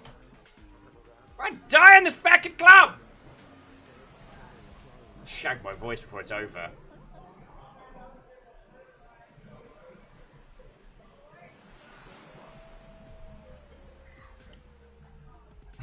Geraldine, whether you're in the club and you see a cop, get the heck out, the party's over. It's not Christmas. It's not... It is Spookmas is coming up. It is the dutiest of holidays coming up. Just remember, inside every person, there's a skeleton with a can-do attitude. Just waiting to get out. Peach Nixby says, I don't really understand this game.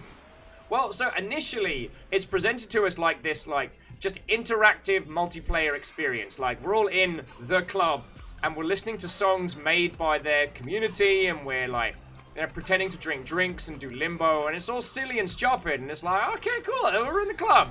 And you see a ghost, go ahead, it's the club. But once we get past the over 18s door, that's when we see, like, the core of this, which is the Tower of Champions.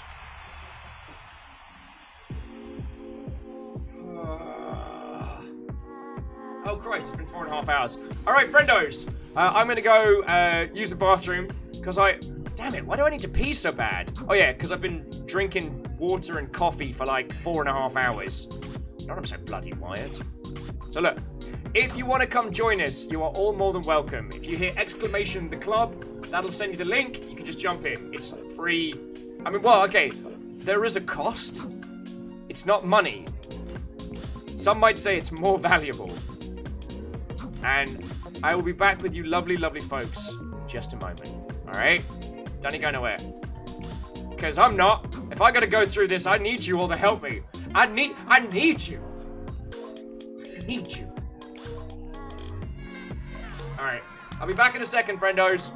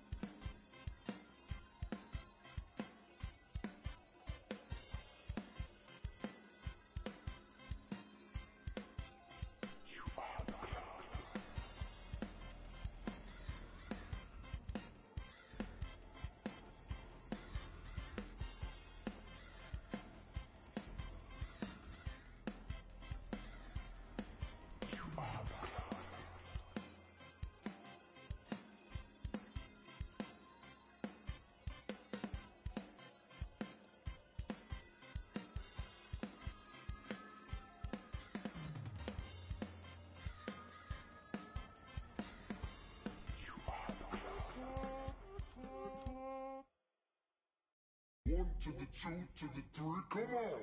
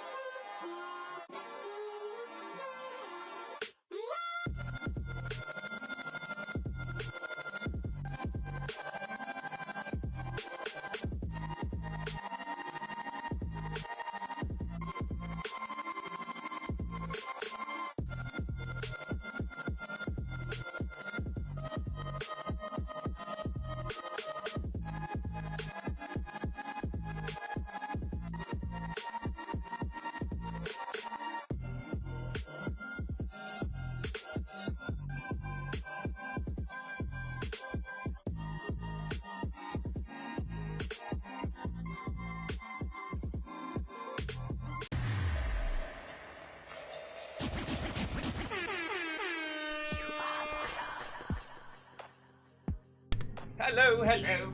I have returned. How goes it? How goes it? Nom Nom's like, how you guys doing? Doing good? Having some rice? Latest last even 5. Why am I so tired? What please? I mean, I know why I'm tired, because I stayed up all night watching bloody Handmaid's Tale and then had to get up early for stuff and things. And the stuff and things went well, which was good. But it did still mean that I got up feckin' early.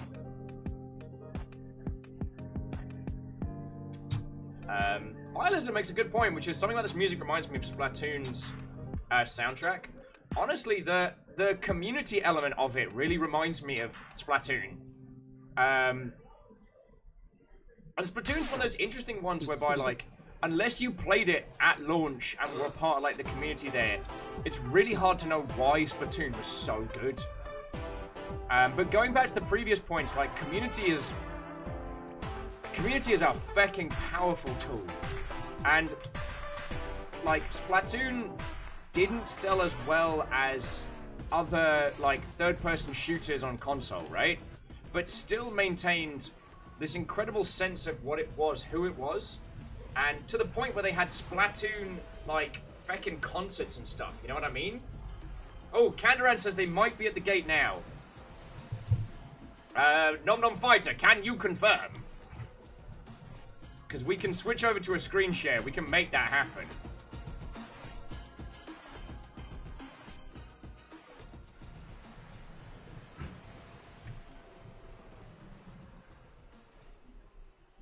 We can do this, Kandaran. We will watch through your eyes of greatness. It's training. It's fine. Michael's giving me like the disapproving look, like no, Will. All right. So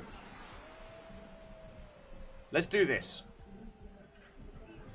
So switch to main screen, then T this, F that. Mute this. Bounce on that. Pirate Party. Alright, so sharing video. Here we go. Alright, can you hear me? Yes. Okay. No, not yet. We're just waiting for it to come in now. There we go. Okay. So we'll bring it up. I can see. Alright, so ladies and gentlemen, this is Nom Nom Fighter Cam. Alright? Greetings, everybody. And, first of all, you'll love Feckin' 307. Alright. If you need to mute me, then go for it, as I do not want to be a massive distraction. So at the gate right now, friends, from the Longship crew, we have Kandaran and Nom Nom Fighter. Nom Nom Fighter is our disembodied voice on the line. Say hello to the people! Hello! Alright. I am here to give you the 5 seconds of tower gameplay before I inevitably cry myself to sleep because I waited so long and now everyone is hyped to see what happens and I'm going to fail. So, yeah. GG no re. So one of you, so Oaks, you see the duck? You see the dog duck over there? Double X Oats? This one's on you. This one's on you. You can do it. Yeah. There is a cup at the end of the clouds. Please do not fall between the clouds. Please.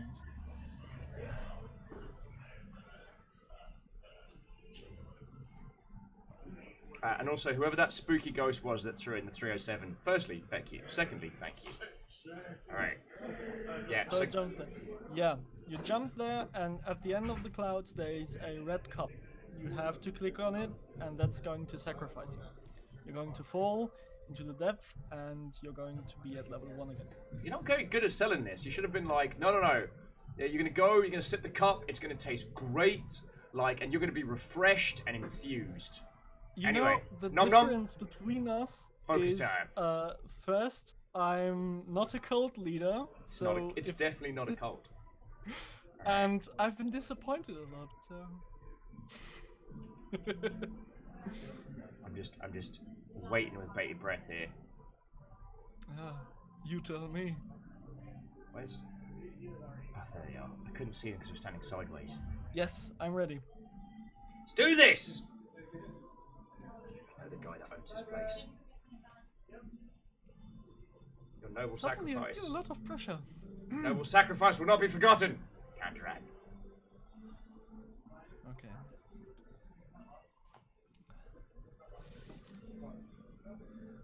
So, I always look directly down because that lets me gauge my position better. Okay.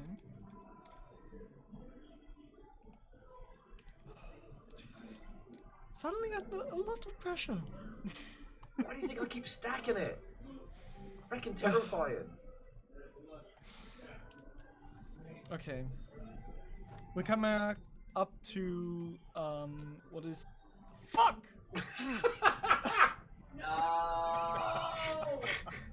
Welcome to my world. God damn it. I want you to know, Michael was cheering you on. Your curse. Honestly, that was your curse. I tried to jump, but it didn't get the. God damn it. Welcome to my world. Well, Nom nom. see you at 18 level. Yeah, see you in 18 levels, friend. Nom Nom Fighter, thank you so much for having a crack there. So that's where we're trying to get up to at the moment. That's where we're trying to get up to at the moment. One day we will make it. They need a nudge button. No, they do not need a nudge button. That's how you get stabbed. I don't mean you personally, John. I mean that's how I get stabbed. I do though. We can stab John. Alright, now where were we? I believe we were sleeping in the club. And back we are. So yeah, ladies, gentlemen, and individuals of all persuasions, please, let's get a little bit of like friendo hugs for Nom Nom Fighter, who has spent most of today waiting for who's been waiting for my sorry ass to come and open the gate for him or something. So yeah, thank you kindly all. Nom Nom, you're a feckin' ledge. And yeah, there is an additional level of pressure at playing a game this brutal and having 50 people being like, don't feck up, Will. Don't feck it up, Will. Oh yeah, and this song title is A+. Andrew Masaka with My Cat Wants to Be Fed 2.0, Sulking in the Corner remix.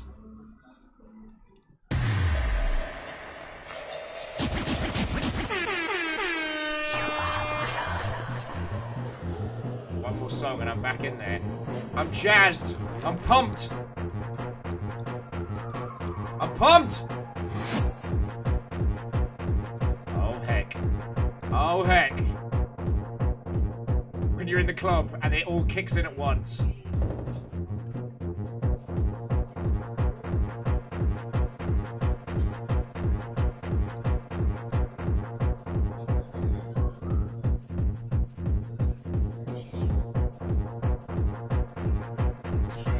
These are the tales of Biggie Deadly, clubgoer extraordinaire.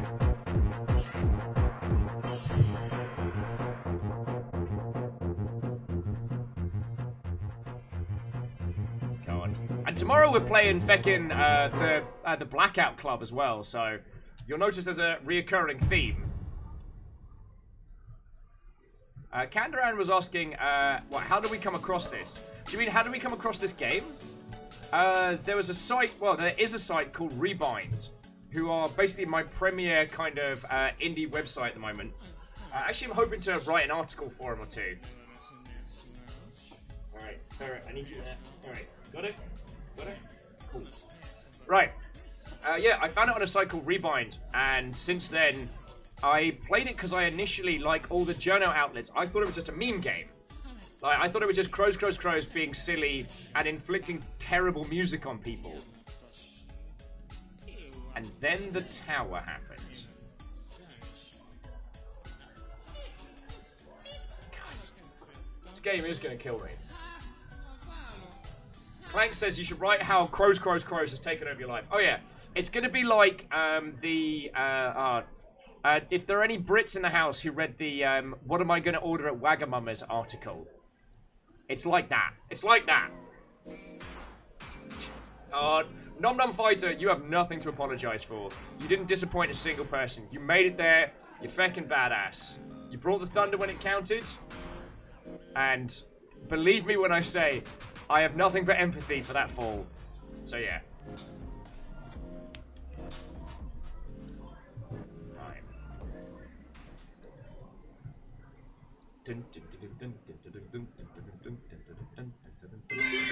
Yo! Subway 200 bonus 20 sandwich bits. Yo, oh.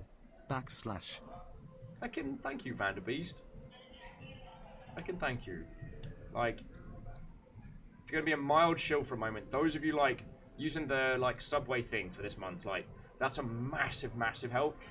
Like, I know it's only like a little 20 bits here and a 20 bits there, but I mean, you're a lot of keeping me alive already, and then you're adding that, and that's making me more not have to worry about, yeah, stuff and things.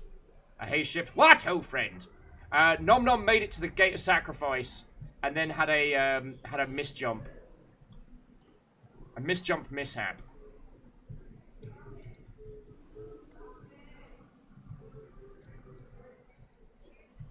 Happens to the best of us.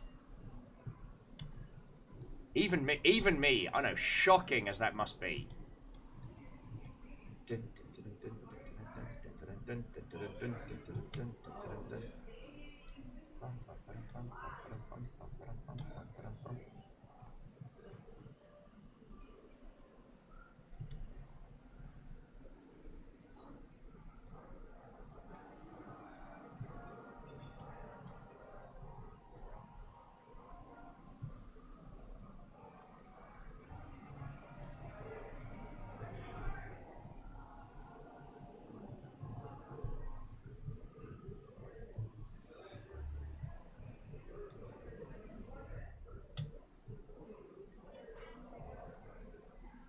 I love this little green hill zone area. There's a few times I'm just tempted to just live there, you know what I mean? Whew. Oh, and Jarlan's heading to bed. Jarlan, have a lovely, lovely evening, and as always, it's lovely to see you. Alright? Temp Fox has yet more friends. It's becoming like a proper menagerie out in here, you know what I mean?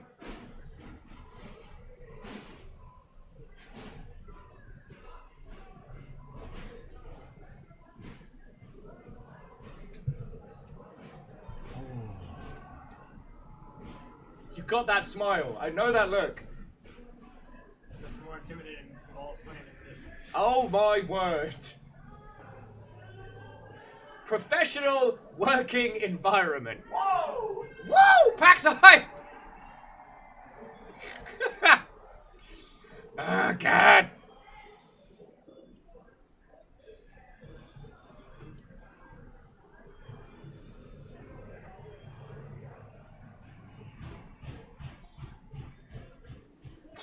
Theodore says, PAX day 0 already? PAX never ends. PAX doesn't end. It's not over. It's never been over. Oh. Skeletal pigeon. Lovely to see you.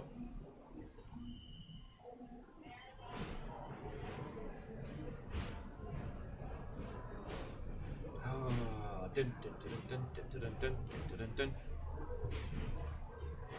Oh, Beodora says, so, all this time, the club has actually been the PAX after party, or the pre-PAX party, depending on your definition of linear time.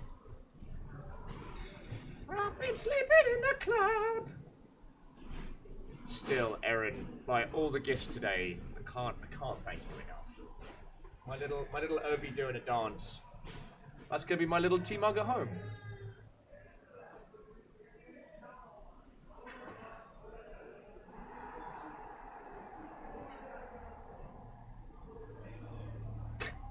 Pyro says like, man, I can't believe it's like day 736,935 of PAX.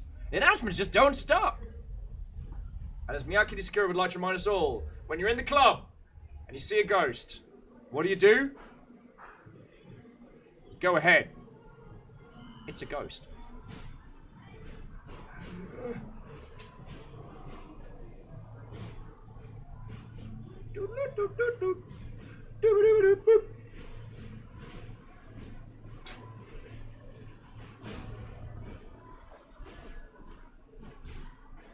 Oh, whoa. When did J-Post become Jarl of the Day? Did I miss that?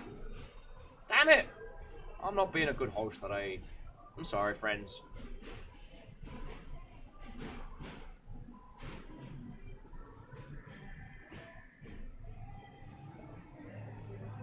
Right. We're doing okay. No more messages from Will. What do you mean, am I stalling? I'm not stalling. I'm not stalling. You're stalling. I don't know if that defense has worked for anyone ever.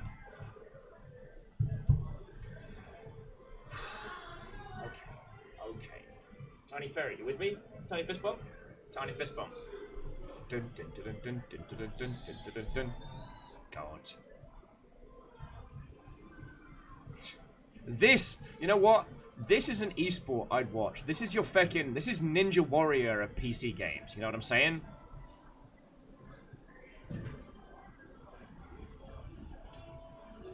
I remember very, very first TwitchCon.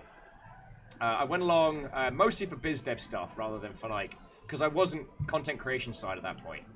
And back when H1Z1, their little battle royale game was doing quite well. Oh, Marshareya! Oh. Go get some sleep, your friend. It's good to see you. Captain Stephanie Barnes, what, old friend? The leader of House Valkyrie? Lovely to see you, lovely to see you.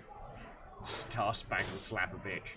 But yeah, so they had a huge H1Z1, just like anyone can have a crack at it tournament. The idea being that you could just step up, jump into... An apology for disappointing you, Pips, for swearing, but most of all, as a thanks for the hugs and the love. Also, a Jarl is me. Well, way to snipe that one from poor J-Post. Didn't even know what was going on. Nom Nom Fighter, thank you. Like, thank you for sticking with me through this insanity. I'm sorry if I have dragged you into my own personal white whale hunt. But you've disappointed no one, you fucking ledge. Alright? I mean, I haven't made it much further. Like, you can see there on the stream, like, the little outlines of the steps. I made it a little bit round, but what you have to do later is you have to do a jump round a corner. So you have to jump out and back in, but onto like a finger's width ledge. And it's just terrifying.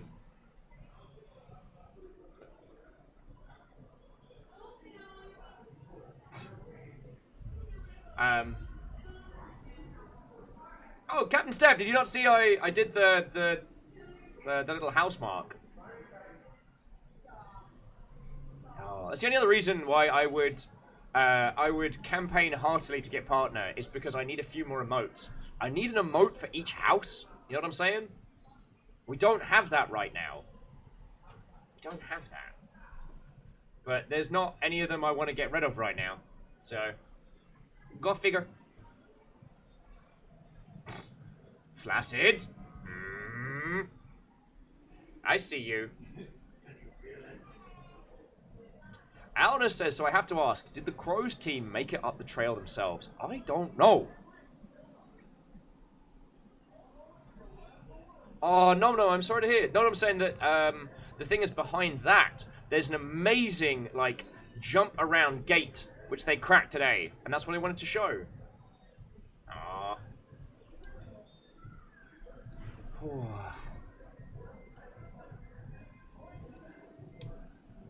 At least it's not Borderlands.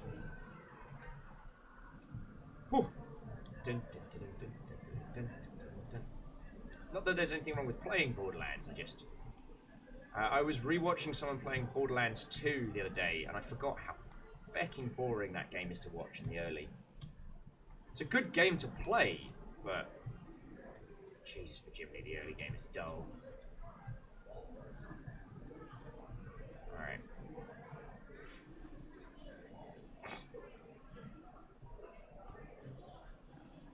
Alna says, if not, we get them in the studio and they do this for retribution and entertainment.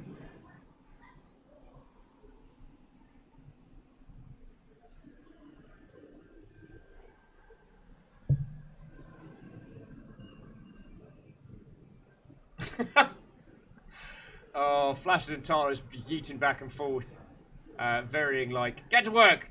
Looking after Will is my job, says Flaccid, who, for some reason in this retelling, is like a Dickensian... I'm not going to finish that sentence because I was about to say something very bad there.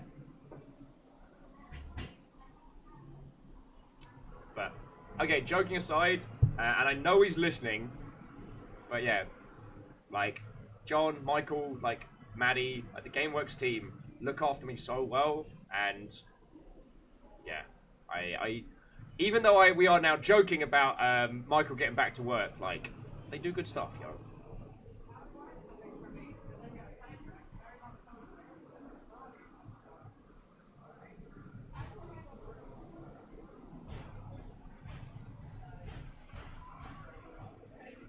Ah, that's interesting. Nom Nom's saying, oh yeah, Nom Nom's, in the interview, Will did say that he's cleared it, but his cheat was being able to restart behind the Gate of Sacrifice.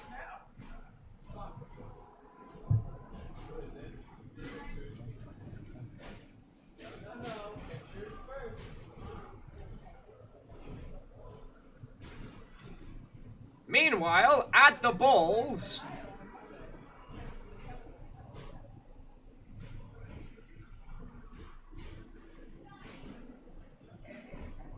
Oh. Face first, Alnus, face first. Right. Ladies, gentlemen, and individuals of all persuasions. My name is Biggie Deadly. I've been at the club for 23 years. I don't remember who I was before. A banker? Street cleaner? 3 corgis in a trench coat? I could have been anyone. I don't remember before. All I remember now is cloud, platform, swinging ball, after swinging ball. Flaccid, do you mind?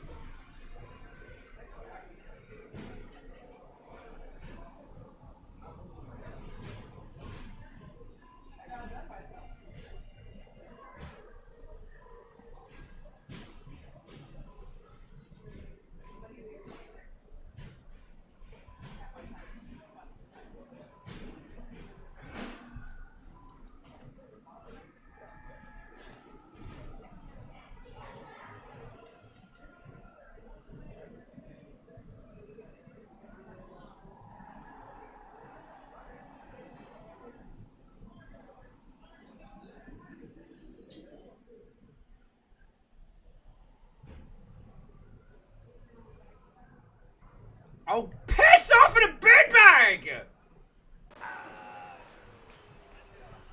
Come on! Who taught you how to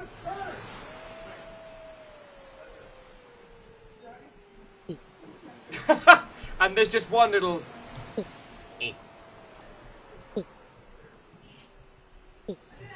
Worst band ever.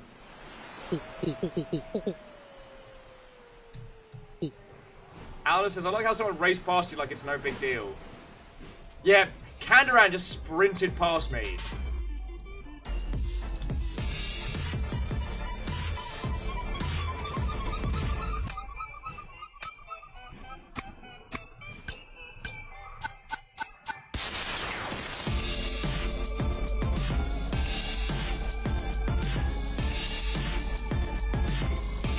Dear friends, I wonder if I've hit the wall as well.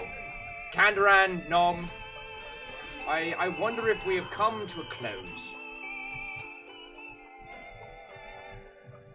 Right, today has been excellent, and honestly, I didn't expect to be able to do all of this. One of the reasons why we chose the club today rather than like transition or anything like that was because we might have had like to tap out early today. So, yeah, Ami Masashi, I'm doing a lazy 5 hours today. It actually does feel like I'm skiving off. But, Yeah. So I think what we'll do... Yeah. If there's any banter topics people have, we can chat about that for a little bit. But I think we have done all of the things, you know what I'm saying?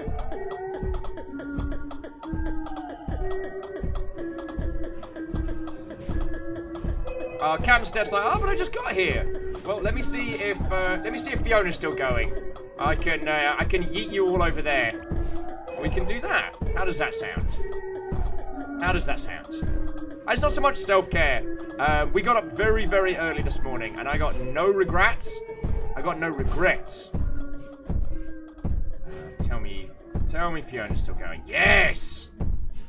Alright, friendos. So that's what we're gonna do. Let's go over to Fiona's channel. We can keep chatting over there, yo.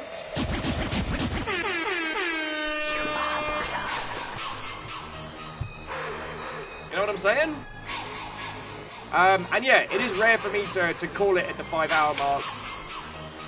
Tomorrow we're going to play the Blackout Club, so I don't want to go hard today, because tomorrow's game is something I've been really looking forward to. And I get to introduce you to my buddy Kyle, who's going to be Fecker Cool Kid. So that's the thing. Actually, I need to do an announcement post on that one. Yeah, so tomorrow is going to be full of industry stories, 80s kids fighting monsters while their parents are being all weird and sleepwalkery. It's going to be cool. The way someone explained to me is the Blackout Club is very, very much like a more RPG-esque Left 4 Dead. So it's not like a Dead by Daylight. But supposedly, the devs of that game will occasionally take to fecking with people in real time. So it could be a feckin' heck of an experience, you know what I'm saying? Either way, it's definitely something I want to show you. So, friendos, I'm going to roll credits. I need to thank all of you for sticking with me through a crazy day. Why you lot put up with me, I never know. And then, yeah, let's go crash into Fiona. How does that sound?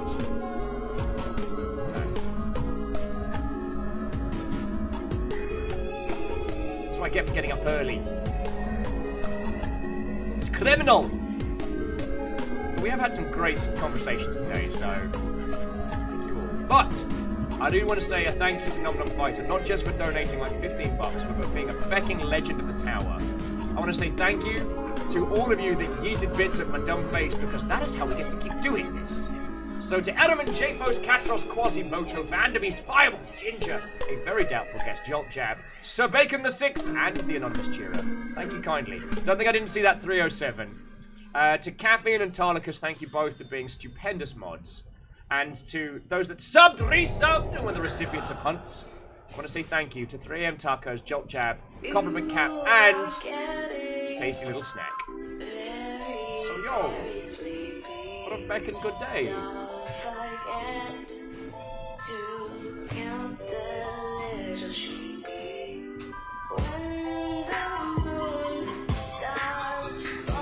Yeah, we're gonna go. So yeah, at the moment, Fiona's playing Civ 6, and she's playing Civ 6 as the British, so let's go roll over there, yo. Ami Musashi, I love you too. Like, you know I love you guys. And, oh, the fact that I get to do this on the daily is purely because you love the company. So yo.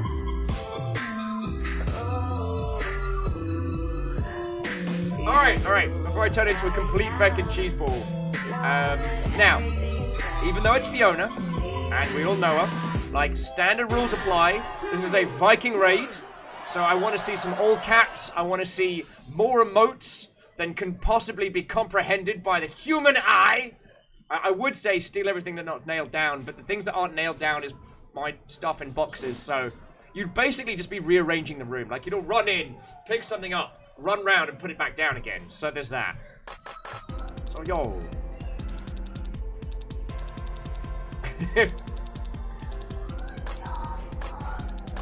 Right. Lady Lexa says, don't steal my garbage child! Your garbage child is safe. It is safe. They are protected. So, you lovely, lovely Mother Hubbards. A Bear Toast now shows up. It's not a cult, Bear Toast. It's not a cult. Theodora says, so run in, unpack Will's moving boxes. Check. That's That's not usually how a Viking raid works. And as much as I do not doubt, friends, your ability to get stuff done, that feels a bit shenanigans. Wow, that kid really wants to help me unpack my flat. I mean, a bed. Oh, and we